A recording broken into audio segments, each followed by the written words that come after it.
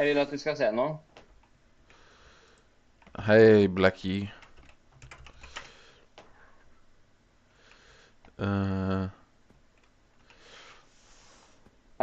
Nådal. Hei. Nå får du likt DMs her. Ikke fake i det hele tatt. I saw him online a minute ago, message him, still not in. Ja. They are working on, holy shit, my key. Ok. Ok. Hvis det er ekte, så er det bra. Hvis du faker det, så er det ikke bra. Det er litt kinky at du kaller han min your king, da. Men kan la den slide. Hallo, han kaller meg Fryboy, jeg kaller han Unk, og så kalte jeg han konge, fordi han er helt konge.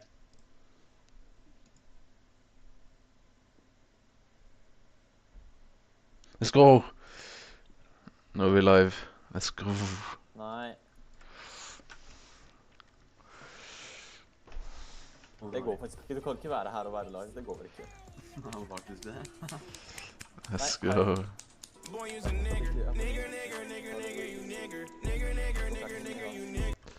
What? What's this noise? Guys, what's this? Stop. Stop. Hva er det der? Hva er det?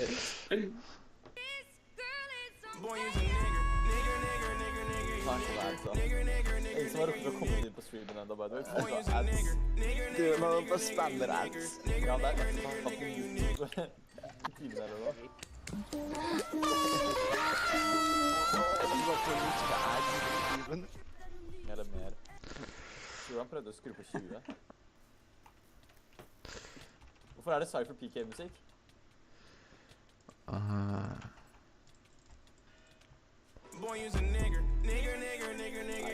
What's happening? Jeg mover deg til anti-Trondheim.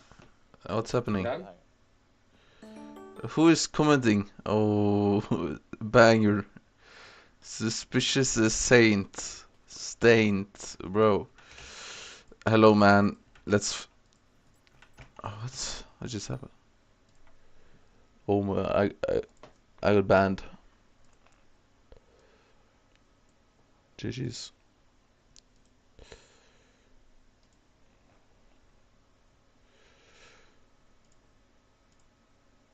And sometimes you just have to do it and just see what happens. That's advice I think we've heard on the trip. Yeah, thank you so much. Hey, no worries. Appreciate it. Yeah, sir. So, with that motivation in our minds, we walked up to the first family we could find. We're wondering if you guys have a couch or anything that we can talk about. I'm up for it. It sounds fun. Sleep over 2 random people. Okay. Yeah? Okay. Let's go. I'm assuming this is kind of like the first time you've done something as interesting as this. Yo, I've been on the gun. Okay. You just popped up. Bro, listen, man. The family treated us to dinner. I've done and this welcomed for us into their cozy countryside 5 days home. playtime. Passed the evening playing Madden with Eric and had the opportunity to learn more about the family. We found out that Dave, who is now a mechanic, The song is was not a stock banger, bro. racer until an injury from a crash left him with a broken back, which led to a dependence on pain medication that spiraled into an addiction and homelessness. Like, I was able to manage it for so long, and then it got to where it was hurting so bad that, like, literally my whole check was going into paying for... Wait, what's your IGN? You can join the party. That's what... Yeah. What's your IGN? Down that road, and it was hard to come back. Like, I was trying to hide from everybody, you know, not let them know that I was doing things. Wait, what just happened? I just heard some noises. My dad did What? a lot of What just stuff happened? from us as well, and we had no idea like what he was going through. When I was Oh, 16, some guy just played something. and then once when during COVID, What's your IGN, we bro? had no idea anything was going Potato on. chip. Yeah. All right, another successful night. Not sleeping on the street again. This is perfect, dude. See you in the morning, buddy. The next morning, we woke up bright and early, and Dave offered to drop us off at a gas station on his way to work. Yeah, we really appreciate you helping us out, giving us a ride and They're everything. good. If y'all need some breakfast, I don't mind. We ain't got much, but we're more than welcome to help somebody out. Why is that? The things that we've been through in our life, the struggles we've been through, it's good to lend a hand out to help somebody do that favor that we didn't get to have. That's what a lot of this world is lost right now. You know, there's a lot of people that wouldn't have just picked somebody up off the side of the road, like, yeah, come on. Realistically, that's the way it was back a long time ago. Pick up somebody, friend them in, Sure. stay the night, send them on their way. It's really simple in the end. Well, yeah, I've done like appreciate 300k Miffles I mobs, appreciate y'all and so helped us. Yeah. Dave's kindness Yeah. and generosity, I've despite played his this own struggles Diana he's thing faced, for way really too touched long. us. And one of our goals on this trip was not only to experience the kindness of strangers, but also pay it forward by giving back to those who have helped us along the journey in our own small way. So one of the things that we wanted to do on this trip is basically like give back to the people who have helped us in some way. So we don't really have like much, but it's close to about $500. Spend it on whatever you need, whatever you want. Go do something fun with the family, or like I'll have to call her and tell her. That'd be great. yeah. Thanks, guys. No problem. Man, I love y'all guys. That's great. Thank you so much. See ya. Have a good one. See ya. All right. Well, off to breakfast. Oh, okay, so you're actually locked in. Our morning Nice, started nice. off on a high note with the kindness of a woman. Wait, you don't named have a Paula. rank? Is that right? What's y'all's name? My name's Brad. Or is it because you're Leo, offline? thank you so much for breakfast. You're This welcome, is babe. incredible. You're welcome. I appreciate it. Yeah. We weren't recording at the time, but she came over and she was just wondering what we're up to, and we told her about the trip, and she's like, "You don't want a biscuit?" I mean, yeah. Yeah, I do actually. All right, it is day 9, and we have officially made some solid distance. Today, our goal is to make it to Birmingham. How many rides have we had now? Oh man, maybe like 9, I think. 9. Well, we're past 9. I feel like we're at like 18 or something. 18. I say 13. And is the actual number of rides that we have. 1,170 miles we've made it so far. And currently, we have $79. So we're in pretty good shape right now. Now we're gonna go down into the south, experience the southern hospitality of America. Let's do it. Highway boys back on the road again. Hi, white boy. Highway boys. Oh. Hi, white boys back on the road. With our bellies full and our spirits high, we started asking people outside the gas station if they could give us a ride closer to the highway. And that's when we met Leanne, who gave us a ride I will never forget. So what? Whoa, hey yo, Got us to want to do this? Yeah. hey Well, I yo. mean, the whole channel Fuck you is mean? all about human connection. Because number one, I think human connection is like a really big pain point for me in my life. It's something I really struggle with, and I want to figure out how to bring more genuine connection back into my life. And I also just believe that like genuine human connection can pretty much solve every problem that we face as humans. I really believe in that, so we make content that tries to inspire people to think differently, to connect more, all around just human connection. What you're saying is, I believe, is absolutely right, and I hope you guys reach a lot of people, because people have lost the connection and they don't realize how they've lost it. Yeah, I mean, I've lost it. I make this channel about human connection, but yeah, it's something that I've lost in my life, so I'm trying to figure out how to bring it back into my world. Where's your family? That's a bit complicated, yeah. I can see it in your face, in your eyes. I don't know why I'm crying right now, I'm sorry. No. Mm-mm. I was abandoned when I was a little girl. My daddy wasn't there for me. My mama thought she was, but she really wasn't. I know about the disconnect. I've lived it. My husband is out of our home.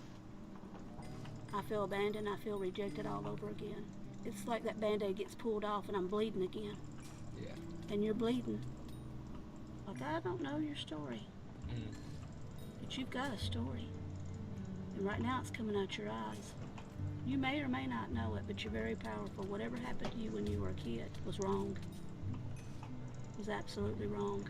I believe you've got a big calling on your life, and it's going to come from every piece of the pain that's been stemmed. Damn.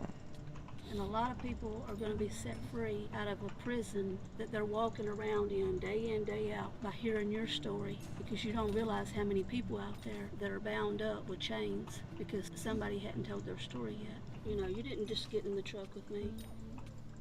God loves you. Both. There's a thing called divine appointments. You don't know much about the Bible, do you? No, not at all. Mm-mm.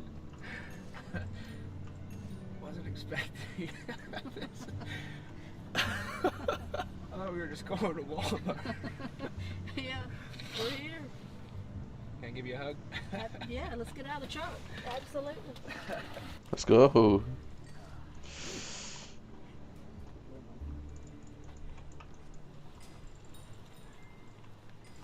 Thank you. The sun was out, and for the first time on the trip, it was actually warm. And after taking off some layers and putting some sunscreen on our boy Jaren, we got back on the highway. Highway boys, trying to make it all the way to Alabama. Surviving up the Kansas strangers, and there is no danger. Well, a little bit. And there's only a little bit of danger. He's gonna pick me up. Oh, yeah, see? You liked it? Because we damn highway boys. Well, the highway boys got picked up by a nice lady named Barbara who drove us a bit further down the highway. And then we caught our next ride in only 30 minutes by a guy named Elliot. We're just hitchhiking across America. Yeah, yeah. All right.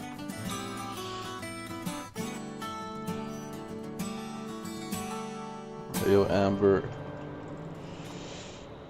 I'm really surprised, like, how empty the city is. Like there's cars on the street, But nobody walking, so it's hard to really ask anybody. I don't know if there was some sort of event going on, it was a holiday, or what, but it was like a ghost town in this city. And when we finally did find people to ask... So we're wondering if you guys have like an extra couch or like... We do not. Our house just burnt down. Our house burnt down. No way. Very unique, yeah. That's why we're actually living Yeah, here. we're living This is in the an best apartment. excuse we've had so far. No, I'm I'm kidding. so sorry. Yeah, I can't do it, man. My wife would not like that. No, fair enough. Hey, good luck, fellas. Thanks, sir. It's hard enough to find somebody to say yes when you have a lot of people to ask. It's near impossible when you can't even find somebody to talk to. Funny how the later it gets, the more the expectation just dwindles. We're getting here, I was like, we have the potential to live like a king tonight. And that kind of drags on. It's 7:30. It's just like, I would take a box right now. A little thing of potatoes or something to rest my head on. I'd be a happy man. The only place we could think of having a chance to find people at this time of night was the bars. And to our surprise, they were either empty or closed. But right as we were brainstorming a new plan, we spotted somebody about to get in his car and we jumped on the opportunity. Not bad. Can we ask you a random question, actually? So we're currently hitchhiking across America. Basically, every night of the trip, we have to stay at a complete stranger's house. We're wondering if potentially you have a couch or an extra room that we can crash in. Oh. This is like the closest. Yeah, I mean... Do you have like IDs? So I can just, like, Yeah, yeah. Yeah, 100%. You know what's funny? You're the first person to actually ask for IDs. I mean, I just want to make sure, like, you know. 100%. Dude. It's intense. I mean, y'all really just need a place to stay, that's about it. We do. Yeah. We're going to hit the road tomorrow, so it's literally just a place to rest our head tonight. Maybe a shower in the morning, but... Oh my god. Like, we can sleep on the floor. Dude, this is wild.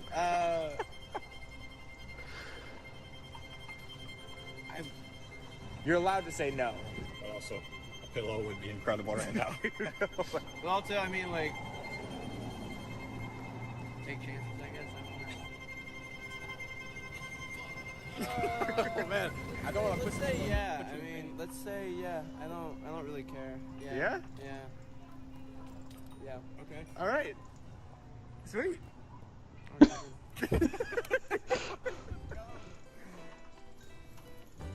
know, something for like a base. This is so fun. At least we're not outside.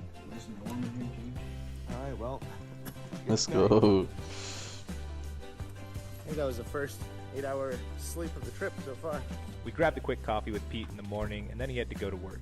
But he kindly offered to drop us off near the highway on his way. Peace, brother. Thank you, sir. Thank you for everything. Peace. And as we made our way towards the highway, it seemed like luck was on our side today. I stuck my thumb out. No way. You just randomly stuck your thumb out? Yeah. What? Yeah, we need a ride. What are y'all doing? We're hitchhiking across America. Let's go, dude. Yeah? Let's go. Why'd you end up like pulling over? I don't know, y'all look cool, so I was like, I don't know. Where y'all from? We're from Canada. You're from Canada? Yeah. That's crazy. This summer I was in Alaska. Damn. It was a Bible camp. I'm a Christian. Okay. What was the Bible camp up there like? What was that? It's called Echo Ranch Bible Camp. So it's like super off-grid. Like we have generators for our power, everything, well, water, all that kind of stuff. And I was part of the horse program up there, so I would ride. My title was a wrangler. Why'd you choose to go up there and do that? And it just seemed like a cool experience, and I prayed about it a lot and just felt like God wanted me there, called me there. So I don't know if what y'all believe in, if you're Christians or whatever, but We're not really religious ourselves. I don't have anything against it or anything. Yeah. I just haven't been called to it myself, but there's been a lot of people telling us about it on the trip so far. Yeah, I'm sure there has, especially down in the south. I've watched stuff like this all the time, and I'm like, man, that would be sick to do that. Like, just to hitchhike or travel across America. Do it sometime. Yeah. Yeah. All right, let's roll. Let's roll.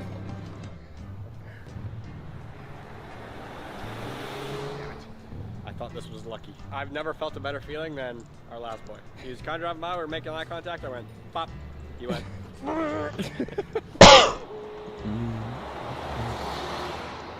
Hey, no. Didn't know you were so chill, dude. No, you're chill like that.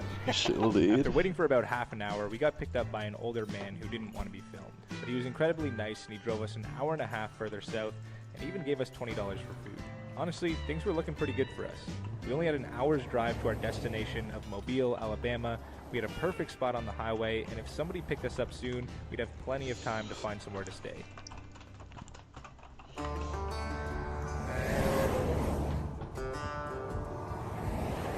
This is the last one here. Last chance. This is the one. Come on, baby. It's getting too dark, so we're gonna go head over to the gas station, and then hopefully there'll be some cars over there that we can ask. Excuse me, sir. Are you going south by chance? Going that way? Okay, all good. Thank you so much. And to think we thought Birmingham was a ghost town. At least we were in a city. Here, the only place for miles is this gas station. And if we don't find someone, we're screwed. I mean, Yeah. Nice lady. Where y'all from? We're from Canada. We're basically just down here. We're doing surviving off the kindness of strangers all the way across America. Tonight we're trying to get to Atmore. Why are you going to Atmore? Every night of the trip we have to stay at a complete stranger's house. in Y'all are America. not scared to death? Not really. Oh, yeah. Atmore's like, yeah. Probably not going to get a place to stay tonight, you think, eh? I don't know.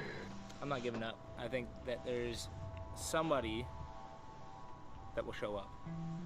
After waiting for about 45 minutes and thinking about how uncomfortable sleeping outside without a tent or sleeping bags is going to be, somebody did end up showing up, but he kindly asked us not to put his face on camera. I can get you Atmore. I live in a hotel myself. Yeah? That'd be awesome. That'd be amazing. You might have a little trouble in Atmore. It's a real small town. I know, that's what we were We're hoping. hoping there's a big casino. There's a couple hotels around the casino. We can maybe There's even not a lot of options for us. Yeah. What we could do is we could maybe go stop at the hotel first, and then we could ask if they'd be willing to put us up in a Spawn room. us a room.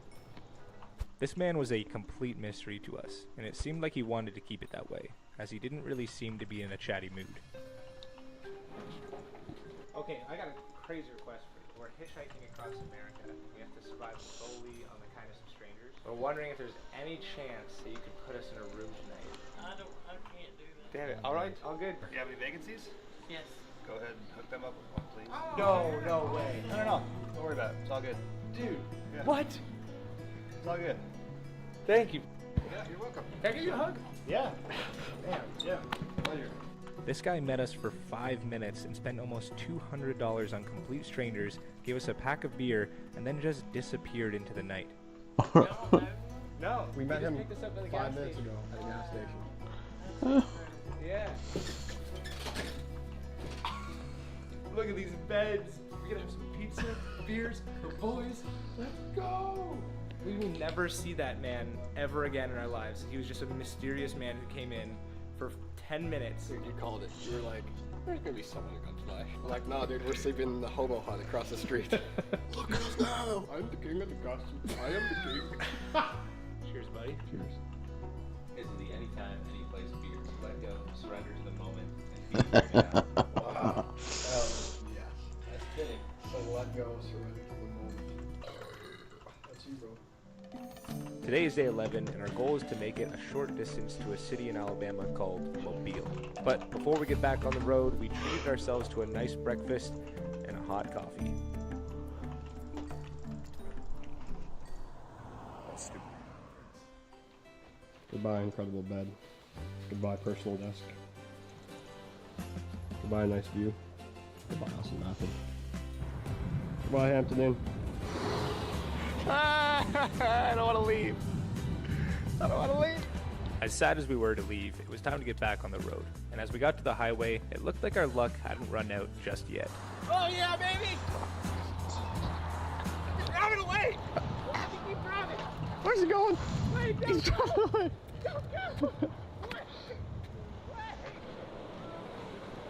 That was weird. What's going on here? Well, I guess I spoke too soon, but it wasn't much longer after that when we ended up getting a ride. We got a ride, baby!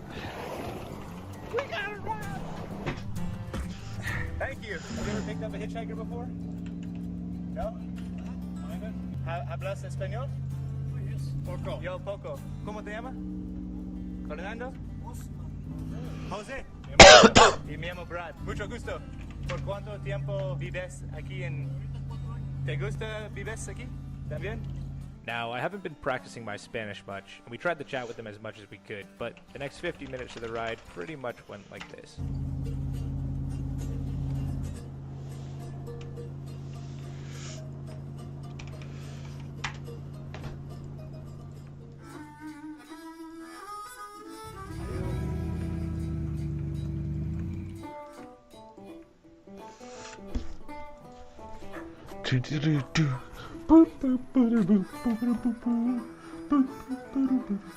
Well, we are currently a little bit outside of like the core of Mobile, and our goal, like usual, is to just get to a place where we can start talking to people, figure out the area a little bit, and then find a place where we can stay tonight. So far, the environment here is super cool.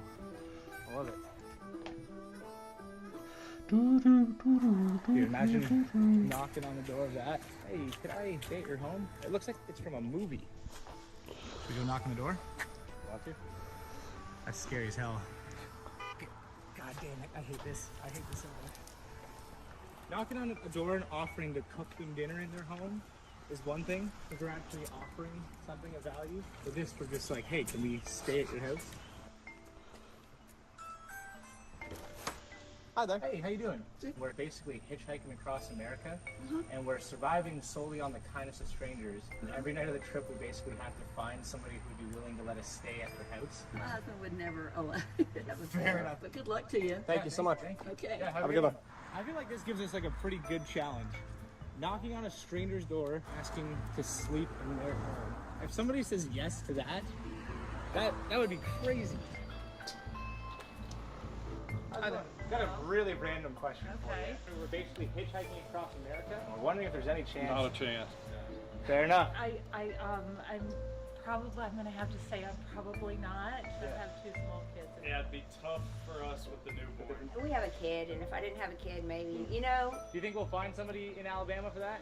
It's gonna be tough. I'm sorry. No, it's all good. I feel your pain or whatever, but that's just not my deal. It's too much going on in this world. You just can't let people in your house. You have heard about the crime rate in the United States. I know in Most certain everybody in areas. Alabama's packing too, so be careful. Somebody's gonna say yes. They got it. Anybody who has a lime green Jeep, I feel like is a cool person. Should we ask here? Yep. Ask here. Key minus. Hey, how you doing? fellas? Are y'all taking pictures? We're from Canada. We're hitchhiking across America. You're lost. Are y'all walking? No, we're like hitchhiking. Do we like get rides on the highway? Y'all need to ride somewhere? No, it's even worse. We have to try and like meet a stranger who would let us sleep on like their couch or if they had an extra bed or something. Y'all ain't a couple perverts, are you? No. I am, and y'all are welcome. My wife's got everything. Dude, this guy is awesome. Hey. Hi. Is that the weirdest request you've ever had? Really? No, you've had weird. She wants to stick a brush up my towels. Don't kid. Come on. Yeah? Yeah? Hell yeah. Thank you. This is funny. Like... Hey, look, come on, put your stuff in there. Okay. Just wherever you want. Put your stuff. Have you ever done something like this before? I mean, well, I can't say that. We have let people stay with us before. Strangers? Yeah. You may have. See, she was a bad girl back in her day. She would let anybody sleep with her. No, okay. She's a preacher's daughter. So you know how Preacher's bad daughter. that is. Y'all drink? Yeah. I got a new drink. Okay. Make y'all know. Okay, let's go see. My youngest daughter is up there somewhere. She's Yeah. 21. We brought some guys home. Yeah. I didn't make one of them bigger than the other for any reason. But just try it. Thank you. Huh? So when y'all leave here, y'all are heading back. We're gonna try to get down to New Orleans. I got a doctor's appointment in Biloxi, Mississippi tomorrow. I'll give y'all a ride to Biloxi, Yeah. and that's a great place if you like to gamble. I mean, You can try technically we it. can't gamble right now because we don't have any money. I'll give you some. Well, Will you come and gamble with us after? After you. Yes. Okay. You see the cat over there? My daughter brings his cat home. Like, nope, I'm allergic to cats. So she got this one, and his leg is broken. And I said, all right, we'll keep him if you let me name him. So this is Gimpy. He got that gimp going on. I've done this before, actually. Really? Not on purpose. My daddy said, "Hey, get the hell out of the house. Kick me out of the house when I'm 30. Why are you taking so long?" This is exactly what I was hoping to find on this trip. Things are turning up, man. Just gotta put yourself out there. It's crazy. And that's the thing. It's like in 30 days we're gonna have like a lot of just experiences, I think. But there's also gonna be like a lot of like super highlights. If you're not putting yourself out there all the time, you're not gonna get one super highlight in 30 days sometimes. You know what I mean? The reality is we can't meet someone like this every single day, but we'll have a way better chance of meeting people like this because we're putting ourselves out there for 30 days. The family had already started cooking dinner before we arrived, but they graciously split up their entire meal and asked us to join them for dinner. And they even gave us dessert. Cakes. What is this? Look. I'm not sure what kind. What is Me it? neither, Just but it's gonna be good. I don't want to take your cake. You're not taking my cake. Okay. I get this 24/7. I'm not kidding. I don't want it. I've been trying to keep my boyish figure, but she keeps bringing this cake home. I weighed 160 before she worked there, and now I weigh 270. So you just bring a little something home every day. He fusses if I don't bring something home, and then he fusses because he's fat. You know. Eating's one of my hobbies. How'd you guys meet? This is kind of private, but she worked at the strip club. She was about 10 foot on a pole, and I saw her slipping. What was it that made you fall for him? What do you think? I don't think I've laughed this hard in a very, very long time.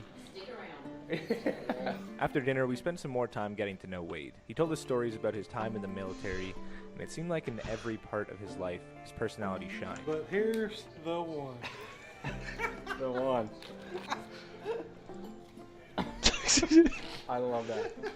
That's hilarious. I'm curious, like, how did you get to the point where you just like, it seems like you're very like unapologetically yourself. Yeah, you don't care about pushing the boundaries a little bit, having a little bit of fun, like not caring too much what people think. I think everybody's got that in them. You don't really necessarily have to pull it out, but like when I met you guys out there on the porch, I could tell that y'all were very down to earth. Yeah. So that kind of gives everybody that ease. My wife is kind of scared of strangers. I should have ran when I met you. Yeah, it's something I'm trying to figure out how to do myself. I feel like I got a lot of that in me locked up. When you don't give a about anything, the best is out there. Anything can happen, so all you do is just roll with it. You've been through the good times, the bad times, and I guess when you're down to your lowest, what I tell my girls is, my boyfriend broke with me. Who gives us? There's 7 million people out there. Just get up, keep going again. You got another day. Matter of fact, you ain't gonna wait till tomorrow. You can start right now. If you instill or try to teach people stuff like that, I think a lot of people that are not as happy will be happy. I'm trying to learn that myself right now. You just learned it. Just do it. Yeah. Like I feel like I let it get to me way too much, all the little things of the world, and it takes me out of just living. It's like logically I get everything what you're saying, but actually like putting it into practice, it's like something I struggle with a lot. Yeah. It's not near as tough as people think it is. Yeah. We just make it tough. Yeah. Yeah. Maybe you get married and have a wife and kids one day. Maybe one day. When somebody knocks on your door, let them in and stay with you. Oh, I'm definitely. I can't wait till like some random stuff happens to me like that. Yeah.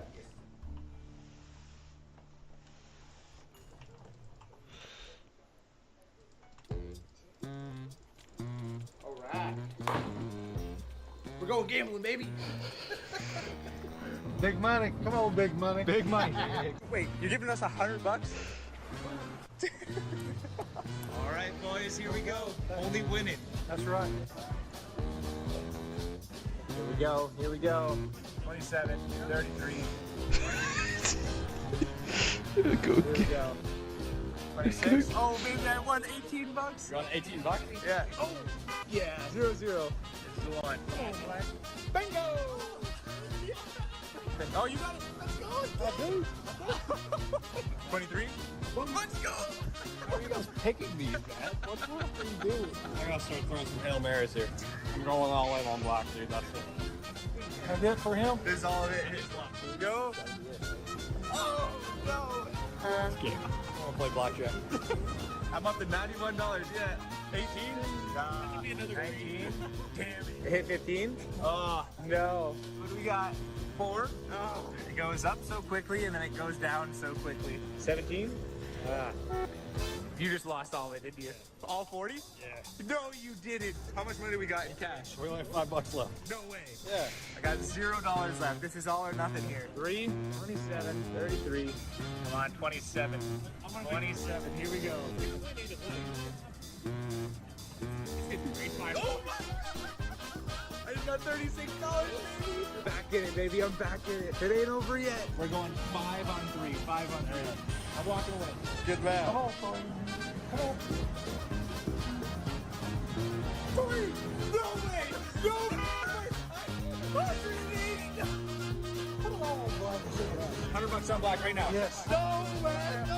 196, man. Think with your goddamn head. It's none of your money. Just play it. You make the decision. You make. Oh, he just didn't want to do it. Oh my god! Hey, can't win if you don't play. Come on, come on, come on, come on. Come on, bro. Come on. No. Oh my god! Yes! You're back up to $300. Yeah. You got Cash out 300, dude. Yes. 3 crisp $100 bills. Let's go. Pizza, pizza, pizza, pizza. I know, buddy. I know.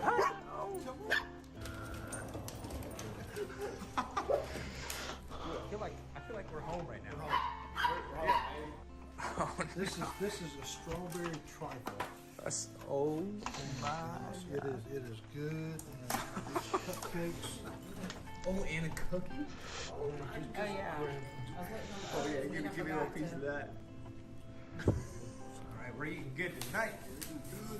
12. He goes 25, 38, 36. Now I hit the corners on all of those, and I'm just sitting there betting. I said, "Oh my God!" It's like, "What is it?" I said, "I just bet $5 on everything." I just turned back around, both of them should sit in my list. So I lost $175. Goodbyes are hard. One thing I've learned from hitchhiking is it's tough to always be leaving a relationship you've just built, especially when you like the person.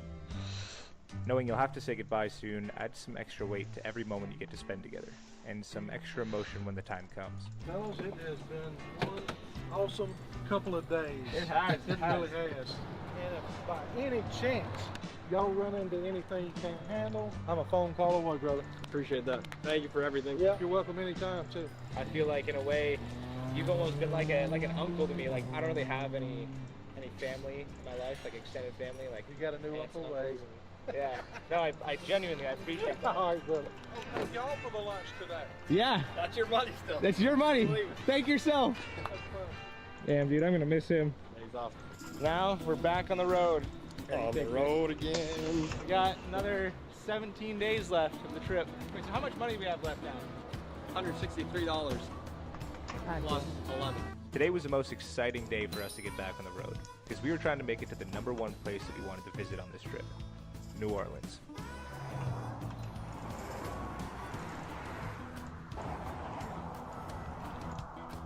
I don't know if this is a good spot, man. I think it might be worthwhile going back. I think the cars are just going too fast here.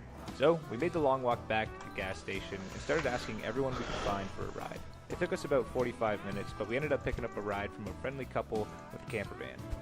Brad. Nice to meet you. Nice to meet you. We literally just bought this, but you guys can sit on those wheel wells. That's sick. I love it. John and Don were a really cool couple who renovated vans for a living, and they just happened to be going right to New Orleans. We ended up joining them for a seafood dinner, and thanks to our casino winnings, we treated ourselves to the best meal we had so far on the trip, which proceeded to put me into a food coma while we made the rest of the drive into the heart of New Orleans. Thank you very much. Have a good one. Have a good one. Talk to you later.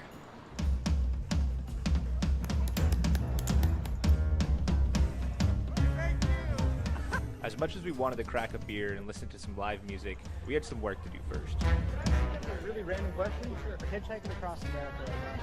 Every night of the trip, we have to stay in the local city. Oh. So do you have a couch we can stay on? Or? No. No. Oh, dude, I wish we did. We just moved. If you literally asked me at any other point, I'd say yes. God damn it. I know someone that is generally down for this kind of stuff. And that's when we were introduced to Joel. Hey. Joel? Yeah, nice to Brad, nice to meet you, dude. Pleasure. Liam. Okay, so let me let you know the deal real quick. Yeah. So I have a house that I rent. The house right next to me had some fire damage a few years. He still plays. Yeah, I'll give him 10 million. He does not exist. Okay, let's watch this then.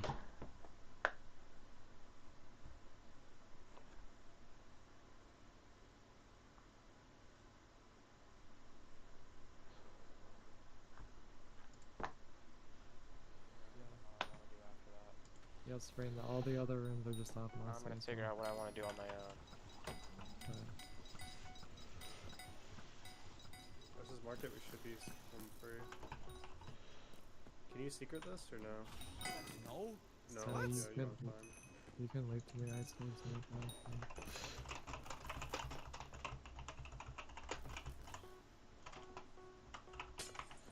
Can you secret this? What the fuck? Yeah, I did not look at time. I thought it was like a 13-second BR. Door blood room. And then Rain, there should be grass rune and Oh, shit. yellow off of Deathfire Muscle. I know you should just leap out after next one. What?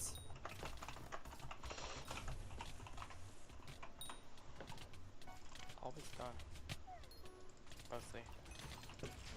Yo, 2 secret that Who aren't the fuck like, leaves rails 5 out of 9?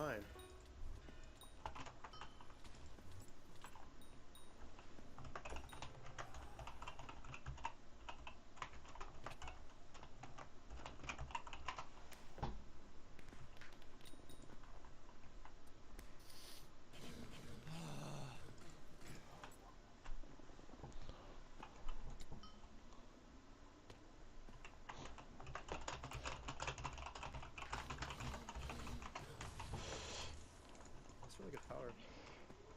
You're welcome. Oh shit! One audience, that's cool.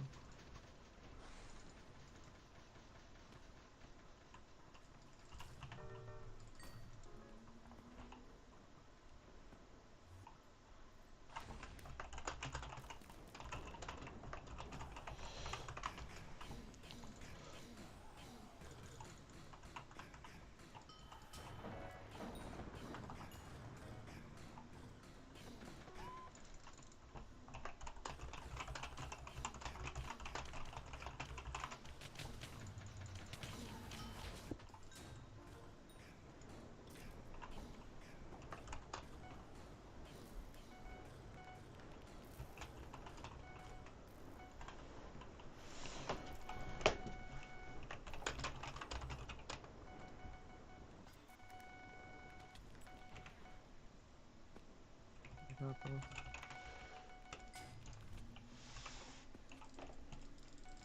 I got that. Oh, hell no.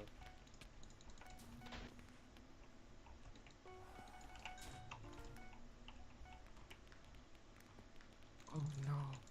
No! Oh no, that was pace as well. Okay, this is PB, I think. There's It's no actually way, zero shot in the first run, right? No, it's not pace anymore, but it's PB though. Oh, that's so unfortunate. It was like, I think it was like 427 pace. Oh, yo, are we serious? I was slightly late to that turn, unfortunately, but it would not have been by that. No, like on 6 out of 7 I looked at the time and I'm pretty sure it was 427 pace. It's unfortunate. Yeah, it's like a 431. Still PB. There's I want to stack a Twilight. Oh, stack it. Wow. Some of that money. I will reimburse you if it really matters, bro. Oh my gosh. fuck, he put this. That's fine. Oh my god. There could be some universe where this is still sub 430, but I don't think so.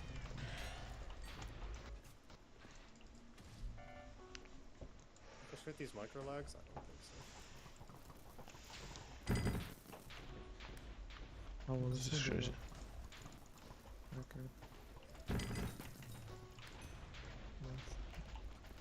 It's actually so sad.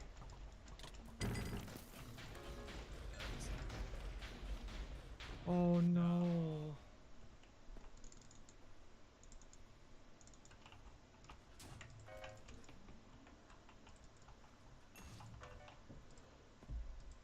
Let's cut to the chase. This is Donut SMP. It's the second most popular Minecraft server in the world, only slightly behind Hypixel, seeing anywhere from 20 to 40,000 concurrent players daily, owned by famous YouTuber Dr. Donut. Behind the scenes of this server is a $1 million black market, the biggest of any Minecraft server there is. And no, I am not exaggerating. Tens of thousands of dollars in real money is bought and sold every week here, with some players making up to 20k per month and living off of selling Minecraft items to others. This is a Minecraft server where you can literally buy bases, fully automatic farms, redstone troubleshooting, rare item stashes, and any service you can think of for real money on websites set up just to do so. I literally paid a 14-year-old $10 to skip school and build me an underground base. I wish I was kidding. I could not believe what I found out about the server's unique economy, something unlike I've ever seen before. And what's even crazier is that it's recently been uncovered that the server's biggest item supplier may secretly be a server admin who was caught using creative mode to spawn in items, of which he sells for tens of thousands of dollars every month. I really need to reiterate that I can't believe what I've walked into here, and I can't wait to share it with you all. For those of you not already familiar with the Donut SMP, it's a SMP server where you can PvP, grief, and raid others, sort of like an anarchy server but with a few rules and restrictions. The main thing people do on the server is create underground bases with large farms to make money so they can buy gear and crystal PvP until their heart's content. Sounds straightforward, right? Well, not quite, as what makes the server unique is the fact that all the server's 20 to 40,000 concurrent players are actually in the same world using a custom server sharding system. Created by the server's lead developer, this system essentially allows regions of the world to be run on separate but connected individual servers, which is how so many players can be supported at once. The other thing that makes the server really unique is its big focus on PvP. While the server is an SMP, they have many dual or practice server features, such as their RTPQ, where you can teleport. Is Bennett live, bro? There's no way Bennett's live. Where you can also fight a player 1v1, both of which where you can lose your gear or take your opponents to keep. And what's really great about the server is its ethical monetization, whereby the server has very little, if any, pay-to-win goods available for purchase on their store. The only notable advantageous purchase being its crates, which have maxed gear, which, mind you, do not have any RNG involved whatsoever. They are non-gambling crates. The server has no pay-to-win gambling whatsoever, and has even taken action to try to prevent player-run third-party casinos too. You have to give them a lot of credit for that. But this is where things get very interesting, as while the server is mostly non-pay-to-win, the server's player base has created an expansive third-party marketplace of its own, where tens of thousands of real-world dollars in items are sold daily. As is popular on many other big Minecraft servers, Donut SMP has an IRL or real money trading scene, whereby in-game items and balance are bought and sold by players to players on third-party discords, websites, and marketplaces. But what makes Donut's IRL market so incredibly unique is not only the insane money that can be made here, but also the sheer size of these markets. But first, this video is sponsored by Raycon. Christmas is just around the corner, and rather than wasting your money on crates on a Minecraft server, only to end up with coal, literally, spend your hard-earned cash on It sounds so Raycon's bad. essential open earbuds What do you so you mean? can hear yourself losing money in fantastic clarity. The one thing I really like about Raycon's essential open earbuds from using them is that you can still hear what's going on around you. Regular earbuds and headphones normally block out everything, which makes walking or using them in public places pretty dodgy. They are also very lightweight. This ear hook rotates so that you can comfortably put them in your ear. I use them when doing things around the house away from my computer so that I can still hear when my base is being raided and rush back without any discomfort. Perfect.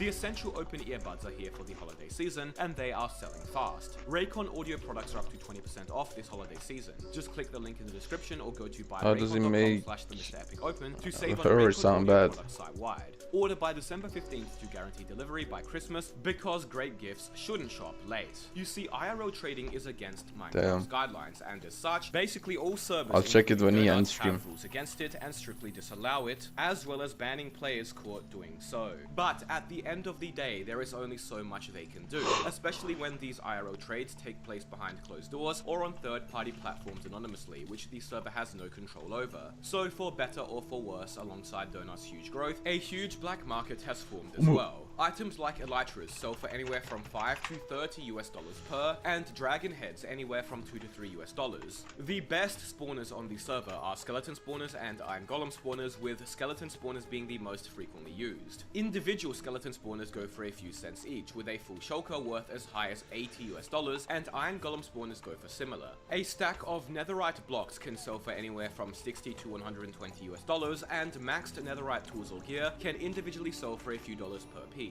You can even find people selling $10 to $100 bundles of useful items in packs like typical mobile games do. In-game money is worth about $40 per billion, although can fluctuate as high as $80 for such. If we average that out to $60 for 1 billion, that means the two richest players on the server right now, Jeff Bezos and Bill Gates, yes, that's their actual usernames, have about $14,000 and $12,900 real-world dollars respectively sitting on their accounts in in-game money. And there are hundreds of players who have thousands of real-world dollars in in-game money too. Pretty crazy. You might be thinking at this point, why are these items even worth money in the first place? Can't most of them just be obtained normally through gameplay? Well, you see, because Donut SMP is so popular, over 2.2 million unique players have joined after all, and because their end and nether dimensions are quite small, it means that items like elytras only found naturally in end cities have been mostly plundered already, meaning there aren't many elytras out there left in the wild. This is also why dragon heads have value, and also somewhat the reason why netherite is so valuable too, because the nether is relatively small as well. None of these items can be bought from the in-game shop, so they are limited in quantity. Limited just like how we are limited in how many of you can subscribe before we reach 1 million subs. Make sure you do that, otherwise you might miss your chance for good. No pressure, of course. And if you like servers with ethical monetization, be sure to check out my server's RPG survival mode, which has custom dungeons, vanilla plus classes, and special enchantments called runes with fun abilities. IP is below, both Java and Bedrock can join. And that's just items. What's insanely unique to Donut SMP, which I've never seen on any other Minecraft server before, is the fact that players sell entire bases. Unlike other servers like Cosmic Sky and Minecadia, which we've talked about, who only have IRL trading scenes on third-party Discord servers, Donut SMP's IRL scene is so big that actual websites have been set up just for buying and selling items, like this one here called Donut Markets. Furthermore, other popular websites infamous for IRL trading in other huge games like Diablo, World of Warcraft and more, like Eldorado, have entire sections just dedicated to Donut SMP. On Eldorado specifically, which I believe is the biggest marketplace for Donut SMP items, players sell their bases, farms, and item stashes for decent amounts of money. It's like buying real estate, but in Minecraft. Some people were even just selling base locations, like this guy who dug out a large hole underground and is now selling it for $10. Apparently, he had 994 of these underground holes in stock to sell as well. You could buy multiple if you wanted. And some of these bases were not cheap either. There were a few that cost over $100. The way these sellers advertise their farms and bases is hilarious too. They act like a typical finance or crypto bro trying to sell an online course, outlining all the profits you can make and all the benefits of buying. People even sell troubleshooting services, building services, re-gearing services, and digging services. It was very interesting. I kind of wanted to buy one myself just to see what it was like, so I found this guy selling an ungrievable stash for about $8 and went ahead and bought it. After buying it, the seller had 20 minutes to deliver, and he opened up in our chat by first introducing me to 2026, despite it still being 2025, which was to say the least, but it's all that counts, I guess. But then he told me that the bases are sold out and that I needed to get a refund. Why do you still have them listed for sale? I decided to try again and found another base and bought it. This time the guy selling it said he had to go to school and would deliver my base later. My god, I'm literally buying bases from high schoolers in Minecraft. What has my life come to? But then I used my YouTuber clout to get him to be late for school so he could quickly give me my base instead. He hopped online the server and teleported to me, where I then realized he's not selling an existing base, he's building a base for me, which is oddly wholesome. The kid actually decided to skip school to build my base for me, and I learned he's apparently 14 years old and makes about $2,000 per month IRL trading on Donut, which is pretty damn good for a 14-year-old, all things considered. Anyways, as El Dragon got to building my base, he happened to actually find another base, which he TP'd me into, and we looked around and raided together. He then gave me a pick, and we continued venturing through the underground as a team, working together to build my base. It was oddly wholesome, just two brave souls trying to survive the wilderness. Eventually, El Dragon even opened up about his struggles to me, like how he got scammed and had nothing left, trying to work his way back up by selling people bases on the server. He then started building my base as I watched my hard-earned $10 be put to work, and I have to say, when I started writing the script for this video, this is not what I expected I would be doing. El Dragon asked me to blur his name so it wouldn't be banned, and I tried to be honest, but it would take way too much work to track it when it's constantly moving. So Dr. Donut or whoever is watching, give my man a pass and don't ban him. He is just a kid who got scammed trying to make ends meet, an honest hard worker. Eventually, El Dragon finished my base, and I have to say, he knows what he's doing clearly. He even only used barrels for storage so that the base wouldn't show up on Pyre. And look at the attention to detail. He even added a water-themed roof with actual fish. The base matched the description and picture perfectly. I was very happy with my purchase. Huge shout out to El Dragon and his El Dorado store, Glorious X Store. This is the first and probably last time I buy a base on a Minecraft server though. Here are the coordinates for whoever wants it, although it's probably going to be blown up to smithereens by now. With such lucrative and seemingly active third-party markets, I had to know just how much money these sellers are making here. And fortunately, I happen to know one active IRL seller from the local scene who asked to remain anonymous but provided me with lots of information. You see, you might notice that many of the listings for spawners and other bulk goods have no dupe in the name or description. And that's because if you can find a dupe on Donut, you can then use it to dupe up items and sell them for real money, making massive profits. As such, a lot of the IRL sellers on the server are dupe hunters who have found private exploits on the server and are using them to make money.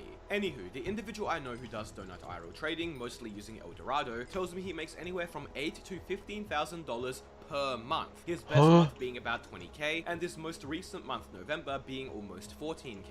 That's more than most people make at their full-time jobs, mind you. And for some of these people, like the individual I talked to, he is putting in essentially full-time hours to make this much money. It basically is a full-time job in pay and hours for him. There are dozens of sellers on El Dorado exactly like this too. You can see many accounts here with hundreds of reviews, meaning they have been involved in hundreds, if not thousands of transactions. That website we looked at earlier called donutmarkets.com, the website solely made for Donut SMP IRL trading, supposedly makes around 6k a week from their store, about 25k per month, making them the biggest IRL store there is. Here is another popular marketplace where items are sold, a Discord server called donut.market, where almost 6,000 orders in total have been fulfilled, with players creating listings for bases, farms, items and more. This Discord server also has a dedicated website whereby they reward players for promoting their store on YouTube. It's like a YouTube rank on a server, but instead it's a YouTube rank on a third-party server's IRL rule-breaking marketplace. This website even sells investment boxes, which are just shulkers with rare items that they predict will go up in value over time. And there's a good reason for that. A while ago, Elytras used to sell for $20 to $30 million in-game money, but now sell for a minimum of about 250 million, and some people did invest into them early and now have made a 10 times profit. But you see, what's not well known is that there is some potentially shady business going on even further behind this IRL trading scene that most of the server isn't even aware of. Okay, so I'm going to give a disclaimer here that all the following information was provided to me by my source and I couldn't independently verify any of it myself, but as you'll soon see, there is decent evidence to support what I'm about to tell you. So, many of the popular Donut SMP sellers get their items from a bulk distributor called iLover, who has a private Discord with a few of the big IRL sellers in them. In there, he sells items like spawners and more in bulk for discounted prices, which these select individuals then resell on marketplaces to make a profit. Now, this iLover guy is interesting for a few reasons. The first being the fact that he somehow always has mass quantities of items that he sells at a discount. The second for the fact that he forces the people he sells to resell the items he sells them at a specific price, as if he wants to ensure the market doesn't crash or the economy becomes inflated. And the third for the fact that despite selling likely the most items of any individual on the server, he seemingly never gets banned. My source has iLover's Litecoin crypto address, and we can see from the transactions that this account is dealing with a lot of money very regularly. There are multiple transactions above $1,000 every day, some over $3,000 in a single transaction. A lot of money is going through this account. iLover has a minimum spend of $1,000 right now, which means that anybody who wants to buy from his supply needs to spend that amount or higher, otherwise he will not sell to them. And we can see from this Discord screenshot that was leaked to me that about a dozen people have the Super Buyer Discord role, which I was told you need to spend a minimum of $3,000 to get. He even offers a ban warranty where if you get banned, he will reimburse your items. But here's where things get even more interesting. One of the main developers of Donut SMP, Pedro, is known for banning IRL traders and has in the past supposedly given spawned in items to iLover to find big accounts who are IRL trading and then ban them a few days later. The iLover account was supposedly an alt account of a known dupe hunter who over time became friends with Pedro, reporting dupes to him and helping him ban IRL traders. So Pedro would give iLover items to sell, iLover would make money, and then in return would report the buys to Pedro a few days later so he could ban them. Pretty straightforward. But supposedly at some point, as admitted by the dupe hunter, iLover no longer was under his control. And then not too long ago now, this clip here was recorded. Let's watch.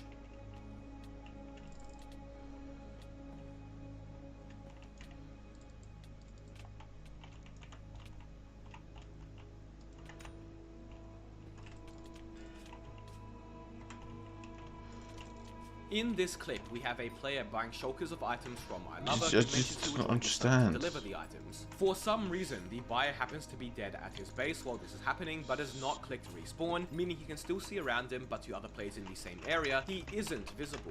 While on the respawn screen, he catches iLover's account placing shulkers at his base, of which, remember, iLover believes nobody else is around, before teleporting away. So you might be thinking, what does this even mean? All he did was place a few shulkers, right? Well, let's take a closer look. Notice how when this account places the shulkers, his hand doesn't become empty. Here's a third-person shot of me placing shulkers in survival mode, and now here's one of me doing the same but in creative.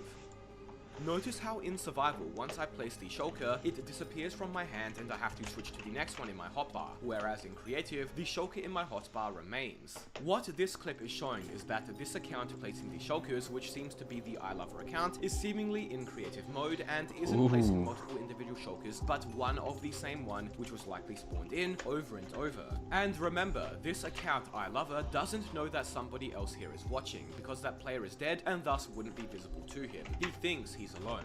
The only way this account could have creative mode is if someone high up with administrative permissions like a dev had set it to that or was now in control of it. Now to be clear, I won't say with 100% certainty that this is creative mode. Maybe the guy recording is lagging and it doesn't catch him switching to the other shulkers, or this account is using some mod to do something, who knows, but it seems pretty damning. This is where things begin to connect and make sense too.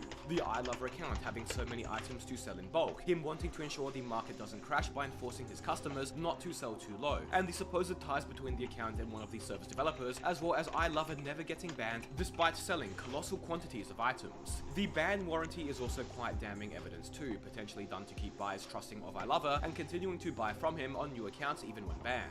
Whoever is in control of this account is spawning in items in creative mode to sell for tens of thousands of dollars every month, a real-life infinite money glitch, or rather dupe. But that just all begs the question, why? Is this developer simply using the account to continue to try to lure IRL traders in and ban them? Is this developer trying to make a bit of extra money off spawning items on his own server? Or is there something else going on here entirely, not even related to the dev? Well, we don't know for sure, but what we do know is that the main supplier behind the biggest Minecraft black market in existence is seemingly someone with external power or abilities that is secretly manipulating and controlling the server's economy whilst making tens of thousands of dollars in the process. And that is the Donut SMP, a cool server with a multifaceted black market. Be sure to subscribe and check out my own server. Thank you all so much for watching.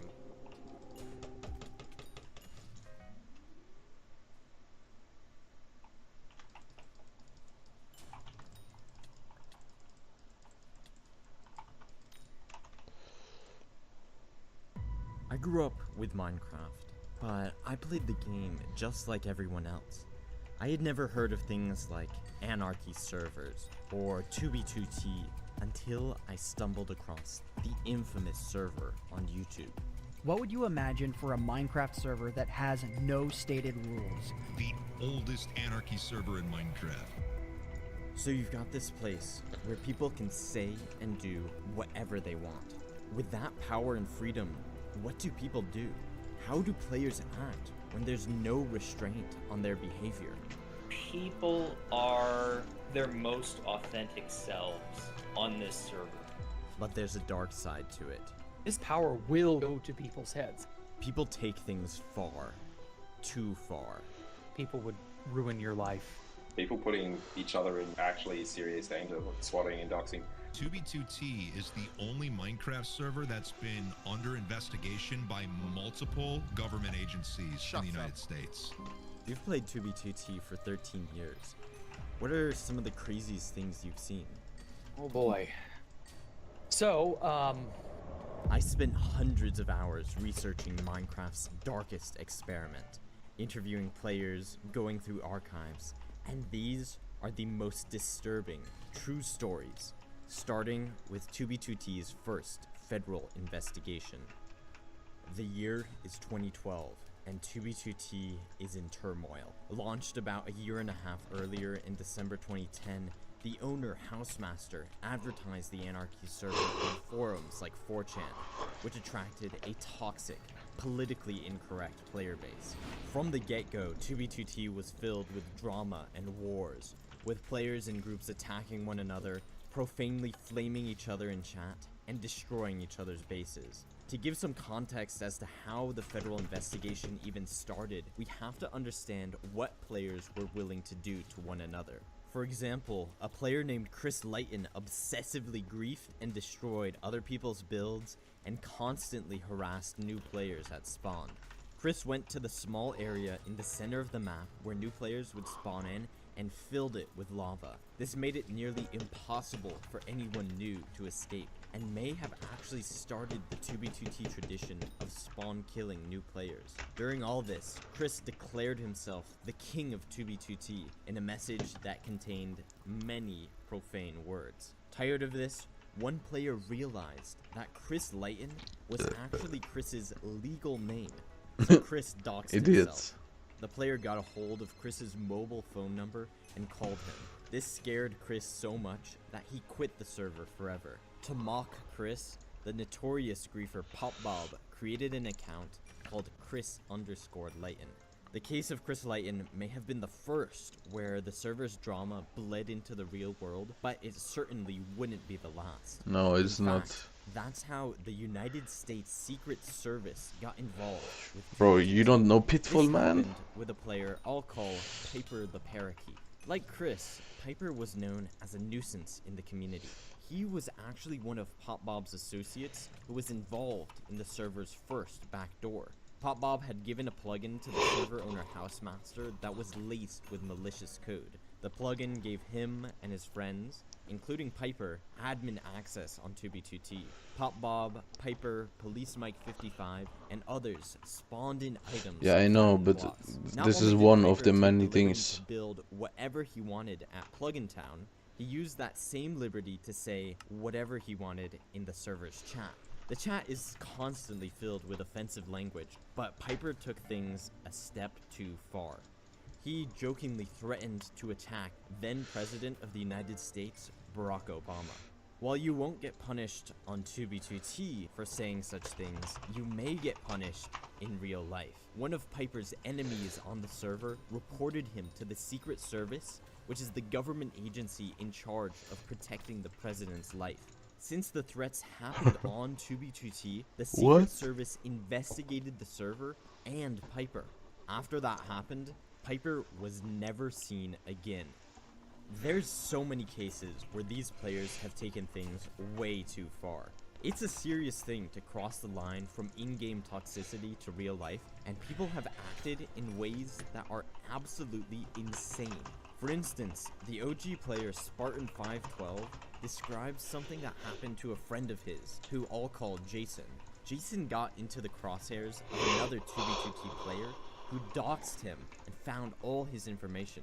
Oftentimes, people will post someone's dox in chat as an intimidation technique, but Jason's enemy didn't stop there. He kept investigating until he found where Jason worked and the name of his boss. He then emailed Jason's boss saying that Jason was actually super racist and should get fired. This is all because of Minecraft drama, and it's not even close to the worst harassment that's occurred on Minecraft's oldest Anarchy server. There's one case of that, which is honestly quite tragic. When joining 2b2t, you may be struck not just by the utter destruction of the spawn region, but by the politically incorrect iconography. A lot of Anarchy players take the no rules environment as a chance to build things that would otherwise get them banned from other servers. To describe this and still stay within YouTube's community guidelines, I'm going to be changing some of the words I say. So when I say Brad Pitt, I'm actually talking about a certain leader in Germany during World War II. And when I say pinwheel, I'm referring to the symbol that leader liked to use. When joining 2b2t, it's extremely common to come across large quantities of pinwheels. This isn't just the case at spawn, but also at people's bases. Some of these pinwheels were built by the server housemaster himself, but we'll get to the full details of that later in this video. This tragic story begins with one player who joined 2b2t all the way back in 2011. His name was Ormonger. Ormonger was not a fan of the pinwheels or the server's political incorrectness, and he took a stand against it. This only made the rest of the player base more inclined to be toxic towards Ormonger because they knew they could get a reaction out of him. But despite this, that was almost all contained to the server's chat. That was until Javazon joined. Javazon joined 2b2t in 2014, and he boasted that he'd hunt and destroy the server's most well-respected monuments. He vowed to destroy NFE, he vowed to destroy Passy Town, and he vowed to destroy the Valley of Wheat. The rest of the player base was hello Lennon's world. These builds were so esteemed that even Pop Bob, who is known to grief practically everything, visited the Valley of Wheat without laying a finger on it. Because of this, Javazon became public enemy number 1. Despite there being no connection, Javazon convinced the server that his true identity was Ormonger. When he blew up the bases, he said Ormonger was responsible. Because of this, in the eyes of the most powerful players on 2b2t, a strike against Ormonger was a strike against Javazon. To find Ormonger's base, Pop Bob had a secret weapon, the Thunder Hack. Whenever you hear thunder in Minecraft, you can draw a straight line between yourself and where it struck, and for some reason, that sound can travel as far as 160,000 blocks. The thing is, lightning only strikes in loaded chunks, so that line you drew leads directly to another player. But the only thing you need in order to know exactly where that player is on the line is another account stationed somewhere else. When you draw both lines, the intersection point is where the lightning struck. Pop Bob used this profusely, but of course, he couldn't know which players were where. But over time, since he got a hit at a specific spot whenever Ormonger was online, Pop Bob became certain that that was where Ormonger was based. On June 4th, 2014, Pop Bob and what seems like half of the members of Valkyria, that being XCC2, Pyrobite, Tristan, Jack the Ripper, Stormtrooper, Zarviar, and several other players, all descended on Ormonger's base and utterly obliterated it. Ormonger was furious, because in his mind, these guys just destroyed his base without any provocation. Javazon wasn't there. He never was. The two of them had never even been associated. But this war was just getting started. Javazon, while on an alt, secretly ventured to the ruins of Valkyria's main base when he discovered the base had been completely rebuilt by Jack the Ripper, Pyrobite, and XCC2. Jack killed Javazon, but the gig was up. Javazon gave the coordinates to the one person he knew would act on Ormonger. Seething, Ormonger reduced Valkyria to ash and went after the bases of other members. Wait, Eng, are you a Nola person? Beyond just the game, and started spreading rumors that Ormonger in real life was not very kind to his wife. He even created 2 Minecraft what happened named to Eng? Ormonger is a, followed by a slur. Later on, Ormonger began to base with another player named Brunillan at King's How? Landing. The That's base where you weren't expanded even to rich. include over a dozen You players, were broke. including Tristan, who had destroyed his original base. At this point, it seems like things simmered down a little bit because Ormonger was able to focus on building. Yeah, so what did you but do? The peace wouldn't last long. Still, Ormonger created 2B2T's very first automatic redstone item sorter, which became infamous across the server. The sorter was incredibly complicated and greatly affected people's game performance. Ormonger had a beefy computer and didn't seem to notice it, but every time he loaded the sorter, everyone else complained that's a bit that their sus. FPS absolutely tanked. Ormonger continued his anti-bigotry stance until one day in late 2015 when Tristan was trolling him in chat, as he often did. While doing this, Tristan accidentally leaked the coordinates of King's Landing and forced Ormonger and Silver Crown King to destroy it before anyone else arrived. From there, Ormonger went to Kinorana's base, Kinograd, but he still wasn't safe. Tristan and his friend Clyde took things even further. They threatened Ormonger, Are you claiming slack, they bro? doxed him and had his personal information. Not only that, but Tristan got backdoor access to the server and used it to find which base Ormonger was at. Tristan bought a whole bunch of new accounts, named with 1s and L's to look like barcodes, totally anonymous. During 1 week in April, Tristan, Clyde, Taylor112, and Jared2013 destroyed Jack the Ripper's The Lands, Space Valkyria 2, the remains of King's Landing, and Kinograd. They were called the Tyranny. Tristan said that they stayed up griefing the bases so much so that he only got 2 hours of sleep before school the next day. Because of the barcode accounts, Ormonger had no idea who actually destroyed his base. Clyde recorded Kinograd's destruction and put it into his OneDrive folder so that the rest of the Tyranny could see the footage. But then, Kinorana somehow got access to that folder and discovered the Tyranny was behind the grief. When he leaked this to the rest of the server, Clyde re-edited the video and posted it to his channel titled Operation No Ormonger. In this video, he of course showed the base grief, but he also showed himself traveling to Ormonger's house and ringing the doorbell. Both Tristan and Clyde said they actually ding-dong-dished a random house, but nonetheless, Ormonger quit the server with no plans to ever return. Where was Housemaster during all of this?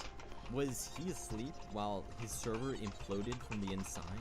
Well, doxing is incredibly common on 2B2T, and Housemaster can't control what people do outside of the game. One player named James Russell says he was doxed through his LinkedIn, which had been set to public. The crazy thing about this is that LinkedIn users can view who's been on their profile. What this meant is the guy who doxed James accidentally doxed himself in the process. In fact, James realized that he and the doxer How did you get were that? actually in a very similar industry and had a lot in common. And why did you buy They it? began talking and became very close friends after this. Before 2B2T became popular, it was a very strange place. It was a place of contradictions. On the one hand was this major toxicity, doxing and harassment, but on the other, it was also a refuge for a lot of people. Exalted Spartan, a prominent member of Valkyria and the Lands, described the intimacy of the chat. There were about 100 or so people who played the server regularly, and everyone knew each other. As a result, they had sincere conversations about very deep topics. For example, Exalted Spartan said, Like I would come on and I would just candidly talk about like depression. And it's like even people that I wasn't facing with, like Jack or Kino. Scrolls have been deceived? Trusted each other in that When? way. Kinorana, who's known as 2B2T's blacksmith for discovering duplication glitches and distributing duped gear, talked about coming onto the server and sharing news of big events in his life. Another aspect of this was the server's tiny chat. The 2B2T tiny chat was basically a big video chat room where anyone on the server could join. As you can imagine, some unquestionably wild things occurred here. Here's Exalted Spartan.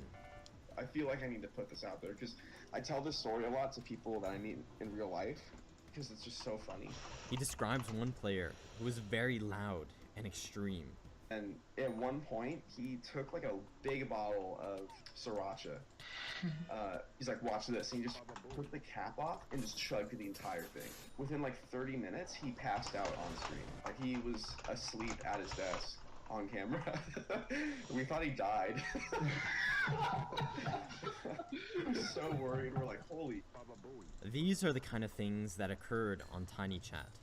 Another OG player claimed he once saw Housemaster. Oh, it's old. And Okay, since I'll be I see. exposing the mystery behind Housemaster later, every time there's a clue about him within these other stories, we'll add it to the Housemaster doc. Sriracha chugging buffoons are not the only wild characters found on the old 2b2t. One player named Build Smash was known as 2b2t's priest. According to Clyde, Build Smash spammed Bible verses all day, and he was on the server as much as Pop Bob. He had a Christian skin, and he even helped Clyde build a church. For every question someone asked him, he had a Christian answer.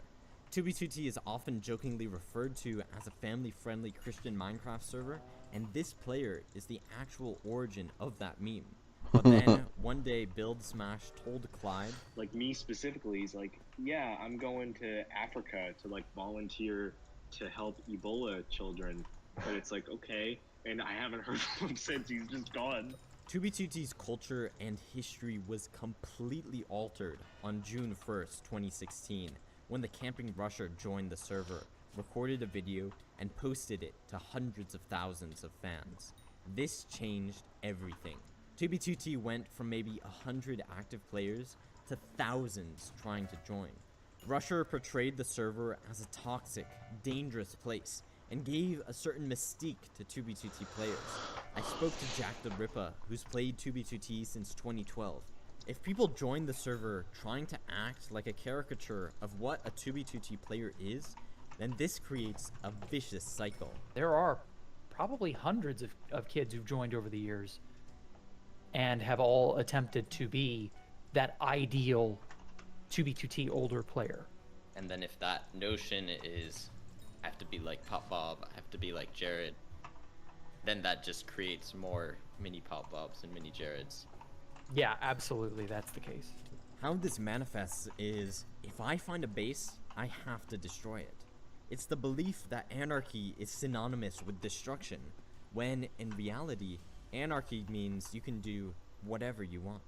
If you want to destroy, you can, but that's only one out of a vast array of options. But with this mentality, the lengths people will go to destroy are actually absurd. When Rusher and his fans invaded the server, the old players resisted. Many joined the 4th incursion to fight back, while others still joined Team Veteran, led by FitMC. Either way, several of the leaders of these resistance movements based at the famous Aureus City, which was founded by Kane's Law. Of course, Aureus City became a big target. One of the Aureus members met someone rather rare on the server, a female player named Cancer Chan.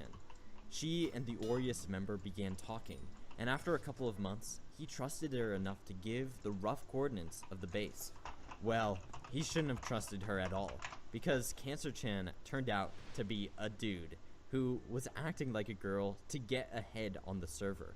Cancer Chan leaked the base's coordinates, and when Rusher got his hands on them, the Aureus crew knew they needed to act. Kane's Law, FitMC, and a few other members destroyed the base before anyone else had the chance to get there. This is far from the only time that a dude has acted like a girl to gain advantage on 2b2t. Of course, one of the biggest tells of whether or not the person you're talking to online is the gender they say they are is to hop on a voice call with them. But that isn't foolproof. The player Killit had a way around even that. Killit's solution? Be super young. He started playing 2b2t before his voice dropped in puberty, and he was able to convince a lot of people that he was a girl. When he gained their trust, he also got the coordinates of their bases and stashes, Killet reports that he got into a lot of groups, including Top Kek, Team Keki, the Order of Lucifer, the Vortex Coalition, and Imperium. When Killet was exposed as being a boy, he quit the server, but he eventually came back. If you want to fake being an e-girl to steal people's bases and stashes, but you've already gone through puberty, you could use the strategy used by the Grand Lotus.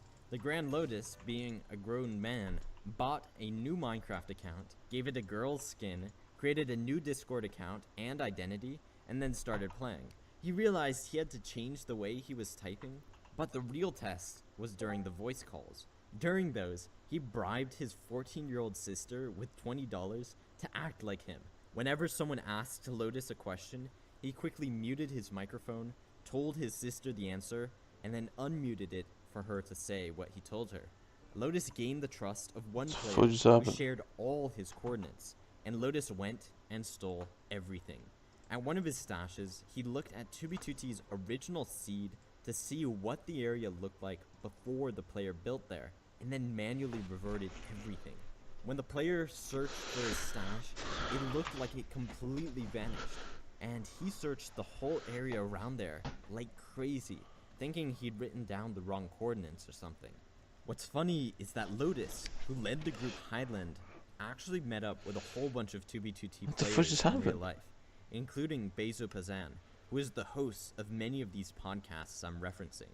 Bezo went on a road trip with some other 2b2t friends, but when they saw Lotus, they acted like Bezo was a random homie who never played 2b2t. Lotus had no idea who Bezo was until the middle of the conversation. And I was like, man, when I'm in New York, I'd love to stop at Highland, New York. I really wanted to go to Highland. All of a sudden, I see this guy Lotus turn to me mid-sentence and look at me dead in the eyes. Say that again? When the Camping Rusher and all his fans rushed into 2b2t, the server became a high-demand commodity. Housemaster set up a queue system to let players into the server one by one, but it was very poor. It's not possible. To keep your place Sorry. in line, you had to relog every 30 seconds, And it the could updates. take days to get through.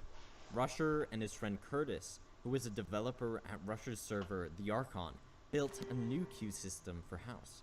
This new queue gave veterans, anyone Maybe who joined just the change server your after IGN, bro. Rusher uploaded his first video, priority access to the server. But beyond this, it also allowed players who wanted to get through the line faster the ability to pay $20 a month, and they'd go through the priority queue.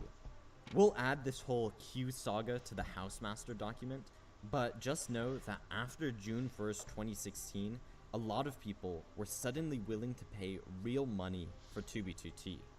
But why stop at just paying for access to the server? Why not pay to get an advantage in-game as well?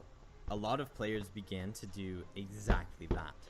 During the Rusher War, I heard that a stack of enchanted golden what's up? apples sold for $20. About a year later, when players figured out how to duplicate and utilize illegal backdoor weapons enchanted with max enchantments like Sharpness 32,000, Hermetic Lock, Alpha Computer, and Jack the Ripper sold those for $180 each. They even routed the money through Hermetic Lock's LLC, so they paid proper taxes on it as well. But this became much more difficult in 2017 and 2018 when a series of duplication glitches ravaged the server. One of those duplication glitches was the chunk dupe, which allowed players with advanced systems to duplicate tens of thousands of items a second. As a result, the price of practically every item dropped to almost zero. With supply and demand, what happens if there's an infinite supply? This resulted in hyperinflation so bad, some players compared it to Zimbabwe's economy in 2008. A stack of God apples was $20 in 2016. In 2017, a shulker, or 27 stacks of God apples, was 50 cents. That's a 1,000 times drop in price. The economy had zero chance of recovering from the chunk Look dupe at all those because messages. Housemaster went 8 months without fixing it. But he was well aware of the dupe. He went to bases like New Megaverse, which had stashes so long they lagged the server. Man. When he encountered the stashes like these, so he removed them. But he still didn't fix the duplication glitch. Did he just not care about the server? Or was he totally negligent to the consequences of the dupe? Well, that's one more thing to add to the Housemaster doc. Another thing players bought from one another is coordinates. When someone discovered the location of end portals, illegally placed by PopBob himself, there's one person who was interested more than anyone else. That was FitMC. In 2018, Fit began uploading 2b2t history videos, which were popping off, getting millions of views each. And so when Fit caught wind of PopBob's illegal end portals, he had to make a video about it. According to legendary base hunter Courier 6, Fit bought the coordinates for $420. Unlike items that won't go anywhere, this definitely paid itself back, because the video is now sitting at over 5 million views. Fit was posting a new 2b2t video every single week, but like me, in order to stay monetized on YouTube, he toned down some of the unsavory parts of the server. One danger of this, though, I'll admit, is that if kids are watching, they may get a different perspective on the server than is healthy. In a recent live stream, the streamer Hypixel asked Fit something. If you would have kids, would you let them play 2b2t? No. Really? No. What? I would keep them far away from this server. This is not a server for kids. Yeah. It's like, yeah, I guess technically the content that a lot of the YouTubers make about it is for all ages, but it's not a server for all ages. But what actually happens when kids start playing 2b2t? How does 2b2t's extreme environment affect a child's development? In his videos, Fit covers the insane things 2b2t players have done, the most extreme that's ever been seen in Minecraft.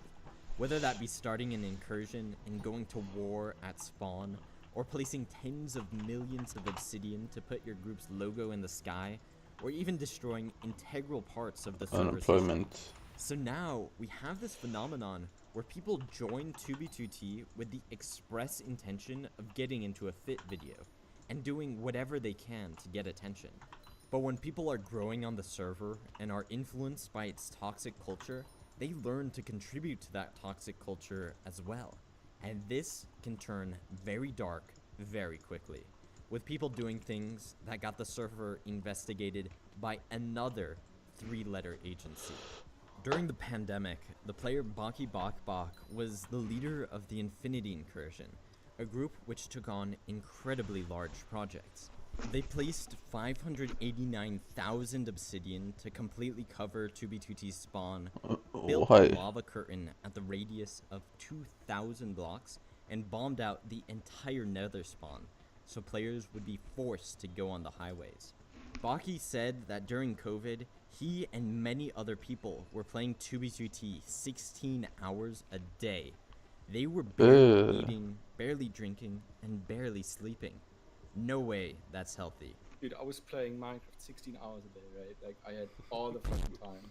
Also, never do that. My health was really, really bad. Baki described one evening, while the Infinity Incursion was building the spawn water cube, they were Why did you just come in 6-7, bro? Are you dead ass? In the middle of that project, Baki went out with some friends. What's- Various people drank some funny juice and got Get the rated, intoxicated, fool. and then his friends ran into some What? people they had beef with.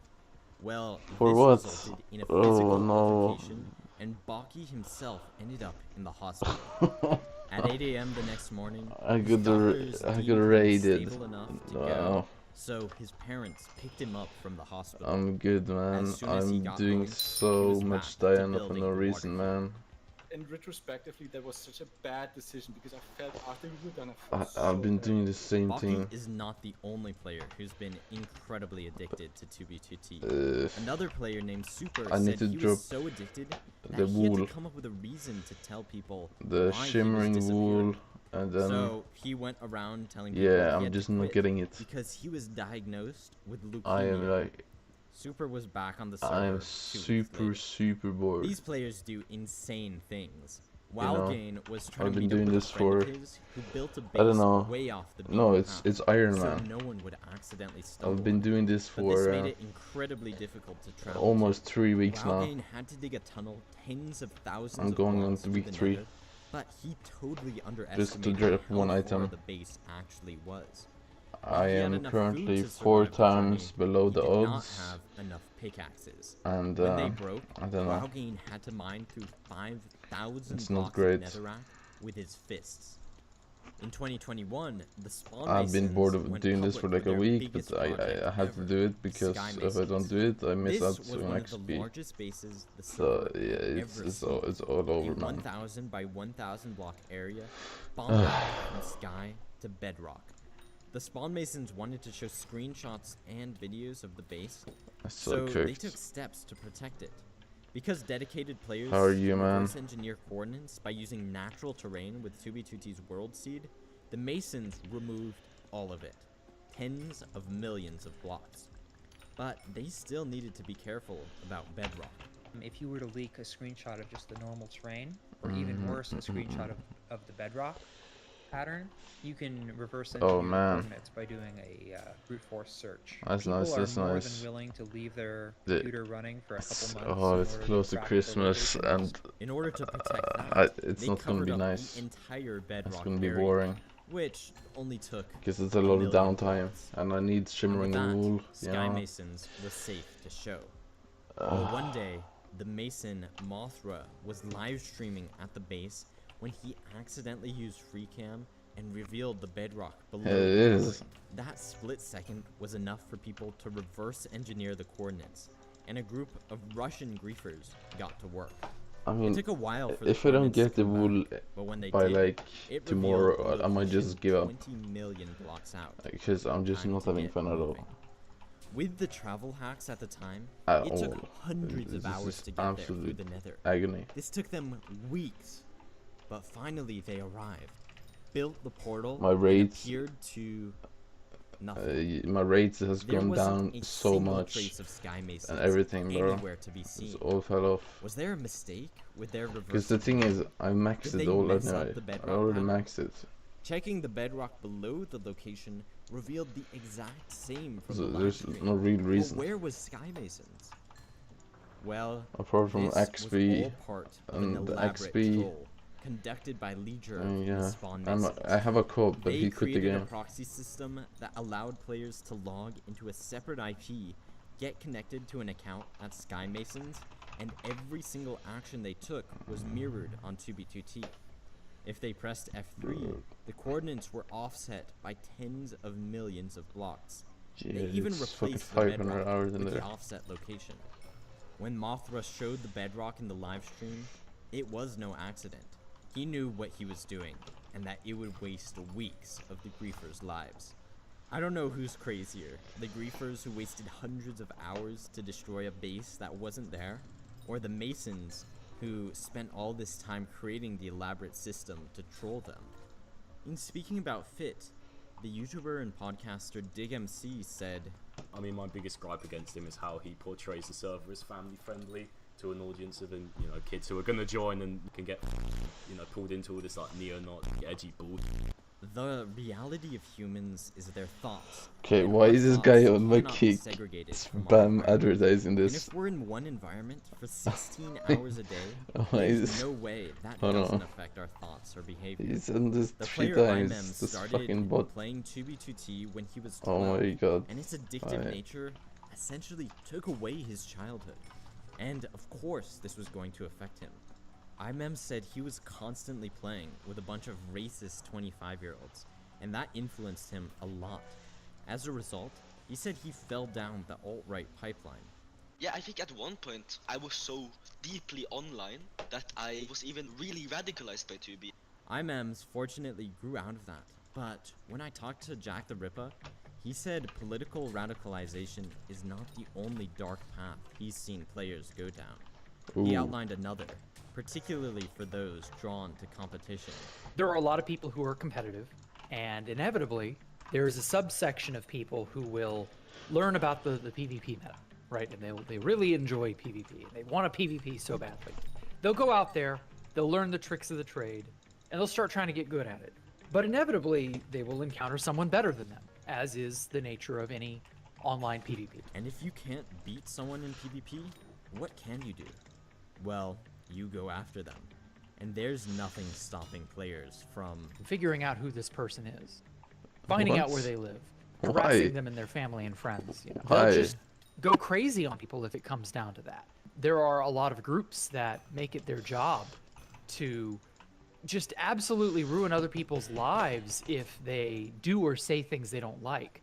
Take the case of a player I'll call Nez. Nez got into the crosshairs of a group I'll call Kronos, a crystal PvP group infamous for doxing people and even swatting them. When Kronos wanted to go after Nez, they found his personal information and allegedly hired multiple people to go to Nez's house and throw bricks through his window. What? I think doxing is a step too far, and this is way beyond that. Another situation happened when the player Tavix was doxed. People found out where he lived and what school he went to. Well, there was actually a fire at his school, and another 2b2t player called the school telling them that Tavix was the one who started it. 2b2t pushes people to no longer have any boundaries, no longer have any line they won't cross. And there's two stories that illustrate this. The first shows the lengths players will go to gain an advantage over other players and take out the competition, potentially committing a federal crime along the way. And the second resulted in good night, man. Thank you. Federal investigation. Yeah, I'm just chilling. I'm In not reading December Pokemon. 2021, Alibaba's cloud security team found a security issue with Java. Goodbye. Something that had been hiding in the Java software for 8 years. Every message that is ever sent on programs using Java, emails, usernames, or even Minecraft chat messages is sent to a Java log. But one specific string, when sent to that log, could activate a payload of code. And that payload could do whatever you want it to.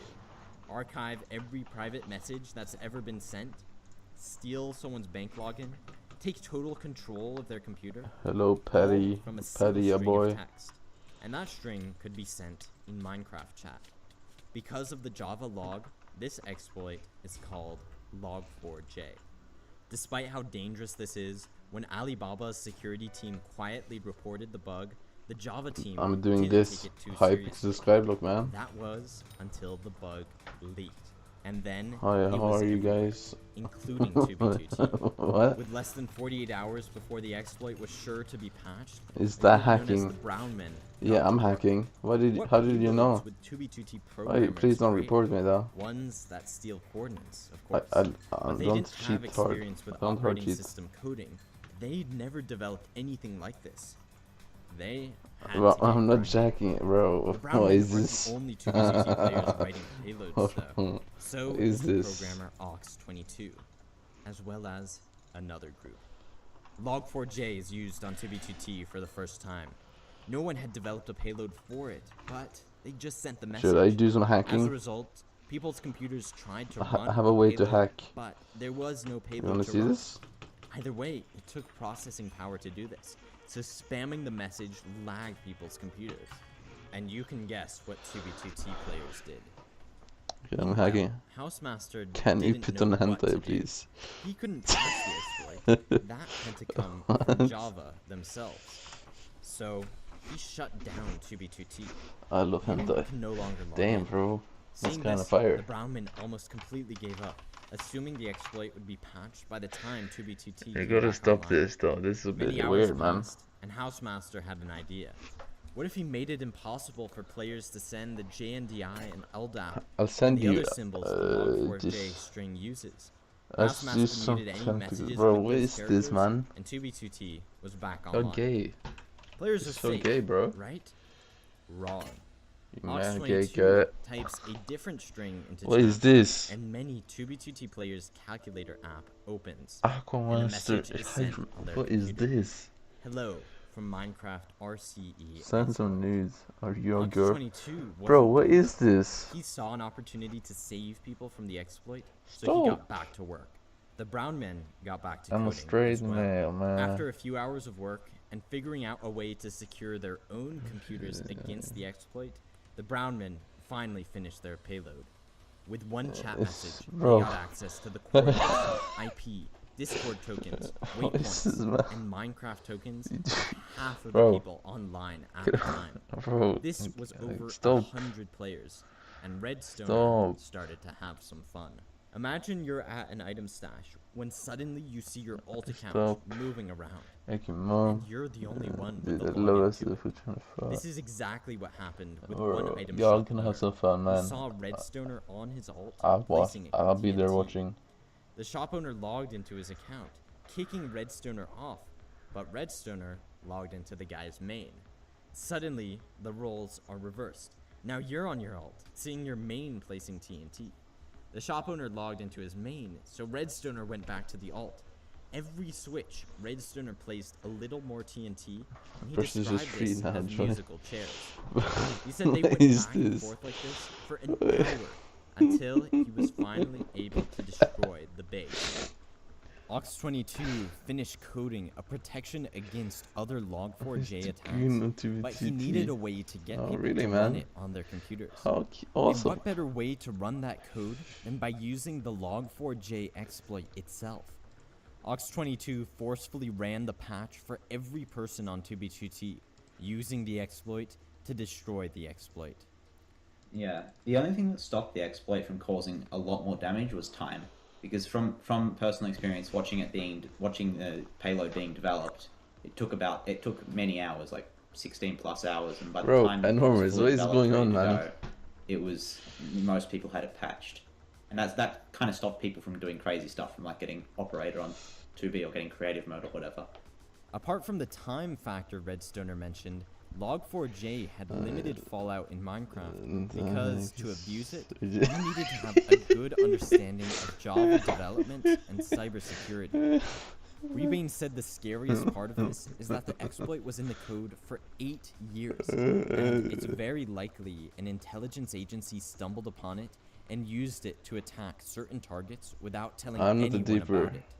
On 2b2t, the Log4j I'm exploit not was the deeper, finally guys. What over do you mean? when the 2b2t admin blocked the symbols I'm just a like chill brackets guy. and dollar signs from the chat, which blocked all variations of the Log4j exploit string to be posted I'm a at brokey all. though. I am broke. But the Log4j isn't what got 2b2t placed on a government watch list. That I know he's was right. something else, which happened years earlier.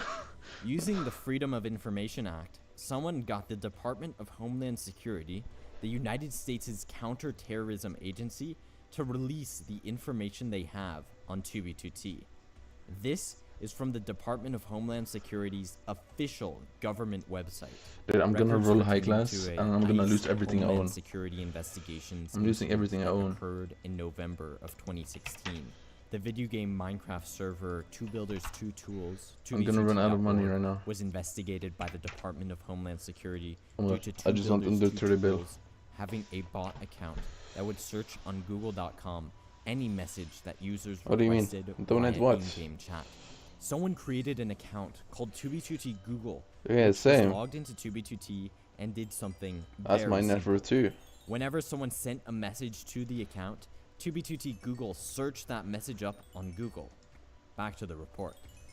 This resulted in users typing in requests to the bot to search, such as how to make a bomb and how to join ISIS.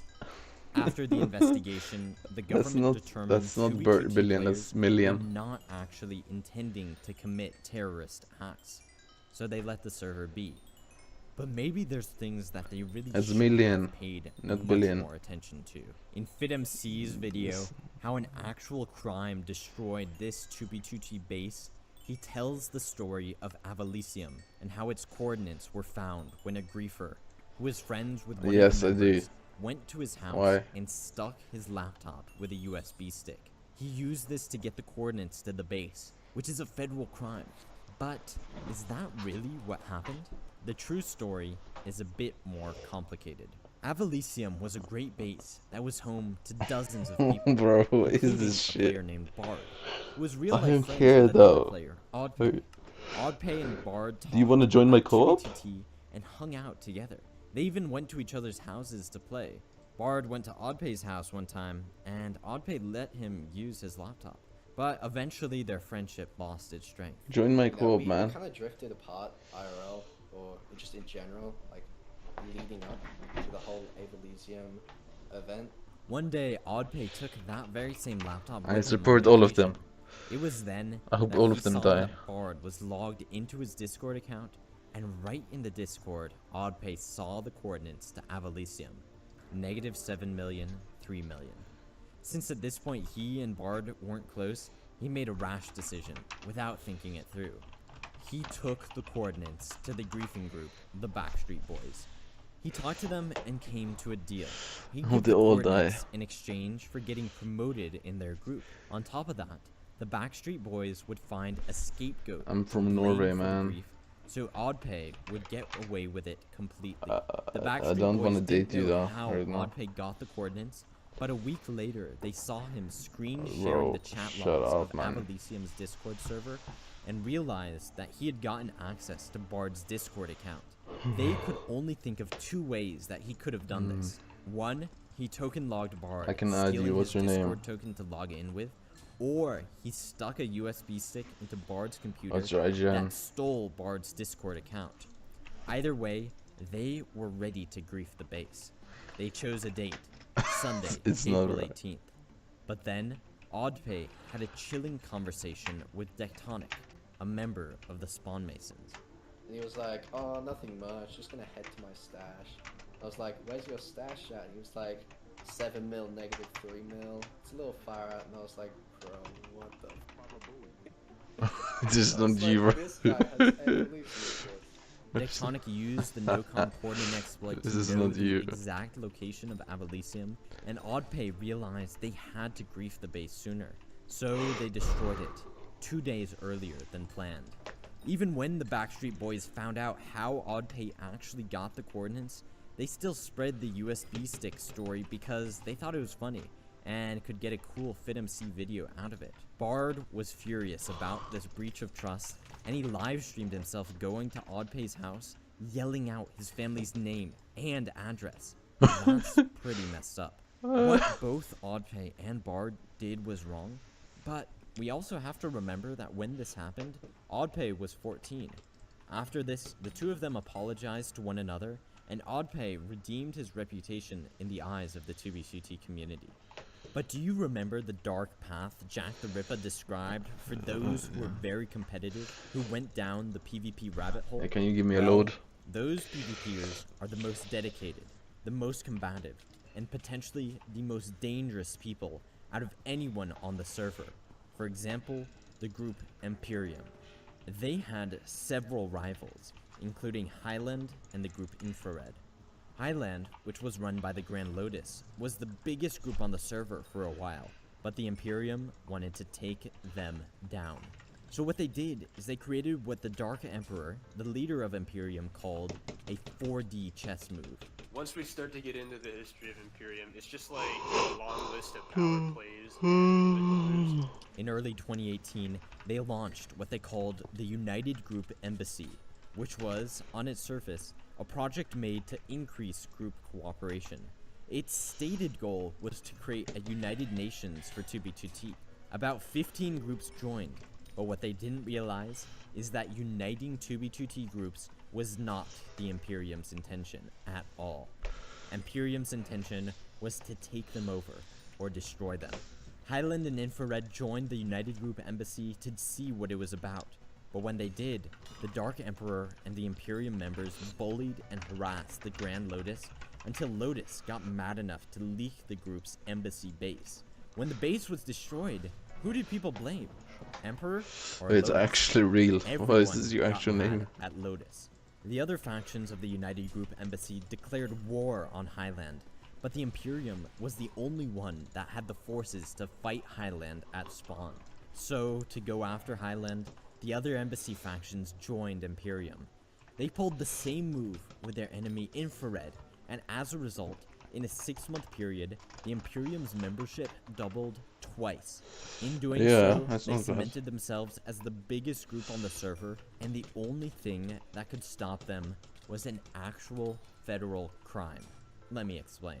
Around this time, a French YouTuber with over 1 million subscribers posted a video on the server. His name was Fuse3, and he started a series that brought tons of his French viewers into 2B2T. In response, the community started the 7th incursion, which had the goals of building a colossal lava wall around Spawn named the French Friar, and a trench at a 2,000 block radius around Spawn. The incursion was originally run by Henry, but he stepped down, so they voted on their next leader. Jared 2013 came out on top, but the incursion quickly fell apart when he began banning disruptive people who Just do then the sought command. to resist the incursion and made Just the friend anti-incursion type movement. F According to the Dark me. Emperor, Imperium allowed Jared to take over the incursion Just F because he me. said that Jared would get super invested in the server and play for 3 days straight without stopping. Who was better to lead the incursion than that? But then, when all this drama went down, the Imperium felt like the incursion was failing. But another leader of the incursion, the OG player Police Mike 55, told the Dark Emperor that Jared was planning to take over all the groups in the incursion. Based on this information, the Imperium left and nuked the Discord. Because of this, Jared declared war. There are layers and layers of deception going on. While Police Mike was reporting things to Imperium, he was also reporting things back to Jared 2013. He was playing both sides. But at the same time, Police Mike 55 was a complete imposter. The original Police Mike, who performed the first backdoor with Pop Bob, quit 2B2T and sold his account to a guy named Lucas. Lucas bought it for $50 in order to get the veteran queue, and at that point, the original Police Mike didn't care about Minecraft anymore. When Lucas joined 2B2T on Police Mike's account, Jared 2013 recognized him and immediately invited him to join a grief he was doing. Lucas, playing on Police Mike's account, didn't deny that he wasn't Mike, he just kinda went with it. When another OG player named Oxymoron started a base called Ragnarok, I'm not players getting who famous. had been around before the Camping Rushers invasion, Lucas went I there don't have that and made energy, bro. connections with all It's- of those at least guys. not now. Lucas just assumed Police Mike's identity. This guy was everywhere. He was even invited to the Spawn Masons, one of the top groups on the server. And when he joined, for some reason, the player Nordic93 accused him of being the fake Police Mike. But Nordic had zero evidence, and no one else had any suspicions because when the original Police Mike played, that was way before Discord. The only people who might have heard his voice on Skype no longer played 2v2. Yeah, good luck on When your friends, man. Bazan interviewed OG players on the Dr. Enderpickle show, Lucas showed up and acted like Police Mike 55, giving vague answers to all the questions, like he was giving a book report on a book he never read. It was only when Lucas made a Reddit post about Police Mike 55's history did another player named XCC2 get suspicious. He sent the post to iTristan, and Tristan messaged the original Police Mike on Snapchat and was like, "Yo, is this you?" Police Mike said no, and that's when the entire thing got exposed. Fit made a video about it. What would happen if you decided to steal their identity? Their username, their mannerisms, even their Minecraft skin. Everything about them. And the original Police Mike said that this was pretty true from his perspective. As for Lucas, here's what he had to say about it. You said it was true from your perspective. For me, I was just getting roasted the whole time. Yeah, This loser took his cape, mannerisms, and all of his stuff. I mean, that's brutal. It's Tola, one of the players who knew Lucas, said, Yeah, it is, like, it's strange. It's objectively strange, but that guy, we like to call him Lucas. He's a super nice guy. Like, he's pretty down to earth and chill. He's so cool. Todorak even said that the fake Police Mike was cooler than the original Police Mike.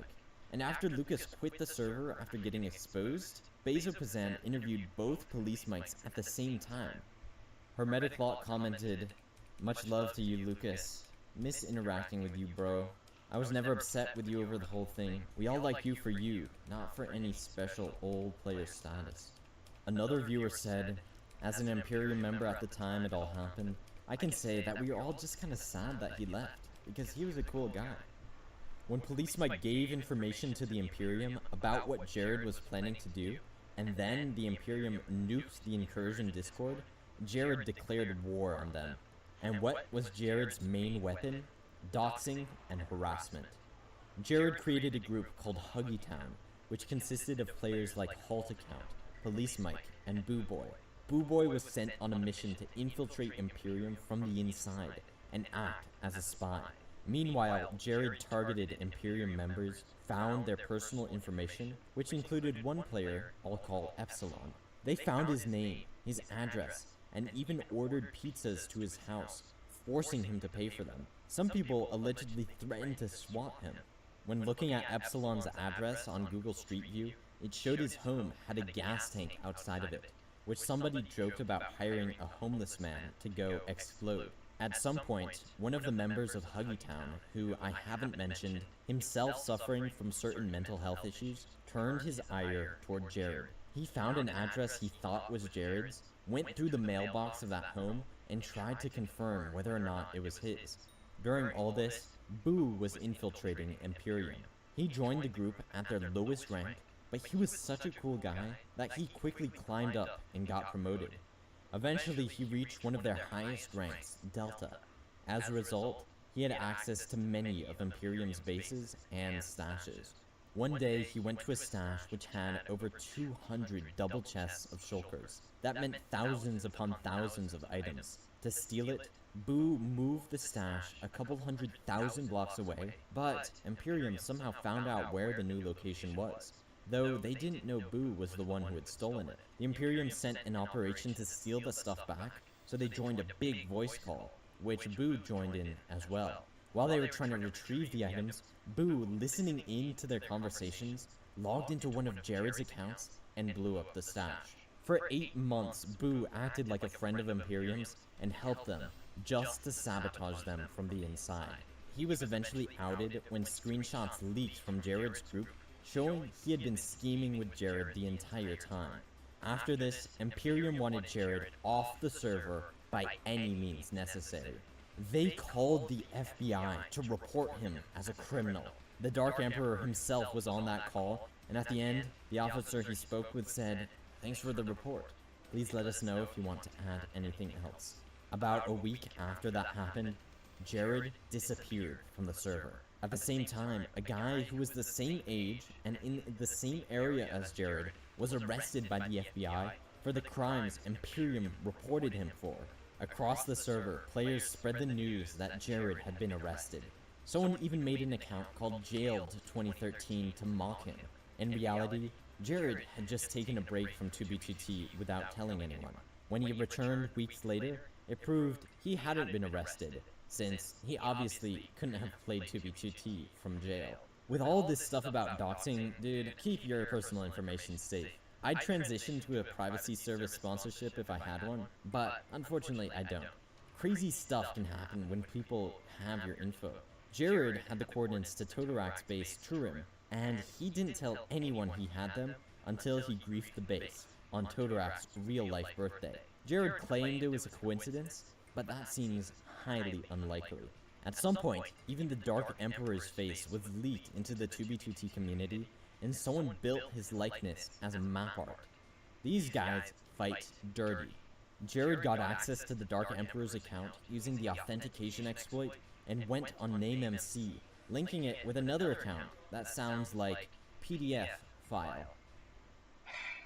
Okay, no, how about this? Here's go on my account right now. It's linked with that.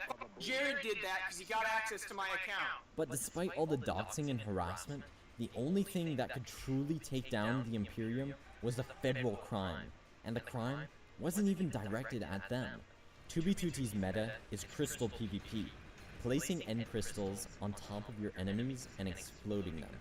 Thus, the hack called Crystal Aura is one of the most effective because it automatically places and detonates the end crystals.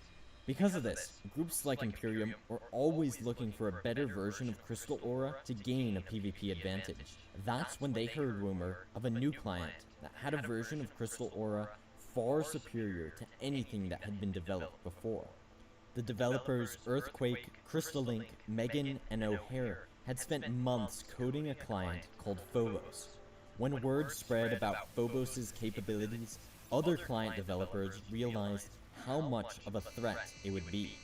For example, the developer of another client, Worst+2, was not happy about this, because it meant people would install Phobos rather than his client. Because of that, he created a special version of Worst Plus 2 that had a remote access Trojan and a token logger, so he could get into the computer of whoever installed it. Ratting someone's computer is a federal crime, but the developer of Worst Plus 2 didn't care. He sent it straight to Crystal Link. Using the rat and token logger, he confirmed that Phobos was real and stole the code that they had been working on.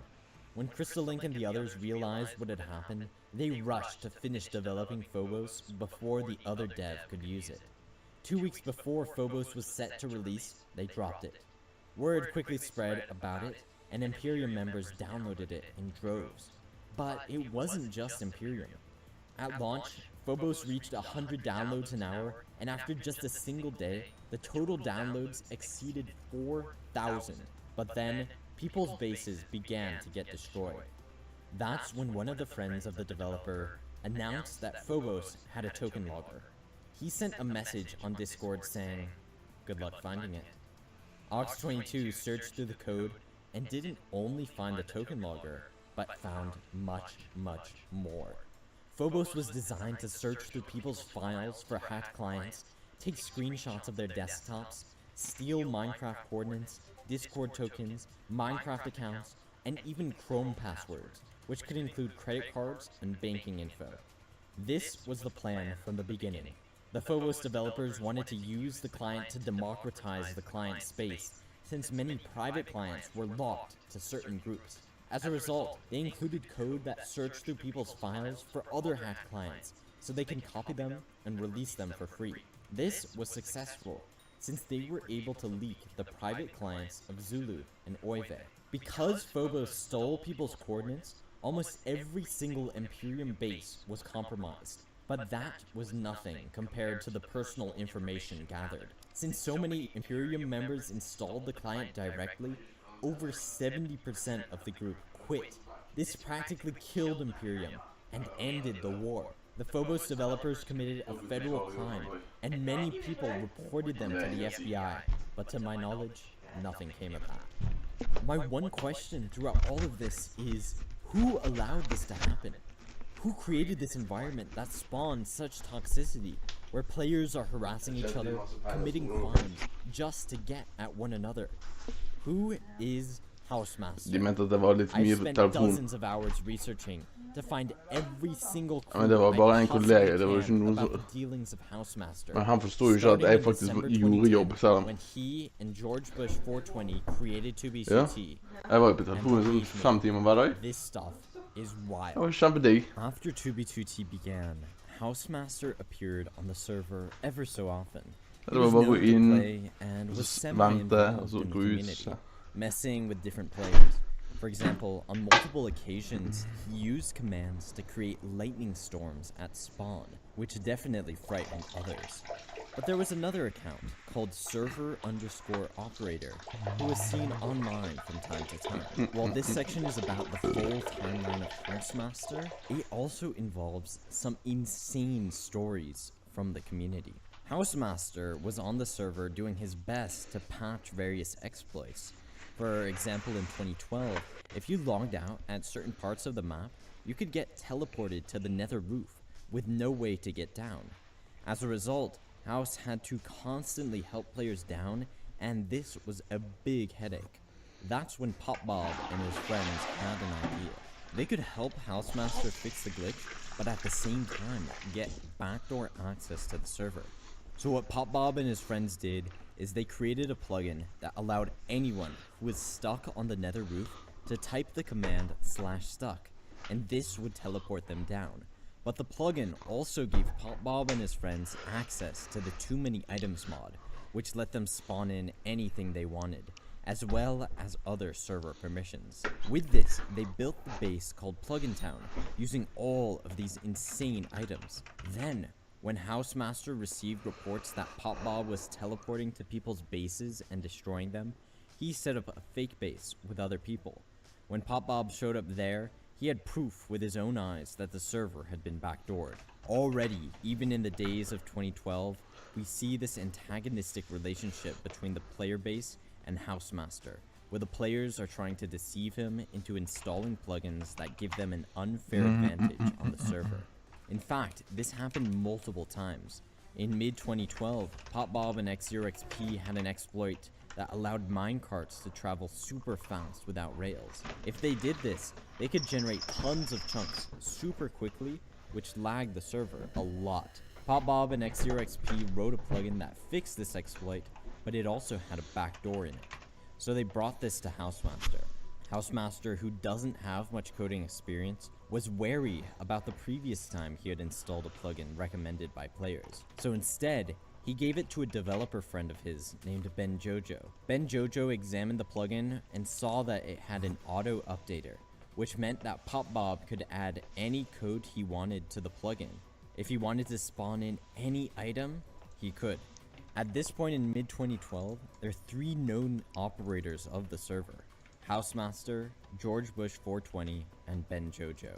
2b2t players, apart from chatting with each other on the server itself, also joined the Tiny Chat, where they saw one another in the video calls. Noxide, an OG 2b2t player, said one time he saw Housemaster himself join the 2b2t Tiny Chat. He said that House was wearing a mask and a fedora and had a Brad Pitt pinwheel flag on his wall. According to the 2b2t wiki, Ben Jojo later quit the server because he felt like the player base was full of what we would describe as neo Brad Pitt enjoyers. At some point in an email, Housemaster said he no longer actively plays 2b2t nor follows what's happening on the server, but he does continue to patch exploits. In May of that year, House set up a website, 2b2t.net, where he demanded donations to keep the server running. He wrote, "The server cost me $95 each month, and so far has cost me alone a total of $2,050. When this happened, 2b2t's player base had to get together and hit that donation goal in order to keep the server alive. In February of the next year, 2013, the message on the website stated something very similar to what we just read, but with an added message saying, "Since May, I have decided to leave the server over to the community to run itself. It will be paid for by its players, but I will still maintain it with the time I have left." He then added, "This is absolutely profit-free for me, and the PayPal account is automated to pay the ISP, Internet Service Provider, which I bought specifically for this server. I get no gains from it other than having to not pay the entire expensive bill." 3 months later in May, House increased 2b2t's monthly donation goal from $95 to $125, but it dropped back down to $90 later on. House repeatedly stressed that he no longer had the time, the interest, or the desire to continue to maintain the server. In September of 2013, he made an ultimatum. He wrote that the server was clearly dying, as it had reached the lowest average players in a long time. He encouraged 2b2t players to go to different server lists and forums like 4chan, Facepunch, Planet Minecraft, and Reddit, and try to attract new players. In November, House made a website change to include the famous Jesus statue at Imperator's base. Then, a month after that, he added a donation goal to revamp the website. He said that, "The new website still needs funding. So far, 50 euros has been donated, and cost is estimated to be 200 euros, and there is no deadline for this." That same month, December 2013, Pyrobyte and iTristan gave a plugin to Housemaster to disable access to the Nether roof and supposedly fix an issue with anvils. However, the plugin also made it so that if they renamed items to a certain string of letters, it made those items have a stack size of -1. Negative items can be tossed out infinitely, and the plugin also had an auto updater, which allowed Tristan and Pyrobyte to add modifications. They were able to spawn any item they wanted, teleport, and change game mode. Using this, they teleported to the world border and placed signs outside of it. I guess Housemaster had forgotten his lesson from PopBob, or just trusted Pyro and Tristan in a different way, or stopped caring about the server at all. By 2014, it seemed Housemaster's only real involvement in the community was on the annual April Fool's event. So for this year, he changed the website to be hacked by Cat Whisperer 420 who's an admin on the 2b2t subreddit. Around this time, the server was down for an entire month, so Pyrobyte and Clyde created a new server called 3b3t. Around this time, Jack the Ripper documented Housemaster going on a crazy rant about America and then says, 5 actual players, 23 farmer bots, dead server. Okay, server is clearly 3 players and 25 bots. Bye. So it appears that Housemaster was completely losing interest in the server, and that's when, on July 31st, 2014, an infamous message appeared on the website. It said, Housemaster has left 2b2t forever and is no longer in charge. The server will continue like normal though, and will be operated by an anonymous friend. Soon after this, the message was removed from the website. Some people thought this was just a troll, but Housemaster's email tone changed from polite to rude, indicating that there was a different person responding. To add even more proof to this, a little less than a year later, Housemaster's Minecraft account name was changed to house_master, and then after that, changed to the word expunged, which means to erase or remove completely. And then years later, the account was deleted entirely. Many people believe that the new server owner, or anonymous friend, that the website referred to is George Bush 420, whose account was spotted on the server after this. I'm gonna put a current Housemaster identity, or identities, in the top left of the screen, and it'll remain there for the rest of the section. I believe George Bush 420 took on Housemaster's identity, and the name is actually like Dread Pirate Roberts. If you're not familiar with the Princess Bride, Dread Pirate Roberts is a title held by many people over time, each pirate passing the name on to the next. While I'll consistently refer to the server owner as Housemaster, the actual identity of who that refers to will differ over time. In August of 2015, the website updated again, saying that it was now set up on automatic payments from the PayPal account, which needs at least $90 a month to pay for itself. It also said that if the server goes unpaid for a week after the month ends, it will automatically shut down. Once the server eventually dies, the world will be released as a torrent. Based on this, it seems that the server was definitely dying, but players were willing to pay to keep it alive. In October, the website reported that a new website will appear to replace this one. The website saga is one that actually nearly killed the server entirely. Remember how House had set a goal of 250 euros to bring the website back? Well, no one actually thought that that would be hit, but it was over the course of 6 months. This was done almost single-handedly from the contributions of Imperator to Rai. But when the goal was hit, the new website didn't arrive, most likely because that money just went into other server costs. Still, the player base wanted a website, so Tristan, Clyde, and Imperator to Rai said, fine. Tristan and Clyde created that website. They included a backdoor, which gave them access to the server box that 2b2t was run on. They sent this website to Housemaster, but remember, this is not the same Housemaster who was tricked by PopBob and Tristan before. Not knowing any better, Housemaster ran it. This gave them backdoor access to the server, and they created a bunch of stashes, including one called The Archive, a bedrock sphere filled to the brim with illegal items and weapons. Jared 2013, Taylor112, Tristan, and PopBob destroyed a number of bases using this backdoor in the event called the Week of Destruction. But when Jared leaked a screenshot of the archive, Sato saw it and posted it to the 2b2t subreddit, saying, "Public service announcement, 2b2t is backdoored."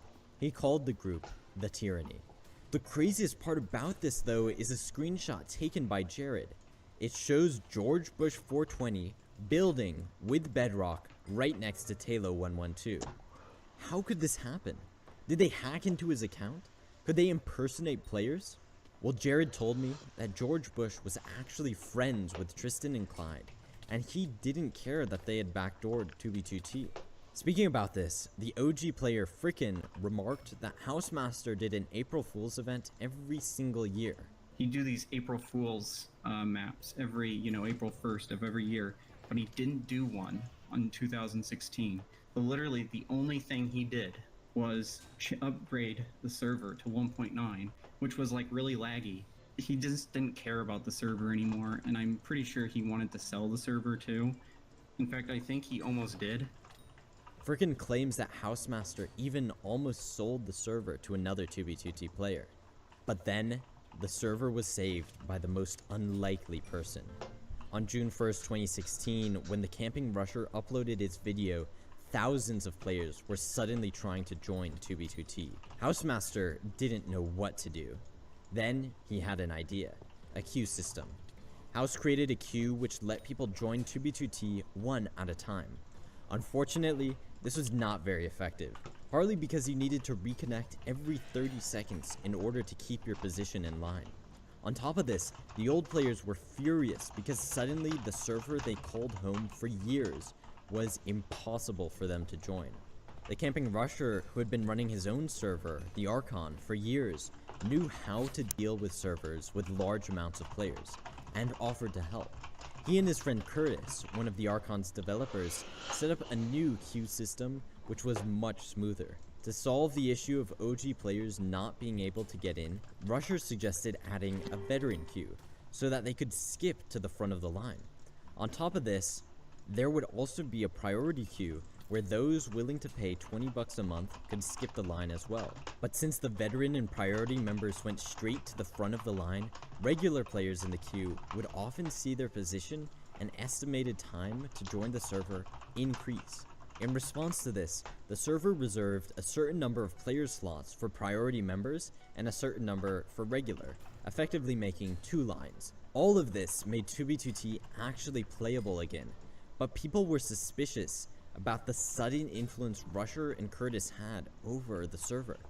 These two people with zero history on the Anarchy server were overnight in charge of the system that let people into the game. And did they have admin privileges as well? They claimed Rusher and Curtis didn't have any power over the server, but how could that be the case when they were in charge of the queue? And Curtis even became a moderator on the 2b2t subreddit. Many people were furious. In many OG players' eyes, Rusher joining the server absolutely ruined it. To get him back, one player hacked into the Skype account of Rusher's friend, the YouTuber Landon MC. From Landon's account, the hacker told Rusher, if you do not leave our server, you and your friends will continue to get hacked. A 2b2t YouTuber named Taragadude made a video where he was very excited about Landon getting hacked, and then showed footage of Landon's account getting bed trapped on 2b2t. This made the Camping Rusher himself very angry. He gave me the impression that this Toro guy was either friends with the hacker, was involved with the hacking, and that's what kind of drew the line from, and that was not... He told Curtis to remove Taragadude from the veteran queue. In doing so, the Camping Rusher had effectively banned Taragadude from 2b2t, forcing him to pay $20 a month if he ever wanted to actually play on the server again. This raised major questions about how much influence the Camping Rusher had over the server. Was House even in control anymore? Did 2b2t just turn into another generic Minecraft server with corrupt admins slowly falling down the pay-to-win route? Well, on August 20th, 2016, Housemaster made a post on the 2b2t subreddit to try to clear the air. He said, I'm still owning the servers, except the DDoS protection, which will explain some of your very badly conceived theories about things changing. It is the same server since early June, which I alone rented with generous donations from players, long before Rusher offered to help. Nobody but me was involved in the server upgrade. I think the top comment from Dr. Zombie sums it up well. I like the part where House came and said we were all full of and creating conspiracy theories, and then the Camping Rusher came out and said we were completely correct about literally everything. What Dr. Zombie is referring to is a video that Rusher posted explaining the whole situation with Taragadude. Let's go through the entire thing. This is the full saga explained from Rusher's perspective. But at the time, even those first 5 episodes, the first one did like 2.3 million, and then it was like everyone was over 500,000 from there. When his first video dropped, it absolutely exploded. This was the biggest series he'd ever seen on his channel, and he wanted to double down as much as possible. But there were 2 major challenges in doing this.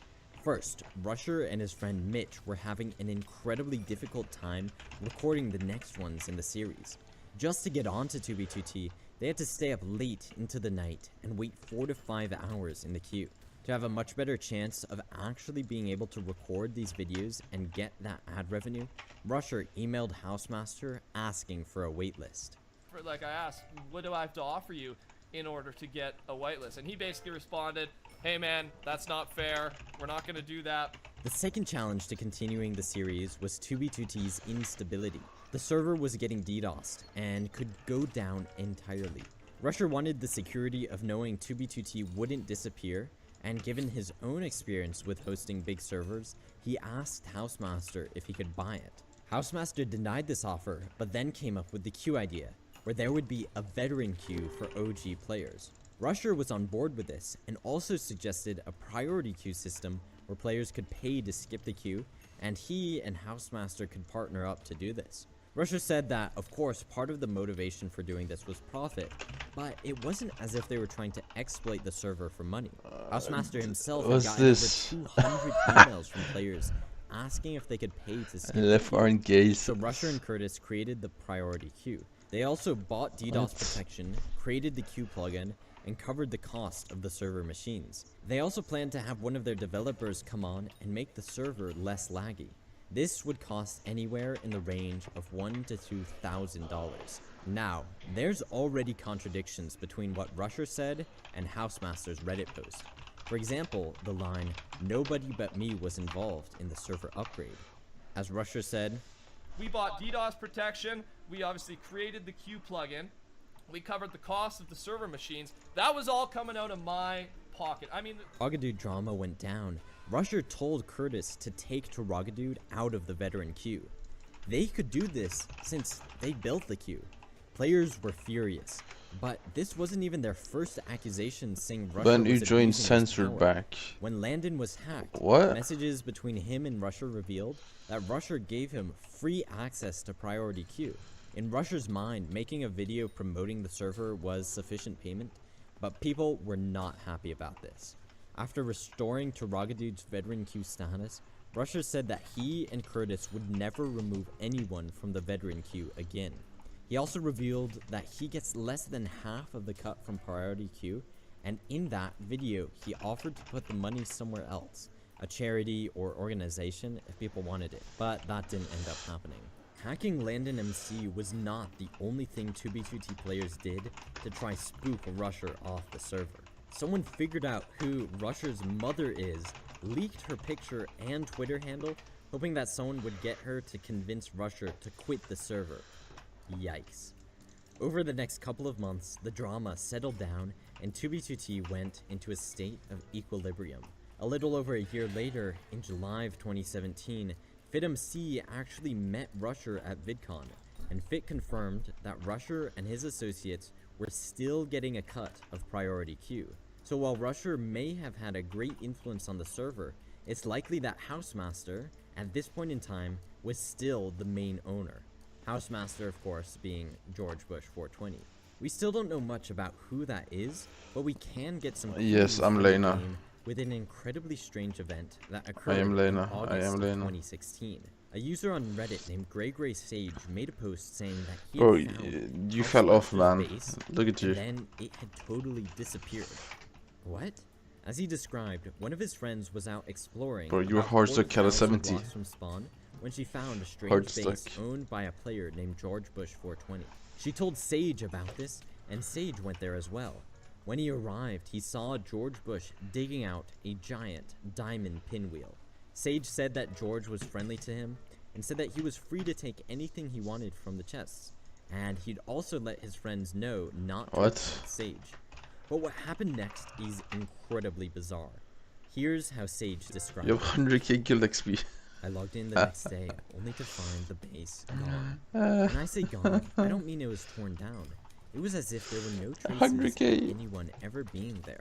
Not only were any of the structures there anymore, but all What the terrain idiots. was repaired. The massive holes that went down to bedrock were once again filled with smooth stone and ores. The tunnels they used to mine no longer had torches, and all the diamonds and gold ore had been placed right back where they were. It's fucking nothing, you definitely idiot. does look like the base was world edited. But why would Housemaster do this? VidMC made a video about the whole situation titled "The 2B2T Base That Disappeared."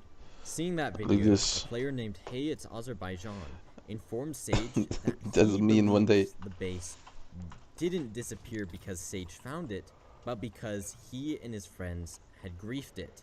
He then linked a video to that grief. At the end of his own video, Fit said that an anonymous source told him that after the base disappeared, Clyde, member of the Tyranny, was seen walking around it while screen sharing. So the base was griefed, then disappeared, but actually still exists? 2 years later, Clyde was interviewed and spoke about Yeah, and you're still Housemaster's broke. base. He said it exists, that he's visited it, despite it being kept secret from most players. The only way to prove that it was moved would be to find it, and this is what Chrome Crusher did. If you go to the location Chrome Crusher discovered and then dig down to the bedrock, it'll reveal the pattern is exactly the same as the original, proving that it had been world edited. What an In the idiot. chest there's an elytra that belonged to Clyde, meaning it's possible that George Bush was basing with the members of the Tyranny, which does line up with what Jared claims about the narrative and the Tyranny and George Bush being friends with one another. Honestly, the craziest part is the fact that the owner of the server had this type of base. And this isn't even the only base from Housemaster that players discovered, but we'll get to that in a bit. In July of 2017, Housemaster patched illegal items like pig spawners, player heads, and enchanted glass. But in the process, he I have accidentally 2,500. off of axes, efficiency from shears, and all dungeon spawners. Players weren't happy about this, but it never got reverted. In September, a player named Look, bro, I'm gonna win this. lag machines to I'm lag winning the Clover server Helmet. tremendously. I'm Apparently, gonna win. had his veteran queue removed by Housemaster. Looking at the reaction to his post, it seems like a lot of people were actually in support of Housemaster's decision to do this. But that didn't matter much anyway, because House removed the veteran queue entirely in December of that year. Why would he do this? Was he Did money you hungry jump and candy wanted to bet? get the extra For what? queue money from the veterans? Or was he trying to prevent veterans from selling their accounts to give new people veteran access, despite having never played before? Whatever the reason, removing veteran queue sent waves throughout the server. It totally changed 2B2T's culture. What It was perk? the nail in the coffin that made the majority of the Bro. OG 2B2T player base quit the server it's just, I think the forever. admins removed They the were perk. not going to shell out $20 The a admins month for removed the server perk. that they used to play on for free. For They example, had it for a little WoW bit and Game then they removed it. and the YouTuber Dr. Zombie. Old players who used to join to see dozens of familiar faces now rarely recognized anyone. In their minds, 2B2T was going downhill, but honestly, so was Minecraft. When Fortnite got popular in 2018, Minecraft was at its lowest point since its initial release. Fortnite became the dominant game people were playing, and the Camping Rusher himself completely Yeah, switched he to it. changed At it. the same time, his own server, the Archon, The was not Diana doing well. perks. He said He was wasn't actually allowed to have red it anymore, for I don't several know. months. He had to let go of many of his Why did employees, he refresh almost like everyone, this? except for Curtis. He is was so even bad. thinking of shutting it down completely before he realized he could sell it instead. Curiously though, one of the few people to continue to be a part of the Archon, even after it was sold, is Curtis. This is an important detail we'll have to keep in mind for later. Meanwhile, on 2B2T, there was some crazy drama. In late 2017 and early 2018, the player base discovered the chunk dupe, which I already mentioned took Housemaster 8 months to patch. This obliterated 2B2T's economy, but I guess as long as priority queue sales don't change, it's nothing to worry about. When Minecraft was in its downturn, 2B2T kept marching on. But then, it absolutely skyrocketed in 2019. When Minecraft revived, tons of different YouTubers started making videos on 2B2T, but the biggest was FitMC himself. He was hopping on the documentary train, and those videos were getting millions and millions of views. A few years back, a player named Armorsmith was interviewed, and he revealed something that, if true, could change how people see 2B2T forever. I don't know how he knew this, but he claims there was a secret affiliate program that partnered the server with YouTubers. Certain YouTubers who signed formal agreements with 2b2t could profit directly off of the players they bring in. Armorsmith said 2b2t at its most fundamental level is a money-making machine, and most of the community members are just exploited for content to keep this machine going. He also claimed that at some point someone offered to buy the server at the bidding price of $3 million, which is honestly crazy. Armorsmith also said that 2b2t is not run by just Housemaster, but there's actually a team behind it. This would make sense given how much work it takes to maintain a server like this, but even if there's a team, it seems like they're kind of struggling. In January of 2019, Housemaster on the 2b2t announcements in the tab menu wrote, "Server is broke. Expect lag while it's being fixed." But then the biggest part, he said, 1.13 soon. 2b2t had been stuck on 1.12 for close to 2 years, so the new update was really exciting. He went on to say 1.13 would be expected in February, but when February came, House said 1.13 would come in March. In March, the message changed to 1.13 coming soon. It wasn't until April that 1.13 finally dropped on 2b2t, but only on the April Fool's temporary map, and that was incredibly laggy. With no word for several more months, the message finally changed to say that 2b2t would stay on 1.12 indefinitely. So what happened? Why string the community along for so long? I guess they just couldn't figure out how to make it work. The lag was unbeatable. In fact, 2b2t would remain stuck in 1.12 for another 4 years until the server was finally able to update. And when that did happen, there was a lot of drama. In the latter part of 2019, another one of Housemaster's bases was discovered. This occurred when the base hunter Courier 6 had the idea to go 125,000 blocks out from Nether spawn, or about 1 million blocks out in the overworld. He'd then do an entire circle around the center of the map, noting every single chunk trail that he came across. His rationale was that this was the prime territory for finding bases from before the Russia invasion. By this point, Elystras were finally fixed so he could move quickly enough to actually do the circle, so Courier 6 and his friend 4Pilot decided to try it. They circled Nether spawn and found a total of 150 chunk trails. Then, another base hunter, 123fly123, told Courier he was going to search for bases in the negative-positive quadrant when he found something. He found an abandoned railway from 2013, along with a sign saying that it had been spawned by Housemaster. When 123fly entered the overworld, he found another one of Housemaster's bases. He told Courier 6 what he found, but he refused to tell him where it was. But even just that was enough for Courier to go off of. He and 4Pilot spent the next 2 weeks going through every single chunk trail in that quadrant. Meanwhile, 123fly searched the base. He found a couple of books signed by Housemaster, and then went AFK. When he came back to his computer, he was at spawn without any stuff, but going through the logs didn't show any death messages. Finally, Courier 6 and 4Pilot found the base, and they too explored it, and then logged out. When 4Pilot logged back in, he too had been killed back to spawn, but there was no death message in anybody's logs. When they returned to the base, the chests were cleared, and parts of it were completely gone. Courier told the YouTuber Barondome what happened, and Barondome arrived to search the base as well. They also found signed books confirming that it indeed was Housemaster's base. Based on the terrain, like the old village and old temple, the area had been generated in 2014 or earlier. At the base, there's also evidence that Housemaster had been duping dragon eggs. The craziest part is the proof of world edit. Half of a build was totally destroyed, with the terrain restored, as if House had run the /regenerate command. There was also a giant wall followed by nothing, and a Greek-style build with half of it missing. 4Pilot emailed Housemaster about the base, but Housemaster denied having any involvement. Since it had been created in 2014 or earlier, it may have been built by the original Housemaster, not George Bush 420. Still, Whoever it was definitely used admin commands to keep parts of it hidden. Regardless if it was the original Housemaster or George Bush 420 who ran those commands, they were about to face some major challenges from the 2b2t community. A series of events occurred that totally changed how Housemaster dealt with player punishments.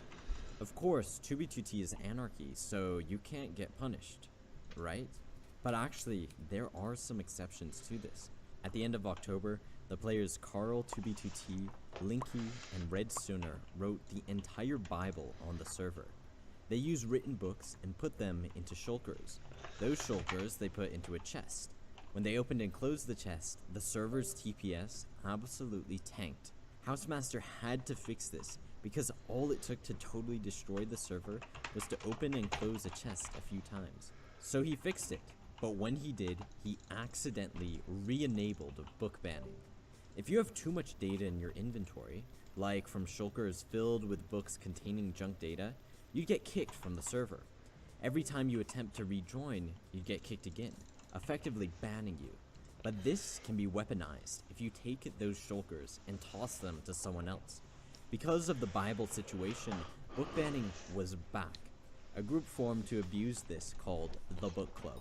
The Book Club built traps to automatically ban players from the server, and over the next couple of days, hundreds of people were unable to play 2b2t at all. Housemaster had to step in, so he created a new punishment, the priority ban. If you were priority banned, you could still log into the server, but you were barred from ever buying priority queue again. That condemned you to the regular queue, which could take hours or even days to get through. The Book Club was angry about this, and they were even more angry when Housemaster finally patched book banning on October 30th. They responded by launching No Server November. The goal? Take down the server for an entire month. They built huge lag machines that made 2b2t practically unplayable. Because of their efforts, the number of players in regular queue dropped as low as 85, while priority queue became instant. The Book Club members had been banned from buying priority, but they even had a way around that. They discovered a queue skipping exploit. The method was to throw snowballs from the alpha version of Minecraft at another player, which for some reason would kick almost everyone from the server. Imagine you're number 300 in queue when hundreds of people are booted off 2b2t. In an instant, you jumped 150 spots ahead. The Book Club also built chunk bans. These are areas packed with so much data that anyone trying to load them would instantly get kicked from the server. This could be done by placing an exorbitant amount of player heads in one spot. They built one chunk ban at spawn, then moved to the Bedrock Comet at Ziggy Base. The Book Club made 2b2t unplayable. Not only were hundreds of people banned, those who weren't couldn't even enjoy the server because it was lagging so much. Housemaster retaliated. He priority banned as many Book Club members as he could find. Some people argued that this makes the server no longer be true anarchy, but honestly, I'm on House's side here. If your definition of anarchy means there is no anarchy server because no one can log in because of lag machines, then maybe there are some rules that are necessary just to keep the server functioning. Housemaster clearly thought the same and set up a system to automatically enforce this. If you were in the chunks that were causing the lag, you'd automatically get kicked from the server and have your priority queue revoked. But that's a dangerous system. The Book Club, now calling themselves the Brownmen, knew that they could abuse this. When they discovered that breaking and placing a block at the obsidian ceiling caused massive lag because the server had to recalculate the light levels for everything below, Redstoner built machines to automatically do this. Since Housemaster had the auto ban systems in place, anyone who got too close to those skylight lag machines would have their priority queue revoked and would get priority banned. But since so many innocent players got caught up in it, Housemaster restored their queue access. All this drama with priority queue made people think about whether or not it was even worth it to begin with. Salcy1 made an entire video weighing its pros and cons. At $20 a month, that's $240 for the year, just to play a single Minecraft server. Housemaster called it a donation to the server, but a donation for what? 2B2T had started out not for profit, and Housemaster had even put in thousands of dollars of his own money just to keep it running. Of course, more players means that the cost goes up as well, but how much? Some estimate that the server was making tens of thousands of dollars every single month. And where was that money going? The server was still running poorly, and there were other problems as well. For months, there was a glitch that meant every time the server restarted, players with priority queue could not reconnect after being kicked. And this only affected the people who paid for priority queue. And what's even worse, anyone who posted about that issue on the subreddit found their posts deleted by Housemaster. This censorship made people very suspicious. And at the same time, Housemaster himself deleted almost all of his past posts on Reddit, leaving them only viewable through programs like the Wayback Machine. Sal's video in August came after Sato86 made a post on the newly created 2B2T Uncensored subreddit. Because of the censorship, that subreddit quickly became a hub for open criticism. The top-rated post was Sato86's farewell. He lamented that 2B2T used to be this dark, niche corner of Minecraft no one knew about, and now there's millions of views about the server. Obviously it wouldn't stay the same, and I have no hopes that it will ever return to what it was. The server itself is not the same as it used to be. He also called 2B2T a cash cow. I'm confident to state that in February, the server was making between $16,000 to $20,000 in that month, and this was before the whole quarantine stuff that happened in the following months. Another point Sato made was about communication. In the previous year, House only addressed the community 8 times. The year before that, just 3 posts for all of 2018. By contrast, the owner of another Anarchy server, Constantium, made 32 posts in the same period, and he's not making anywhere near 20k a month. Back in the day, on the old 2B2T website, you could actually see how many months were paid in advance by the community. We can't anymore, because each month, the server is being paid for almost 2 years. In a whole year of profit, it's probably enough to sustain the server for the next decade. And let's not forget that hosting costs have a tendency of getting cheaper over time. Things are definitely sus. People felt whoever was running 2B2T only cared about the money. And how do you even hope to influence someone who only cares about money? Well, hit them where it hurts. A year after the first No Server November, the Brown Men embarked on another campaign. But this time, they were way more organized. They had a Discord server and planned to ban hundreds of players. They also sent Housemaster a list of demands to fix vanilla features and bring back people who had been priority banned. Using a bug in the server's anti-cheat, they found a new system to ban people. If you stand on a super high stack of boats, the server would think you're flying. So the Brown Men made boat stacks everywhere and forced players into them. Doing so, they banned more than 500 people in under 2 weeks. They also built a lag machine called the Electromagnetic Pulse, which froze the server completely. Anyone nearby was priority banned, and on top of complaining to Housemaster, players began charging back their payments. So many people charged back that Housemaster's PayPal got suspended. House relented and fixed some of the issues, but not all of them. By this point, tons of people had a lot of questions about Housemaster's role as the server admin. Throughout 2020 and into the first half of 2021, the Tyranny, now known as Nerds Inc., used an incredibly powerful coordinate exploit called NoCom to track the real-time location of over 300,000 players. It gave them the coordinates to thousands of bases and allowed them to steal tens of thousands of dollars worth of items. They kept the exploit under the radar as long as they could, but the fact that it wasn't patched for over a year is a very peculiar thing. Consider this. Nerds Inc. used a travel exploit to send AFK accounts more than 20 million blocks off the nether highways. These accounts were kept in a tiny 2x2 chunk box, constantly moving just enough to avoid being kicked for AFK. Apart from performing the NoCom exploit, the bots also had an alert system that would notify them if anyone ever entered their render distance. For months, the bot sat undisturbed. But then, something very strange happened. NOCOM systems detected a player flying around those chunks. Chunks were loaded, but from the bot's perspective, no players were visible. It was as though there was a phantom entity flying around their area. The only plausible explanation is that this was a player in spectator mode. Housemaster. Housemaster likely saw the enormous amount of packets those accounts were sending to the server and teleported to the bots to see what they were up to. But even though he saw them and kicked them for AFK, NOCOM went undiscovered. On one hand, Housemaster isn't a programmer, so he may not have had the skills to figure out what they were doing.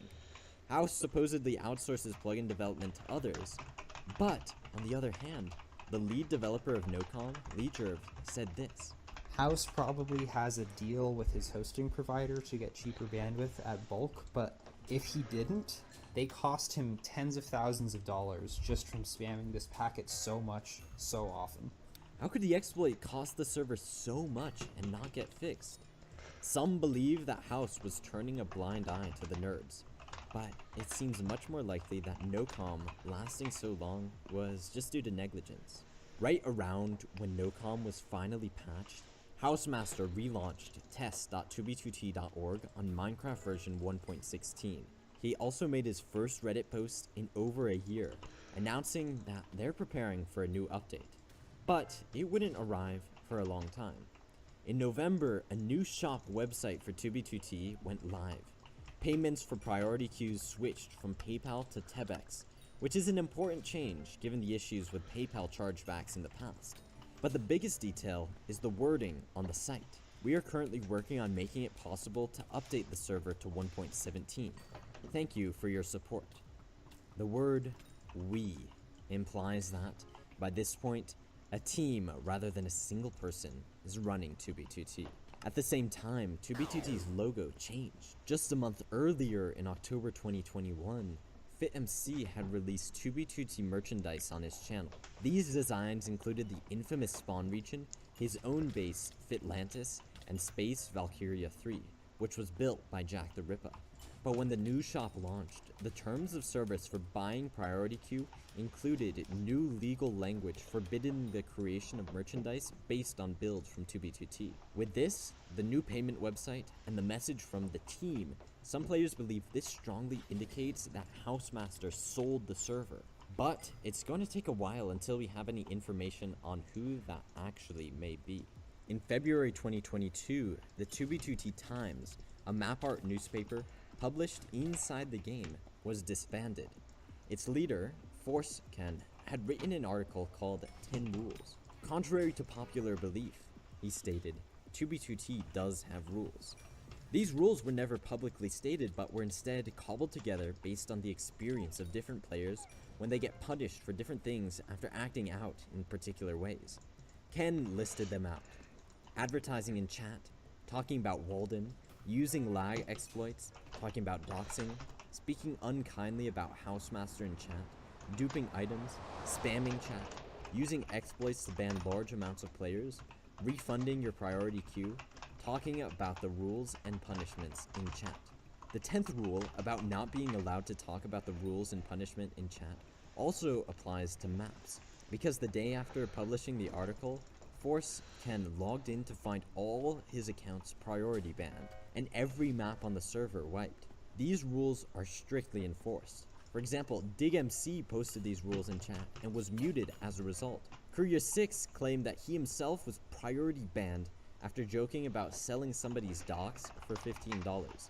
When he logged in with another account given by a friend, that account was also priority banned, which means that Housemaster priority banned his IP. According to the 2b2t wiki, more than 500 accounts have been priority banned. Rumor even has it that one player, Housevault, has actually been hard banned from the server, supposedly for creating inappropriate map art that depicts blood or gore.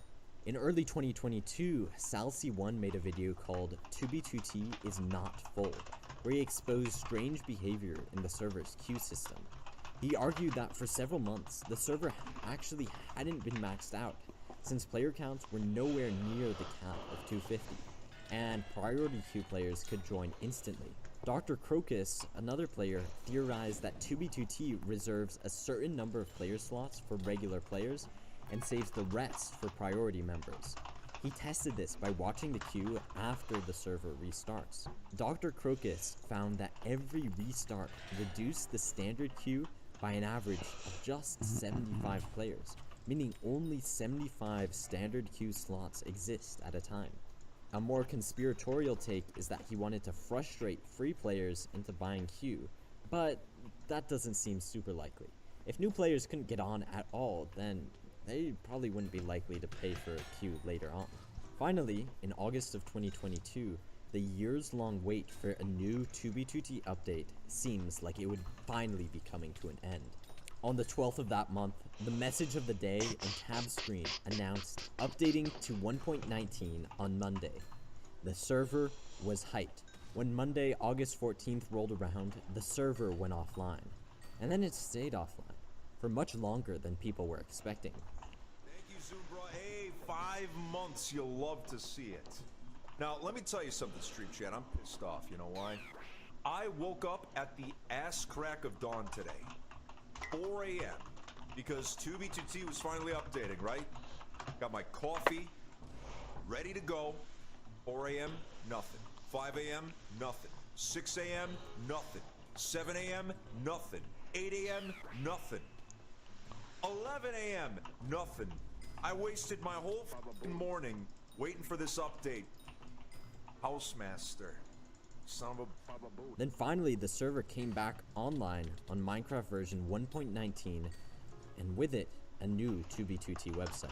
Two Builders, Two Tools is a Minecraft server with a world that never resets, with PvP enabled in a free-for-all environment. The world is 12 years old with a size of 23,000 gigabytes and over 821,000 players visiting. There's many other changes happening to the server beyond the version change of 1.12 to 1.19. Please read them below. First, soft item economy reset. House completely removed certain items or had their stack size reduced to 1, with the intent of players working to obtain these again. Over the server's decade existence, various duplication exploits have caused significant damage to the server, particularly with the addition of shulkers. The thing is, how can there be damage if the server is anarchy? These duplicated items were responsible for a majority of the server's past problems, and to soften their future impact upon 1.19 and later, they've been reduced or removed. The full list of items will not be revealed here, though it is not long. A few of them are End Crystals removed, Bottle of Enchanting reduced, Enchanted Golden Apple reduced, Totems of Undying removed. But in reality, the full list of items changed or removed includes 30 things not listed on the website. House also trimmed old chunks that had barely been interacted with, fixed map IDs, world generation, animal spawning, monster spawning, and with the exception of the chunk trimming, these were widely accepted. But some of the other changes were outright weird, like making it no longer possible through cheats to see another player's item enchantments, or adding an anti-X-ray. So you're not allowed to cheat on an anarchy server with no rules? And then finally, there's rules. What? Do not attempt to undermine the server's effort to provide every player an equal and fair playing environment through means such as abusing any exploit, bug, or flawed game mechanic to cause server disruption or lag. Okay, honestly, for the server disruption and lag, that's fair. But abusing duplication glitches that you're not allowed to duplicate on an anarchy server?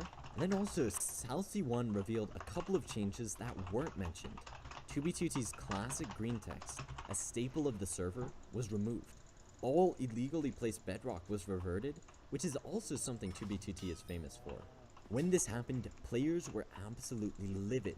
Hundreds upon hundreds of people joined to form the 2b2t Union, denouncing the actions of the server owner and coming up with a scheme to ask for refunds of priority queue or chargebacks as a way to hit the server owner where it hurts. Many groups, including the Astral Brotherhood and the Last Templar, left 2b2t and moved to Constantium.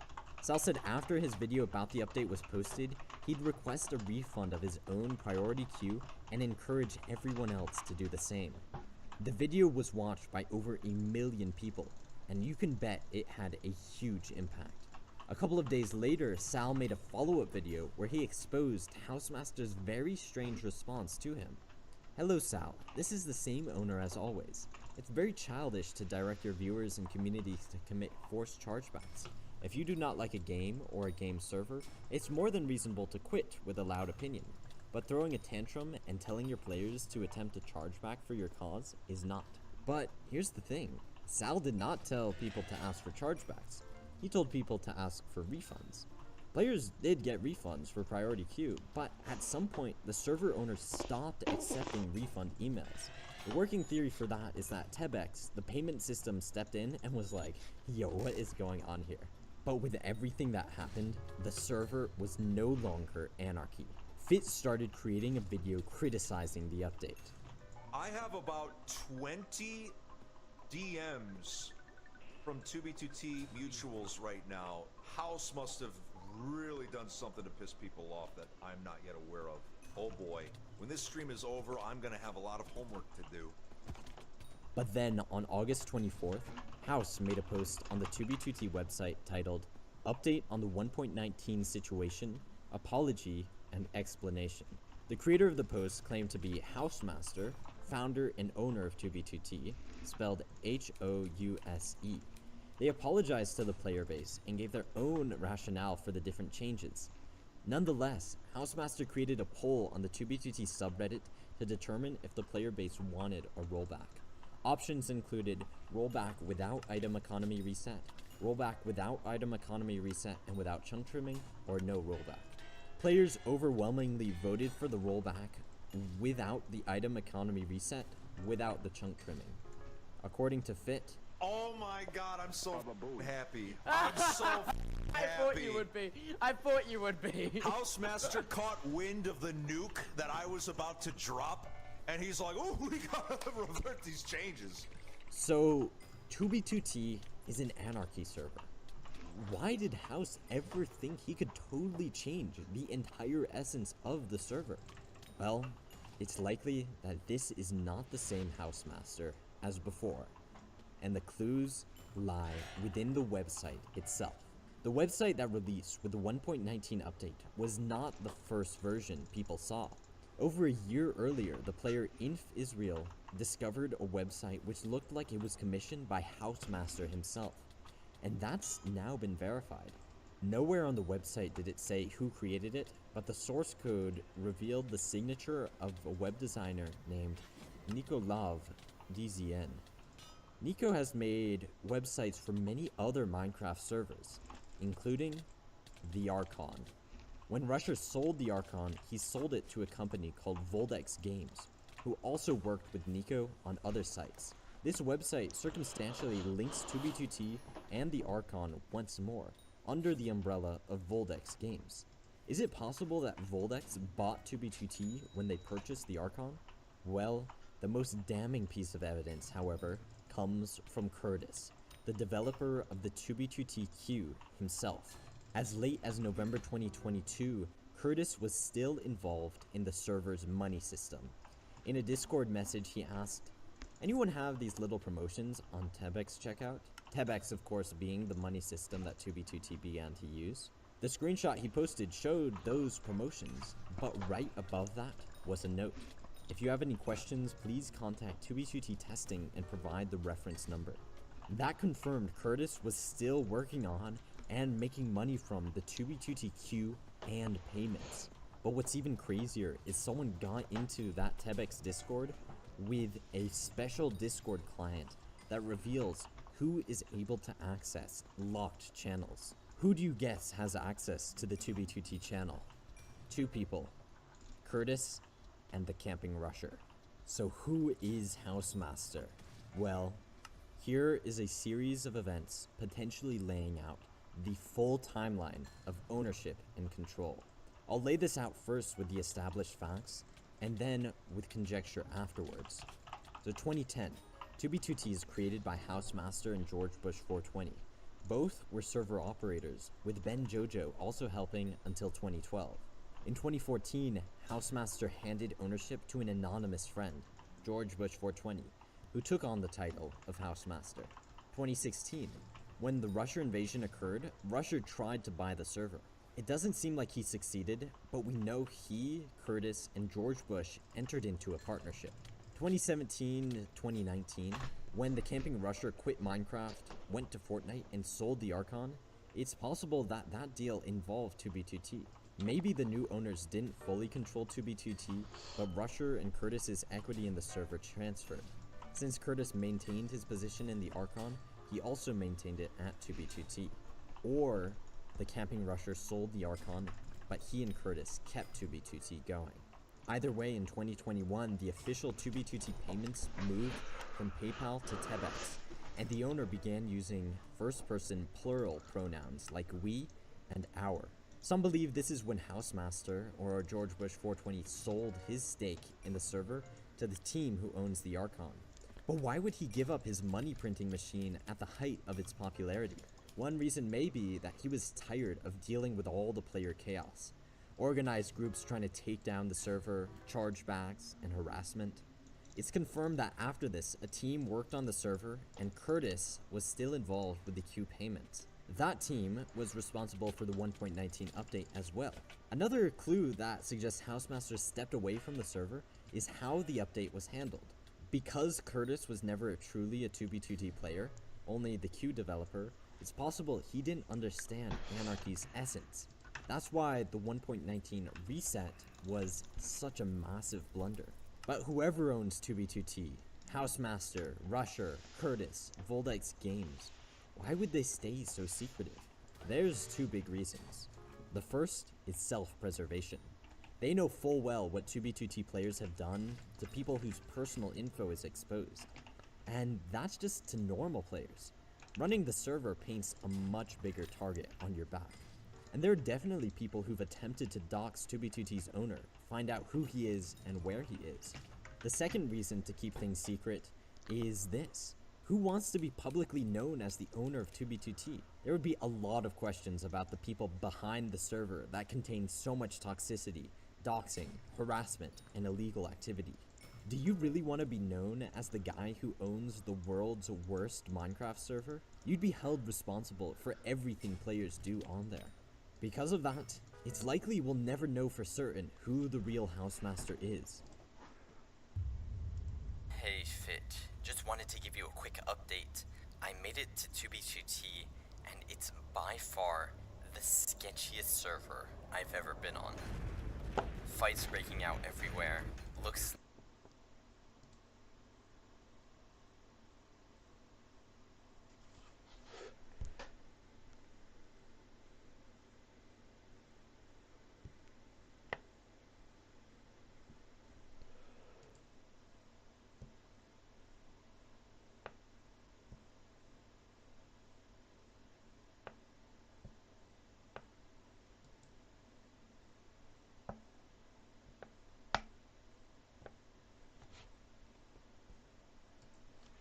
This is Crowbar, standing in front of his end base on 2B2T.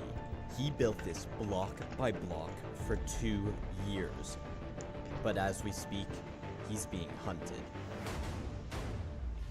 This is Minecraft's most brutal server, so if Crowbar is found, he and the base he spent hundreds of hours on are doomed.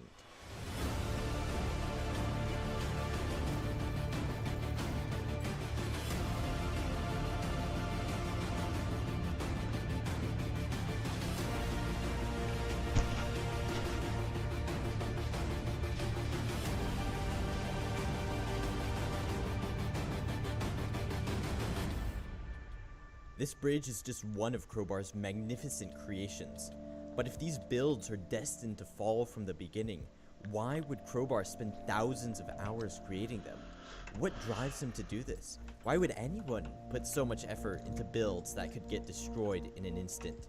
To understand that, we have to go back to the day Crowbar joined 2B2T. This place has no rules, so players can do things that are completely illegal on other servers, like turn spawn into a nuclear wasteland. In order to survive, Crowbar has to escape, But he also knows if he runs into anyone, his death is certain.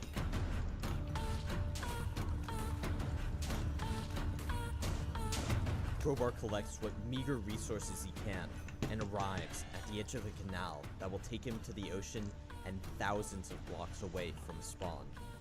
The only thing between him and freedom is a boat. When he tries to get in, 2B2T's lag glitches the game, which causes the boat to sink to the bottom of the canal, trapping Crowbar underwater. There's nothing he can do. The waters claim him, and Crowbar is sent back to the hellscape he just barely survived. Crowbar returns, but once more, the boat does not cooperate. Third time's the charm, right? Wrong. With no other choice, Crowbar swims across the ocean the slow way. After 2 real-life days, he reached land, and when that finally happened, Crowbar needed resources badly. He raided a village and dug underground, where he built a couple of farms, including a villager breeder. But Crowbar was careful to stay hidden. Many 2B2T players used hash clients to give them an advantage. Man, but see, that's so crazy that I just described it as a movie, and it kind of sounded like fake to me. But no, this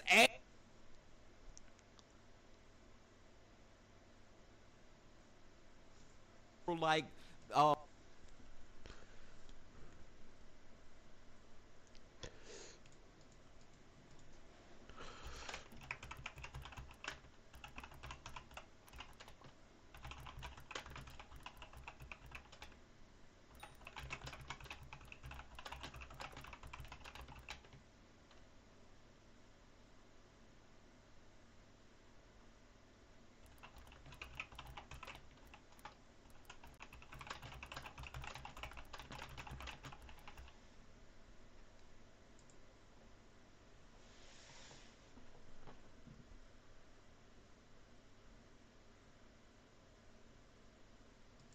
I'm traveling around the world with no money, and in this episode, I'm in South America. How did I get myself in this Let's situation? go. Well, I'm currently on an ambitious journey attempting to travel through every single continent across the globe, all without spending any money and relying on the kindness of strangers. But for all of this, I only have 30 days to do it. Is it possible? Only one way to find out. This is the £0 World Tour. Here we go, here we go, here we go. So far, we've been through Europe, Africa, Asia, Australasia, and I spent the past 8 days on a cruise through Antarctica, seeing penguins, making friends, and being incredibly seasick. But now I'm arriving back on land on the southern tip of South America, and we only have 6 days left to complete my lap of the whole world. There's going to be no room for error now because one mistake could make us fail this entire challenge. And our 6-day countdown starts now. Back to civilization. It feels crazy to be back here, but there's so much which we need to do now. We now need to travel through South America. Vamos, let's go. Now the first thing I'm going to do is try and get some food for free, and luckily for me I speak fluent Spanish, so it should be very easy for me here in Argentina. ¿Qué quieres comprar? Sí. ¿Qué quieres comprar? Sí. My Spanish was rusty, but I soon became fluent again by the time I reached the next restaurant. Gratis, por favor. Just some chocolate for free. Oh, amazing.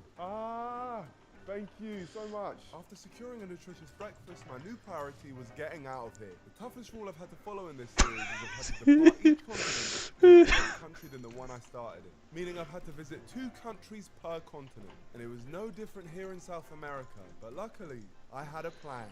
Now I believe this is where we're going to meet our good friend Yassine from the Antarctican ship, who also just so happens to be our ticket out of here. Okay. Good to see you, man. This is Yassine. I met him on a cruise through Antarctica where we made a bet. Would you be up for doing a little wager on who can stay in that ice cold water the longest? 100%. If I win, you have to do 3 laps around the entire boat in just your swim trunks. If I win, You gotta book me a flight to Rio. Deal, let's get it. We entered the freezing cold waters, and after a good battle, Yassine just couldn't handle it anymore. All right, bro, you win. Yeah! Yes! Oh my gosh, so that means we're going to Brazil. And so Yassine very kindly bought me a plane ticket from Argentina to Brazil. The flight was leaving in 1 day's time from El Calafate Airport, a 12-hour drive away. But luckily, Yassine was renting a car himself and heading in the exact same direction, and he offered to give me a ride. Let's hit the road, eh? Let's get it. Let's do it. We've got about 13 hours on the road, so let's get the show on the road, bud. Canadian taking us through South America. Beautiful. Beautiful, eh? My brother. There we go, but focus on the road because you do not want to crash. Oh, there we go. Yeah, oh, that's crazy. Yeah. That's the last time we do. Oh, geez, that's good driving, man. Good driving. He kept his eyes fully on the road from that point, and after a couple of hours, we'd made some good ground. Still a long way to the airport, but we were aiming to reach the only city for miles, Rio Gallegos, by the end of the day, where we hoped to find somewhere to stay for free. This was a long journey, but road trips like this weren't anything new to Yassine. Over the last 200 plus days, I've been making my way from the Arctic to the Antarctic without flying. I either hitchhiked or got buses. Here's me thinking that what we've done is crazy, but the fact you've been doing it for 206 days, you've probably trumped me. I haven't met anyone on the trip who has done something as extreme, but I would be shocked to see someone do something bigger than this. And then out in the middle of nowhere, miles from civilization, we randomly stumbled across a hitchhiker. Hola, ¿a dónde va? Where are you going? Rio Gallegos. I am going just to Cerro Sombrero.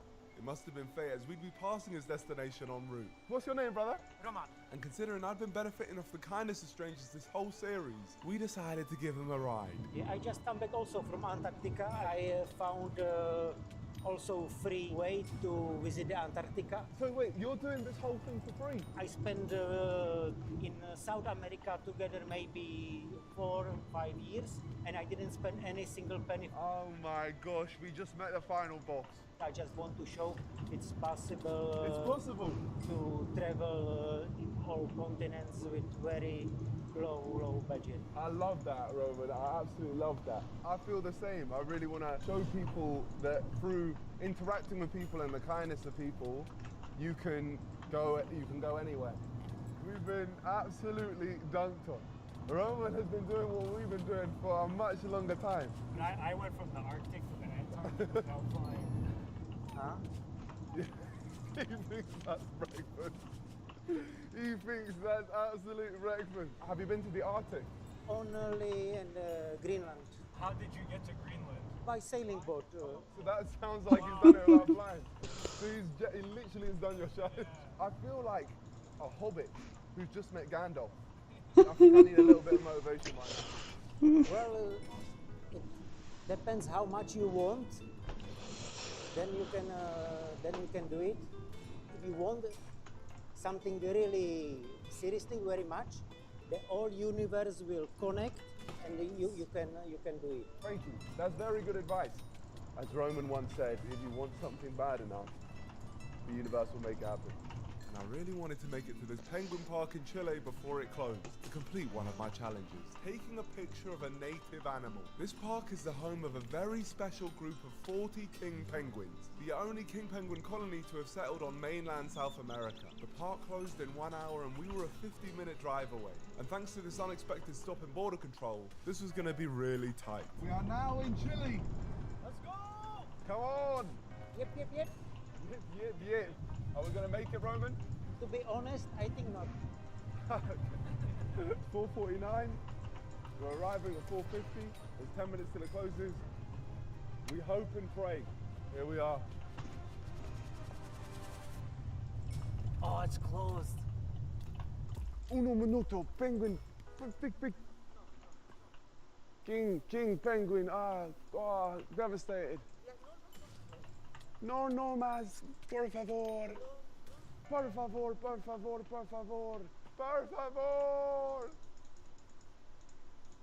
She shushed me. She got me.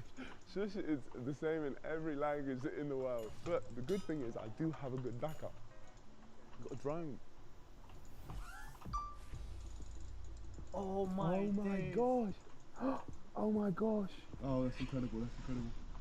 Bro, there's a bunch. We weren't really meant to be doing this, so we had to keep an eye out for the park security or even police that may have been looking out for us. Might have been the biggest heist of all time. This is crazy heist. These are baby ones, right? They are, yeah, they have different feathers. They are quite more brown. You just know everything. You know absolutely everything. I can't believe we're getting this right now. We got king penguins on road! And as we close in on the penguins, I'll let Gyatimbra take over. King penguins are the second largest penguin species. Yes, I'm here. Hello. Only by the emperor penguin. King Hello. penguin colonies are an My bad. extremely recent development in South America, with the first colony being established in 2010 in Chile. And despite being in conservation, we can still see the brown fluffy chicks huddling together to keep each other warm and protect one another from predators. How kind to look out for each other like that. Perhaps us humans can learn a thing or two from these little guys.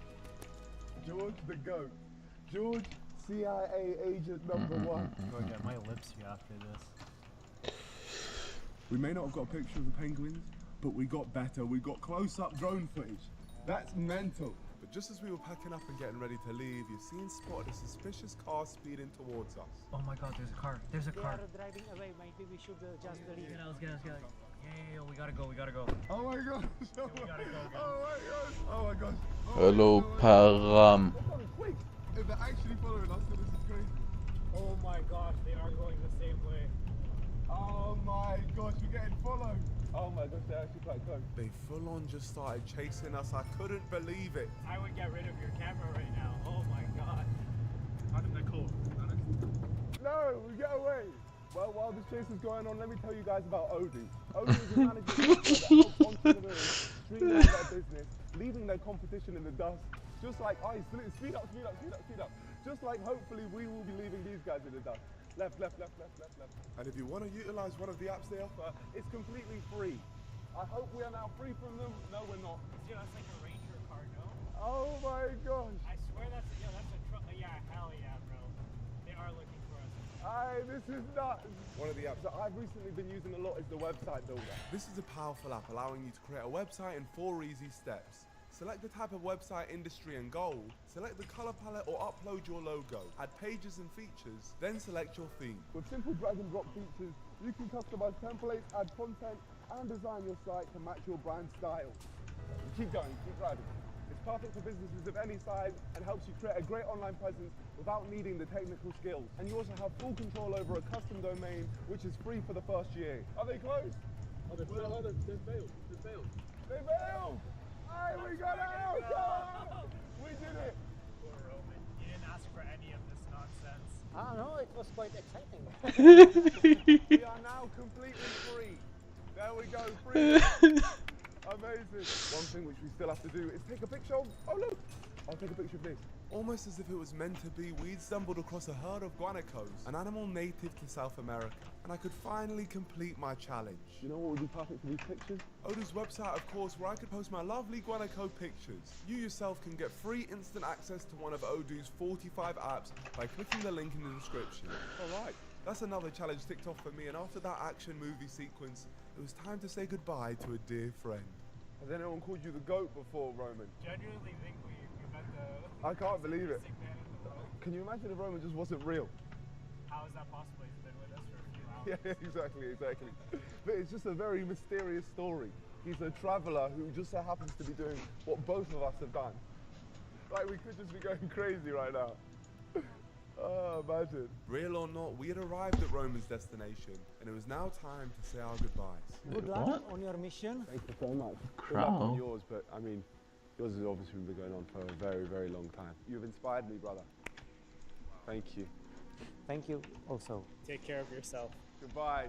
Goodbye, brother. If you want something really seriously very much, the whole universe will connect and you can do it. Now I really wonder if he was ever real.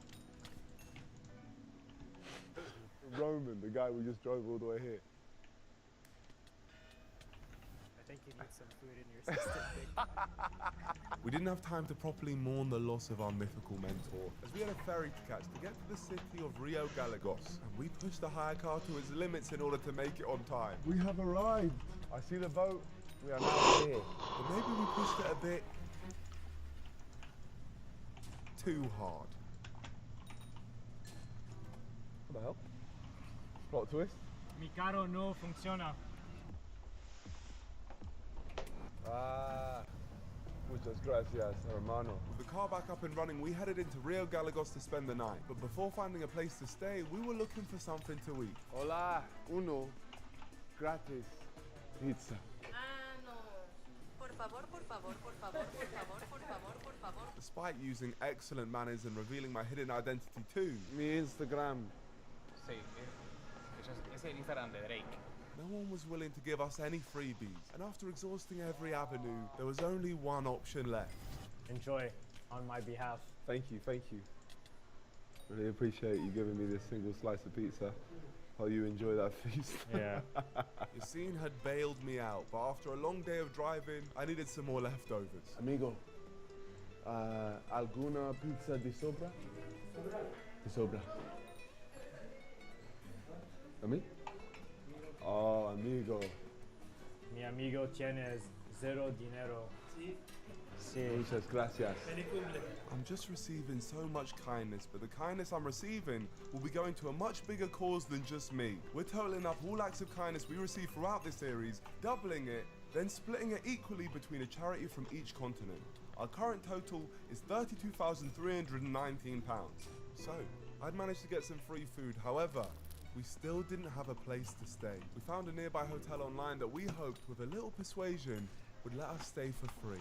Nosotros son estudiantes, no tengo mucho dinero. Si ahora en efectivo tenemos un 10% de descuento. Es el único descuento que le puedo ofrecer. Okay, no tengo efectivo. Es su cumpleaños. No, no tengo. ¿Y no tienes otro descuentos?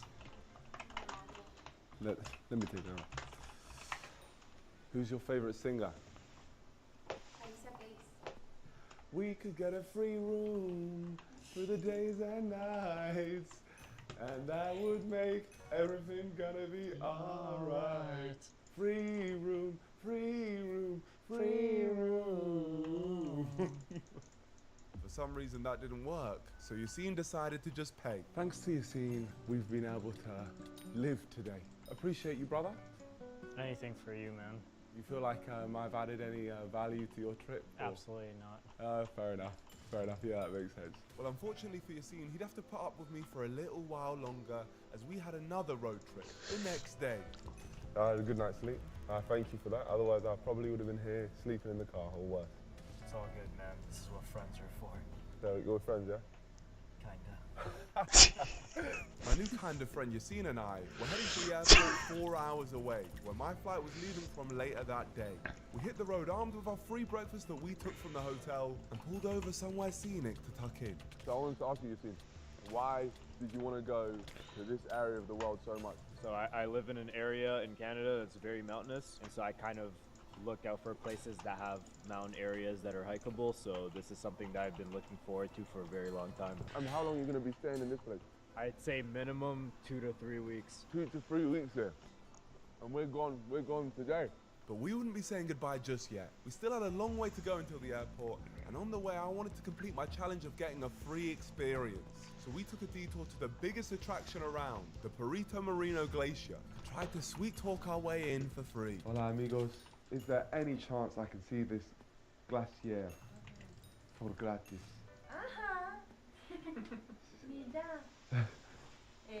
No. Well, that didn't go the way I wanted. We were going to have to ask someone to pay the entrance fee for us. Mi amo, come with you. Uno, gratis. No. Okay.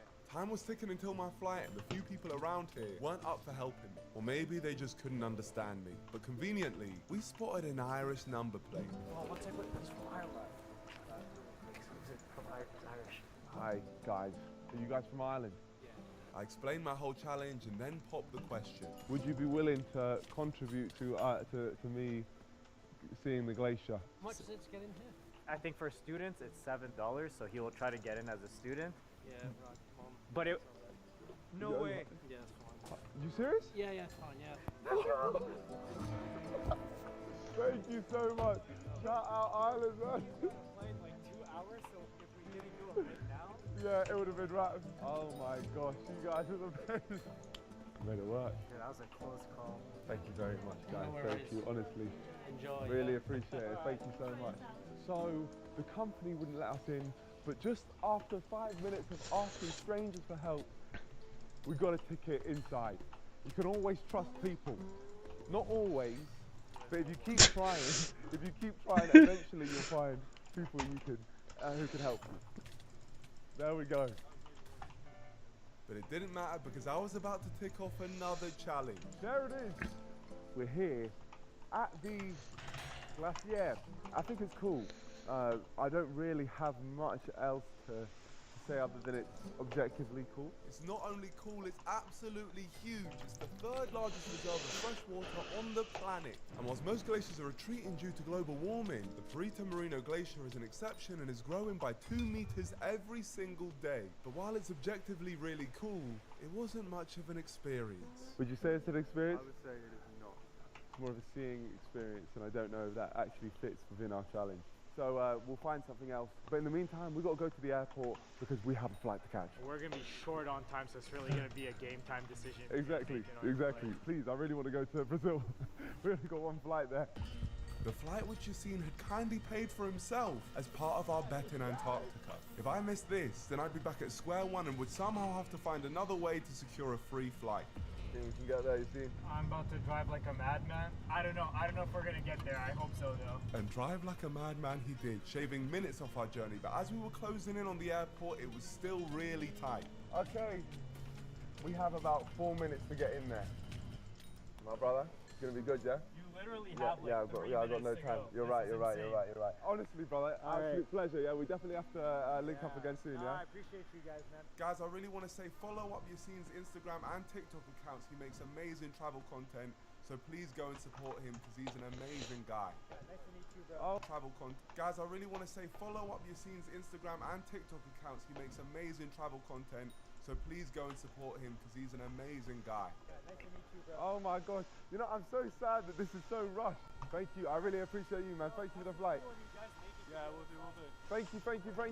Oh, this is so sad. There was so much I wanted to say to him because he helped me so much. I stayed in a hotel, I ate food, he got us a whole flight to Rio. That's the biggest thing.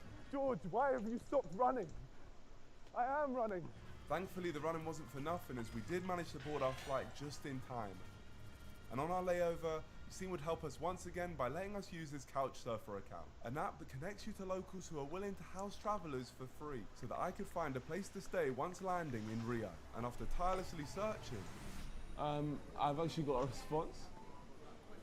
Yeah, but I don't know about this one. Hi dear, how are you doing? Unfortunately, I don't have a bed to offer you at this moment because my guest room is with my cousin. I can share my bed with you and we could both sleep in my bedroom if you don't mind. It's a double bed. I can't do that. I can't do that. Oh. Imagine I actually went through this. Groups, gay nudists, gay single, massage exchange. But luckily for me, I sent out another request to a guy called Lucas. And just as I was boarding the plane, he's saying I can come tonight. I can't believe this has worked. He's sending me messages now.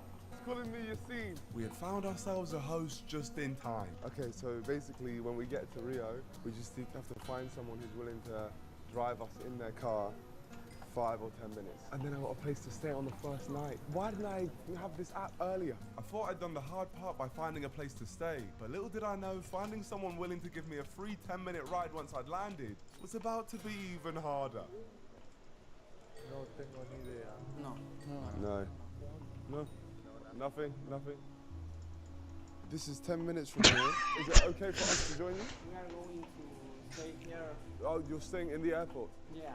Oh, okay. Good trip. Thank you, my friend. Charles, we're in trouble.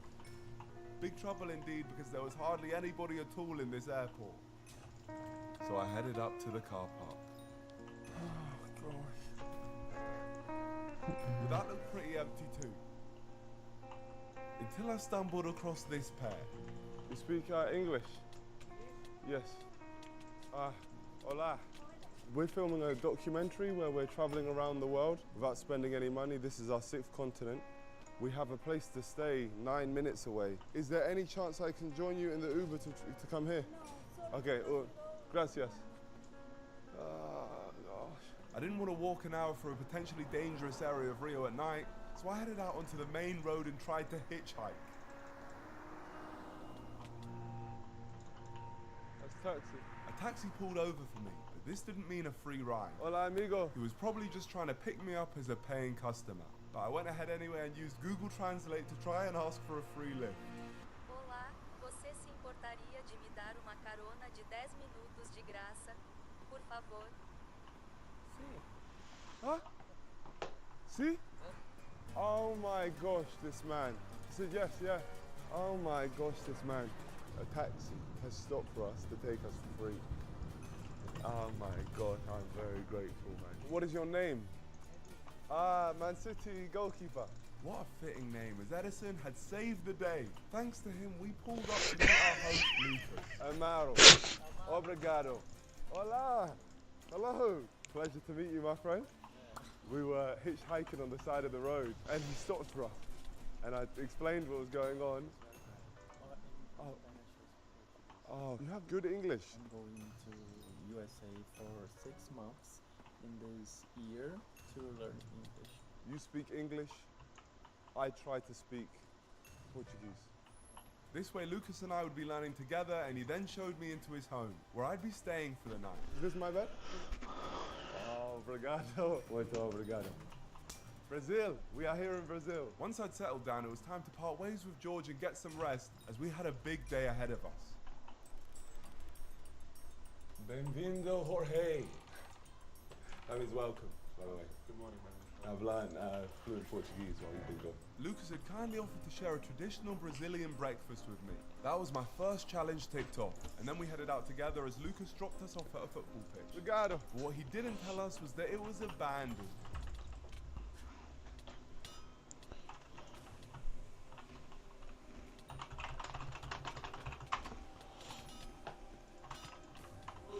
Hola.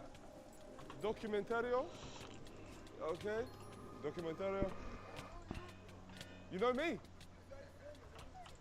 You know me, yeah? The most racist city. Yeah, that's me. That's me. I'm doing a documentary going to every continent in the world.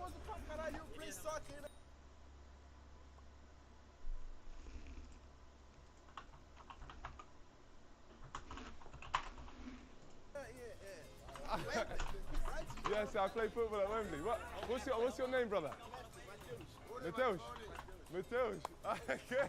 Nice to meet you, man. The NDL is truly worldwide. I can't believe that this guy at a random abandoned football pitch in Rio recognized me. And if you want to join the NDL, then subscribe to help us reach 10 million subscribers, and like this video too to see our very own like animation exclusive for this series. And if you're already a member of the NDL, then you should check out the brand new NDL clothing to celebrate the Around the World series. Out now, and the link in the description.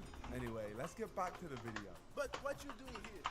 So we're doing a documentary. We go to every continent in the world, but not spending I no hate money. Diana, bro. Everywhere in the world. No money. Look. I know.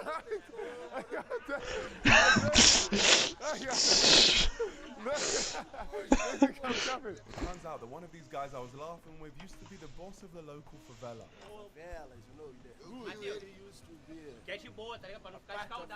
Oh, he runs the favela. Once upon a time, back in the day. So I was making friends with old favela bosses. What I saw next shocked me even more than that. What the hell is going on? Is that a horse? On the football field? No way! Quite innovative, to be honest. And as the horses were working hard on the turf, I found out that Mateusz had actually seen me play football before at the Sidemen charity match at Wembley. Oh, God. Yes, you saw my 7 goals? 7 goals? Yeah, 7. Yeah, I'll show you. Look at this. Look, it is. This is me. 1 goal. 2 goals. 3 goals. 4 goals. 5 goals header, you see that? And even after watching my footballing skills, Matoush was still slating my football ability.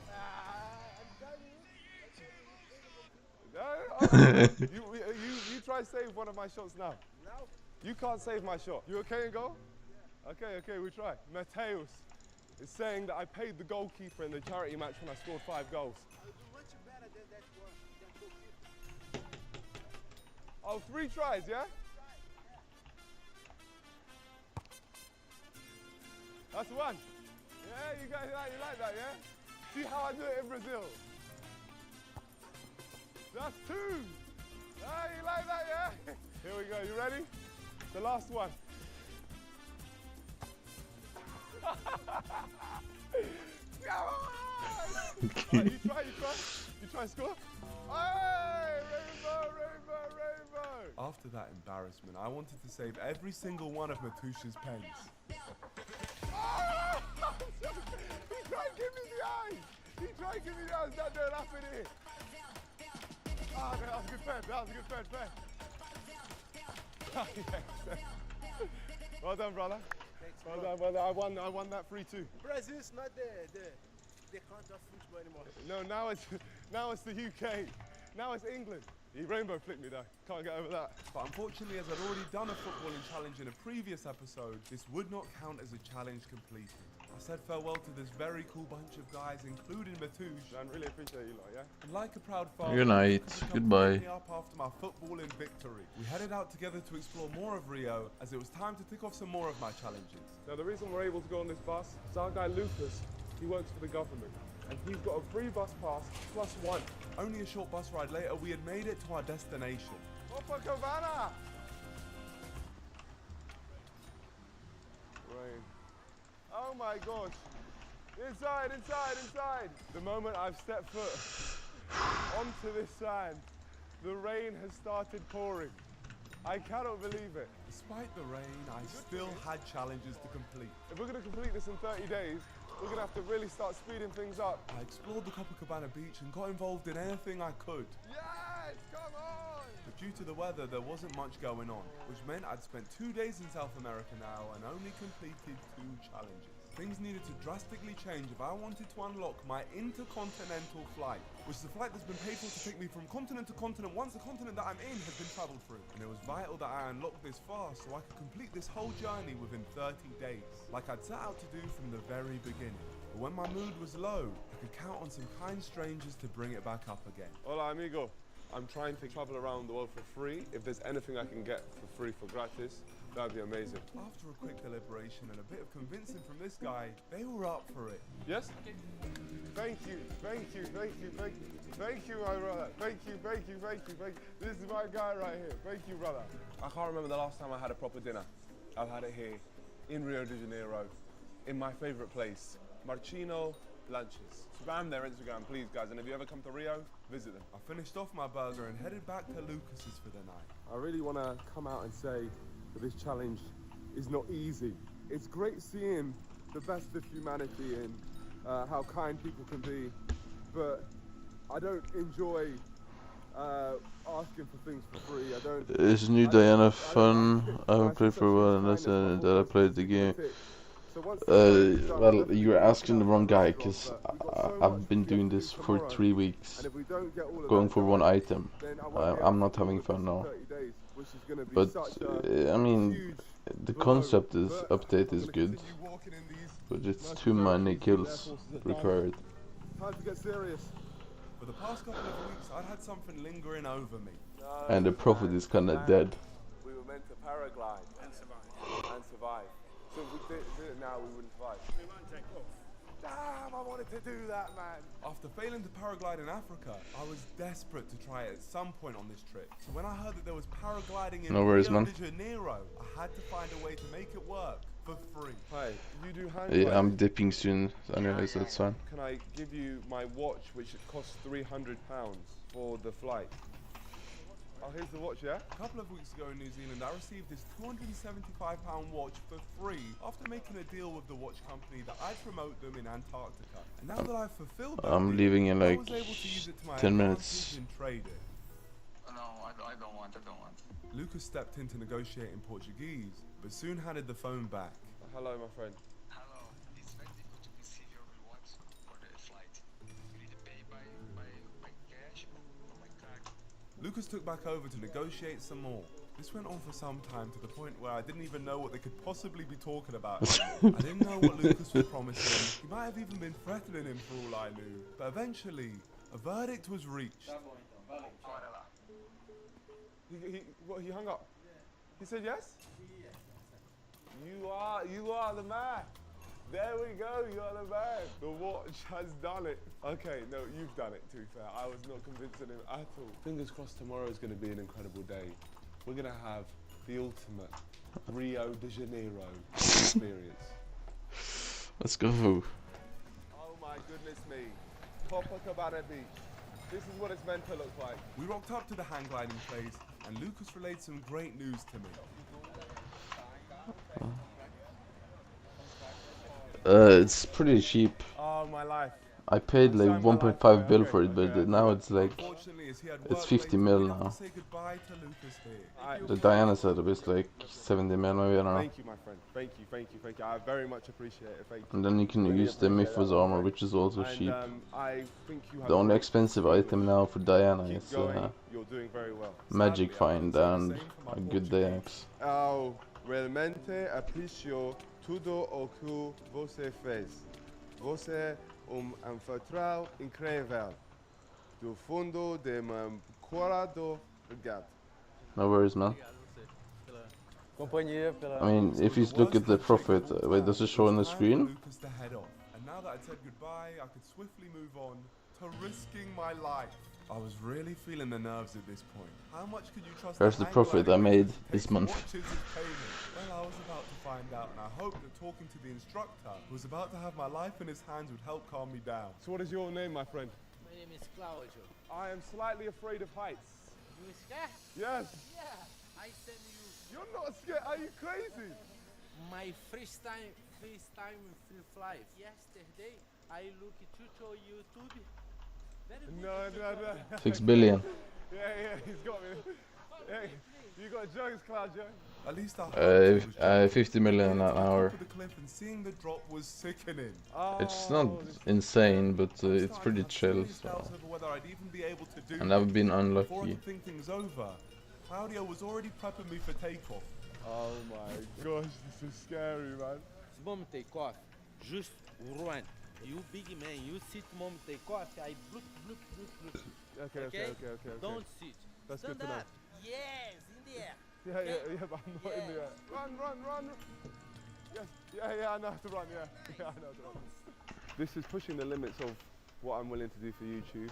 If I die, all I ask in the comments down below, do not remember me for Sonico. You can't die here, we have another episode today. I mean, if I was an average odds, it would be around 68 million an hour.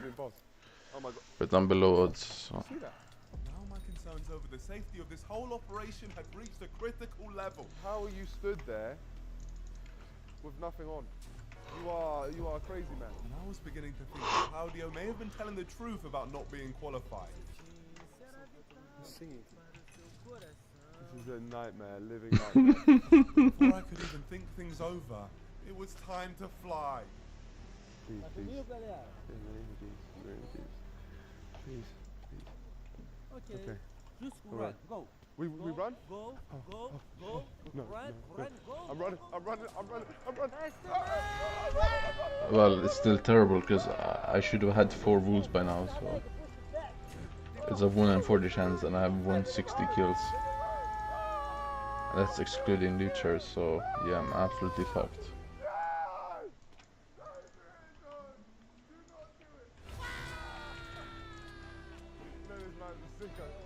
No, I am scared of heights. The one thing that's making me feel a little bit better. Yeah, and I'm Iron Man, so I can't buy it. Otherwise, I would just buy it. For the skies, of Rio de Janeiro. Available across the UK. It is the best suite in the world. Help us becoming the best suite in the world. Oh, we're doing it again. Oh, gosh, no. If you want to find out where the nearest shades packet is closest to you, then go to www.shadespacket.com. I mean, I really hope I can get it sometime this week, so I can actually do something else for once. Oh my God! I've literally been doing this for so long. Oh no, no, no. Oh no, oh no, I don't like that, I don't like that. Like 130 hours this month on Diana. I will never do this again. Oh, I'm gonna break my legs. I'm gonna break my legs.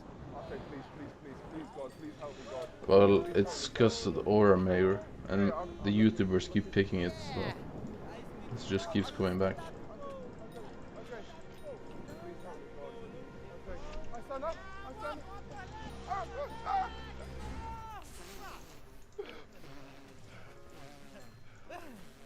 I did that wrong. I did that wrong, didn't I? Oh my gosh, I did that wrong. I did that wrong. I knew I did.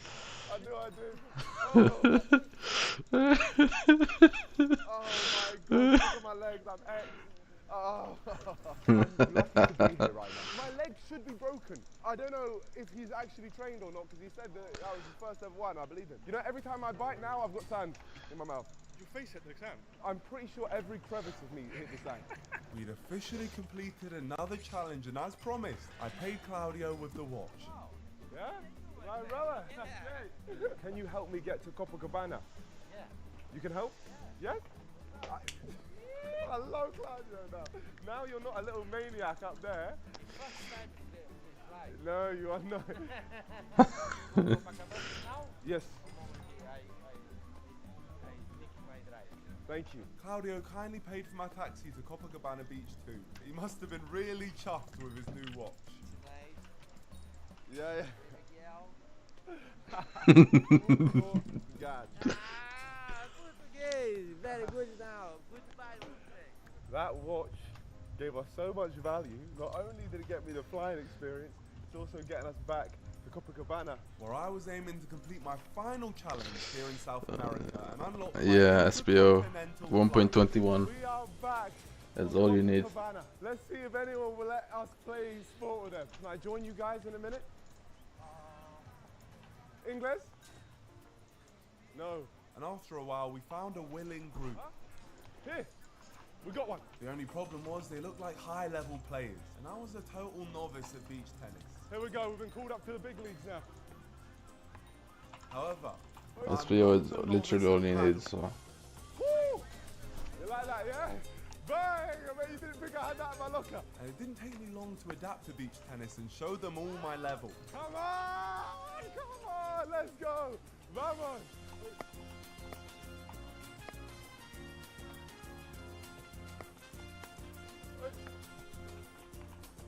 After a tightly contested game, it came down to the match point, where I needed to win in order to become world champion.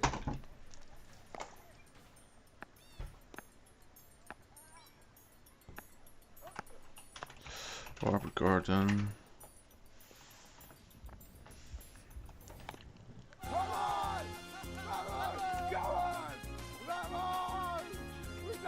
I'd officially completed all of my challenges in South America, unlocking my intercontinental flight. Now with a little bit of time on my hands before the flight, I wanted to kick back and enjoy the sunset on the beach. Growing up, one of my favorite movies was Rio. My favorite movie ever is City of God. I just love the city of Rio de Janeiro. The fact we've managed to come here in this series is incredible to me. I'm so grateful for this. We're on our second last continent. I got an overclocker, nice. Mental. But yeah, let's enjoy the Copacabana while we're here, and then we're gonna catch a flight, or see if we can catch a flight tonight. I think I know you. On YouTube. Yeah. My name is Chunks. You have like a group or something. Yes, yeah, group Sidemen. Sidemen. There we go. We're the second best group in the UK. The best group is some schmuck. I think they're called Beta Squad or something. What a beautiful place. but I probably should have spent that time looking for a free way to get to the airport because the sun was setting and I didn't have much time until my flight. And I can't stress how badly I needed to make this. This was the only flight into North America that evening, and having spent the past 27 days traveling across the entire world, I did not want to fall short at the final hurdle and fail my challenge of making it across all 7 continents within 30 days. Yeah, getting out of classic. Time to hitchhike. Despite my fluent Portuguese sign, I wasn't really getting the attention I thought I would, so I decided for a more front-footed approach. The first place I'm going to go with this sign is the hotel, because a lot of people obviously leave the hotel to go to the airport, so maybe we'll be able to form a conversation. And form a conversation I did. You going to the airport? No? Voila. Anyone going to the airport? No? No? No? No, it's okay. No, you just arrived. With just 3 days left, I needed to make it to North America, complete all of my challenges there, and make it back home to England. If I didn't catch this flight tonight, then all of the work that I'd put in for the past 27 days would have been for nothing. Is anyone going to the airport? I was starting to get desperate. Airport? No. Airport? Oh, no, no, no. As time to catch our flight was quickly running out, I was also running out of ideas. As a last ditch, I decided to try and call up everyone I'd met in Brazil for help. Lucas isn't responding, unfortunately. We really can't miss this flight. Oh, no, oh, no. Having now walked the entire length of the beachfront, there was literally only one hotel left that we hadn't visited. All right, Hilton, please, Hilton. Let's go here. What was it that Roman said? If you want something so bad, the universe will make it happen. If you want something really seriously very much, the whole universe will connect, and you can do it. Are you guys going to the airport? Oh, he's making jokes. Are you making jokes about me? You were on your phone, but he was making jokes. This guy just laughed in my face, probably because he thought I was doing some kind of prank. But I thought I'd try and capitalize on his parents. Yeah, I mean, I need a lift to the airport. But even though you laughed at me, you're not willing to... Okay, cool. All right, nice to meet you guys, yeah? Big up, big up.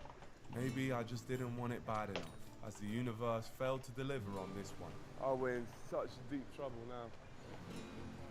Huh? But I didn't have time. I needed a lifeline from somewhere, and I needed it now. Pardon? You really need help, or you're just filming? Yes, I need help. We're filming, but we need to catch a flight now. So you're looking for somebody to book your flight to? Oh no, just book me an Uber to the airport. If there's any way you could do that. Let me ask my son. Yes? Thank you, Uncle. Thank you so much. If this comes clutch for real, please.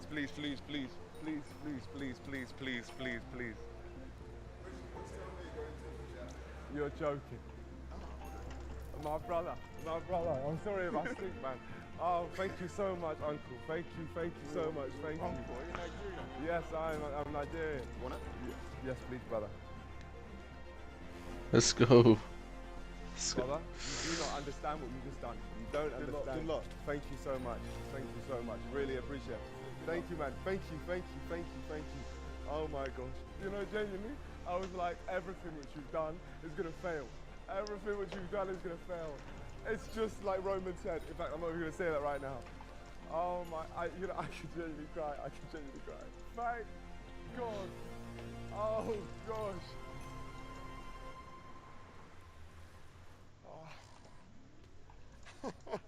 We might make it. Guys, you do not understand. To make it in 30 days, we had to make this flight. Roman said, if you want something bad enough, the universe will make it happen. And I can't believe how true that became. I'm still not sure if Roman existed, but what he said, those words, were true. You know what's really freaky?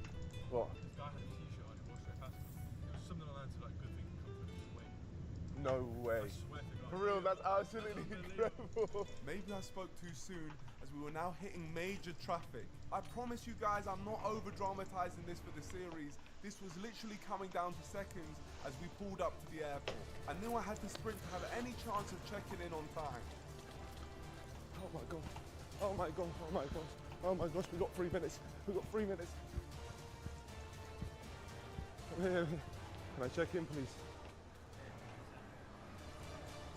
Oh, we've done it. Ah. How far were we to miss the flight? 2 minutes, 3 minutes. 3 minutes. We had made it just in time, meaning South America had been completed. Over the course of this series, we're totaling up all acts of kindness we've received, doubling it and splitting it between a charity from each continent. And for the continent of South America, we've chosen CUFA, the Central Union of Favelas, who promote social inclusion in Brazilian favelas through sports, culture and education, helping tens of millions of people all across Brazil. And after totaling up all the acts of kindness from this episode and adding it to our current amount, our charity pot is now at £33,177. This has been our closest call yet. I can't believe we've made it through, but I'm continuously surprised by the kindness of strangers. South America, you've been amazing, but this is South America completed, powered by vibes. Now, we're on to our final continent. It's gonna be crazy. Let's do this. The last time I'm saying that. And yes, next week we take on our final continent, in which we'll have 45 hours to complete our lap of the world in 30 days. Can we make it in time, or will we fall at the last hurdle? Sorry. Oh my God, okay, this is like a movie. We have to make it to the airport. If we don't do that, we won't catch the flight, which means we won't do this in 30 days. Let's go.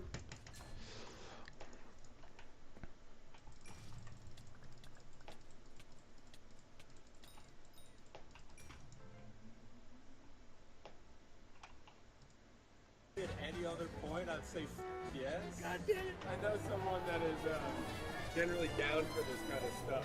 And that's when we were introduced to Joel. Hey. Joel? Yeah, nice to Brad, nice to meet you, dude. Pleasure. Liam. Okay, so let me let you know the deal real quick. Yeah. So I have a house that I rent. The house right next to me had some fire damage a few years ago, and I have all the keys to it, so it's like a legal squat. So like I know the owner, and he's like, you're welcome to use it. So it's not like a nice living situation. It's a couple cots, you know. We just want a place to rest our head. Cool. Yeah. Start walking over, and I'll set you guys up. Awesome. All right. Sounds good, man. This is our home sweet home. Hello, good sir. What up, crew? Hey, come on this way. Yeah? Yeah, come on up there to the sketchy hallway. Oh, Lord. Dude, not a bad scene. All right. So, yeah, the deal is I live next door. This house caught on fire. Come this way, I'll show you. This is the real gnarly. Oh. This is the gnarly. I climbed up there in there. That's sketchy. Don't do that. Don't go up there. I'll say. I put this up against there, but I guess it fell over from the wind. And then back here, yeah, this is like some rad fire. Jesus. This is how you'll get some good shots in the morning, I'm sure. It's rad. Come on, I figured. Good luck with these. I don't know. You just kind of have to like whip them into shape. They want to flip up. I was able to master them. Like once you're in it, they don't seem to go nowhere. But like if you get in there and one of the legs isn't all the way out, it's just like fair wood. I like this little zone because if I'm alone in here, like in the morning time, I could just play this electric guitar. Come in here, it's already on. We could go there with it. Yeah, you get a bust the flow. Sitting here, we're in San Jose. No, we're not. We're in Okay. I know where we are actually. What's the fucking place called? New Orleans. I'm a boy here from Montreal. Yeah. Trying to rap, but you only stalled. Yeah. Got the shoes, but he still don't ball. Bought him at the mall. Y'all came from Montreal in the south. Nope. Get you Toronto. That's not true. I'm not sure what the fuck to do. I know Vancouver. This guy's BC Buds. You guys are both also just buds. Y'all are buds. Hitchhiking. Trying to hang out with some lesbians diking. Yeah. Running on the street. Y'all out here trying to meet Pete's and Peters and do his thing, Patrick. You stayed with the Pete the other night. What? No, I knew it, bro. How's it going? Hey, I gotta let you in on these two guys. They're hitchhiking across the nation. Brad. What y'all doing that for? That's some weird. No, it's just good gig. It's a good thing, man. I don't know if I'll be able to do that though. Is this your bed? Yeah. What's up? I hope you don't mind. This if one's that taken. No, I'm good. I don't want to intrude on your. Oh, you good, man. Y'all good. Hang out. What the? Thank you. Man, where y'all from, bro?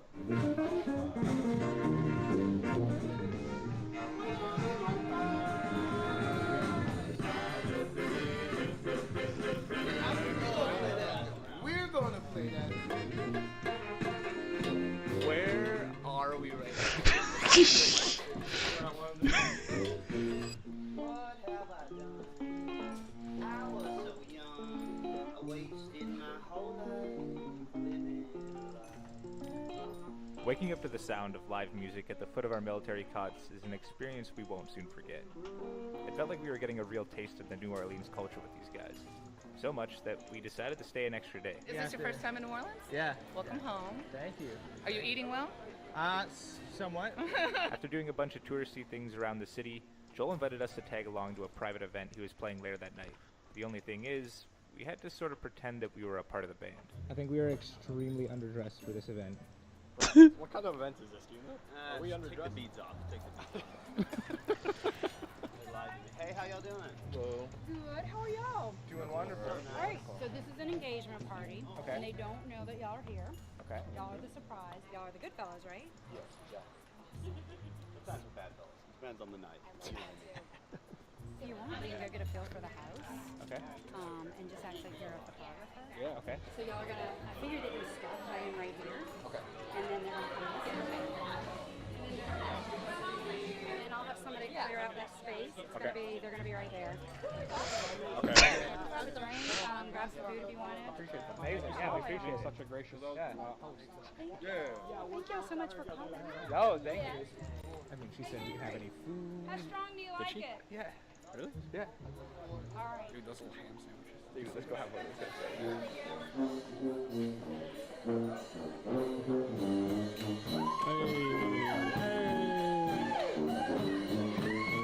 Unsure if we should even be at this party, we hopped into the action.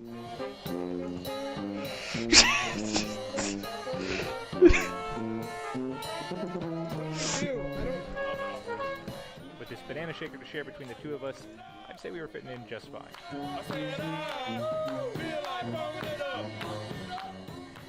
We sang, we danced, we mingled with the other guests, we paraded around the block, and we drank. Maybe a little bit too much. Trying to put this man on the double over what he normally does again. I wouldn't mind being one of them.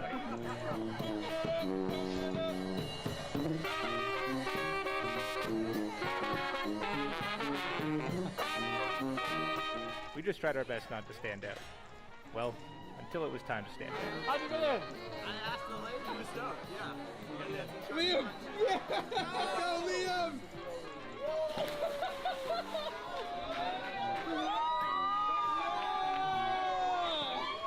Let's go, Liam! And this is Canada NOLA style.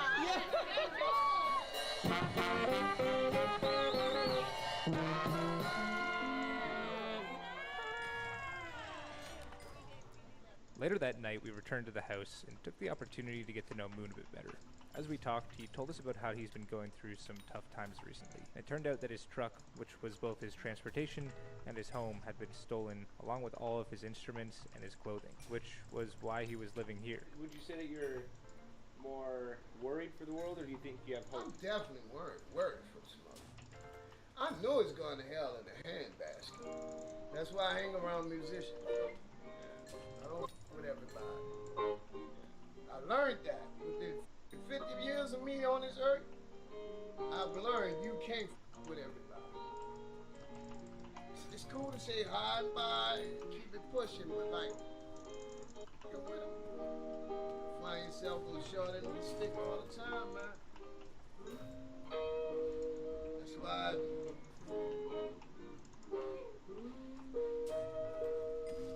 hang with musicians. Yeah. Musicians got a fucking purpose. You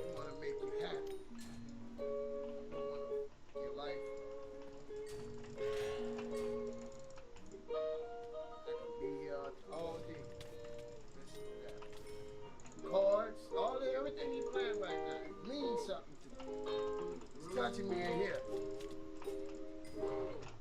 How can you not like? How can you not like that?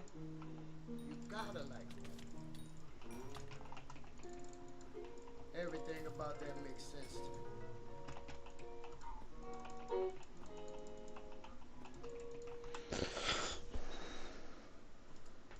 Even though we needed to make some distance hitchhiking, we decided to stick around one more day, as Joel invited us to join him and his friends for some busking in the streets of New Orleans, and there's no way that we could pass up that opportunity. So, in the meantime, we went to a weekly brass band parade that was just all around insane.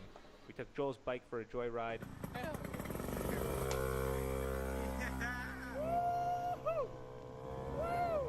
Dangerous. Oh, dangerous.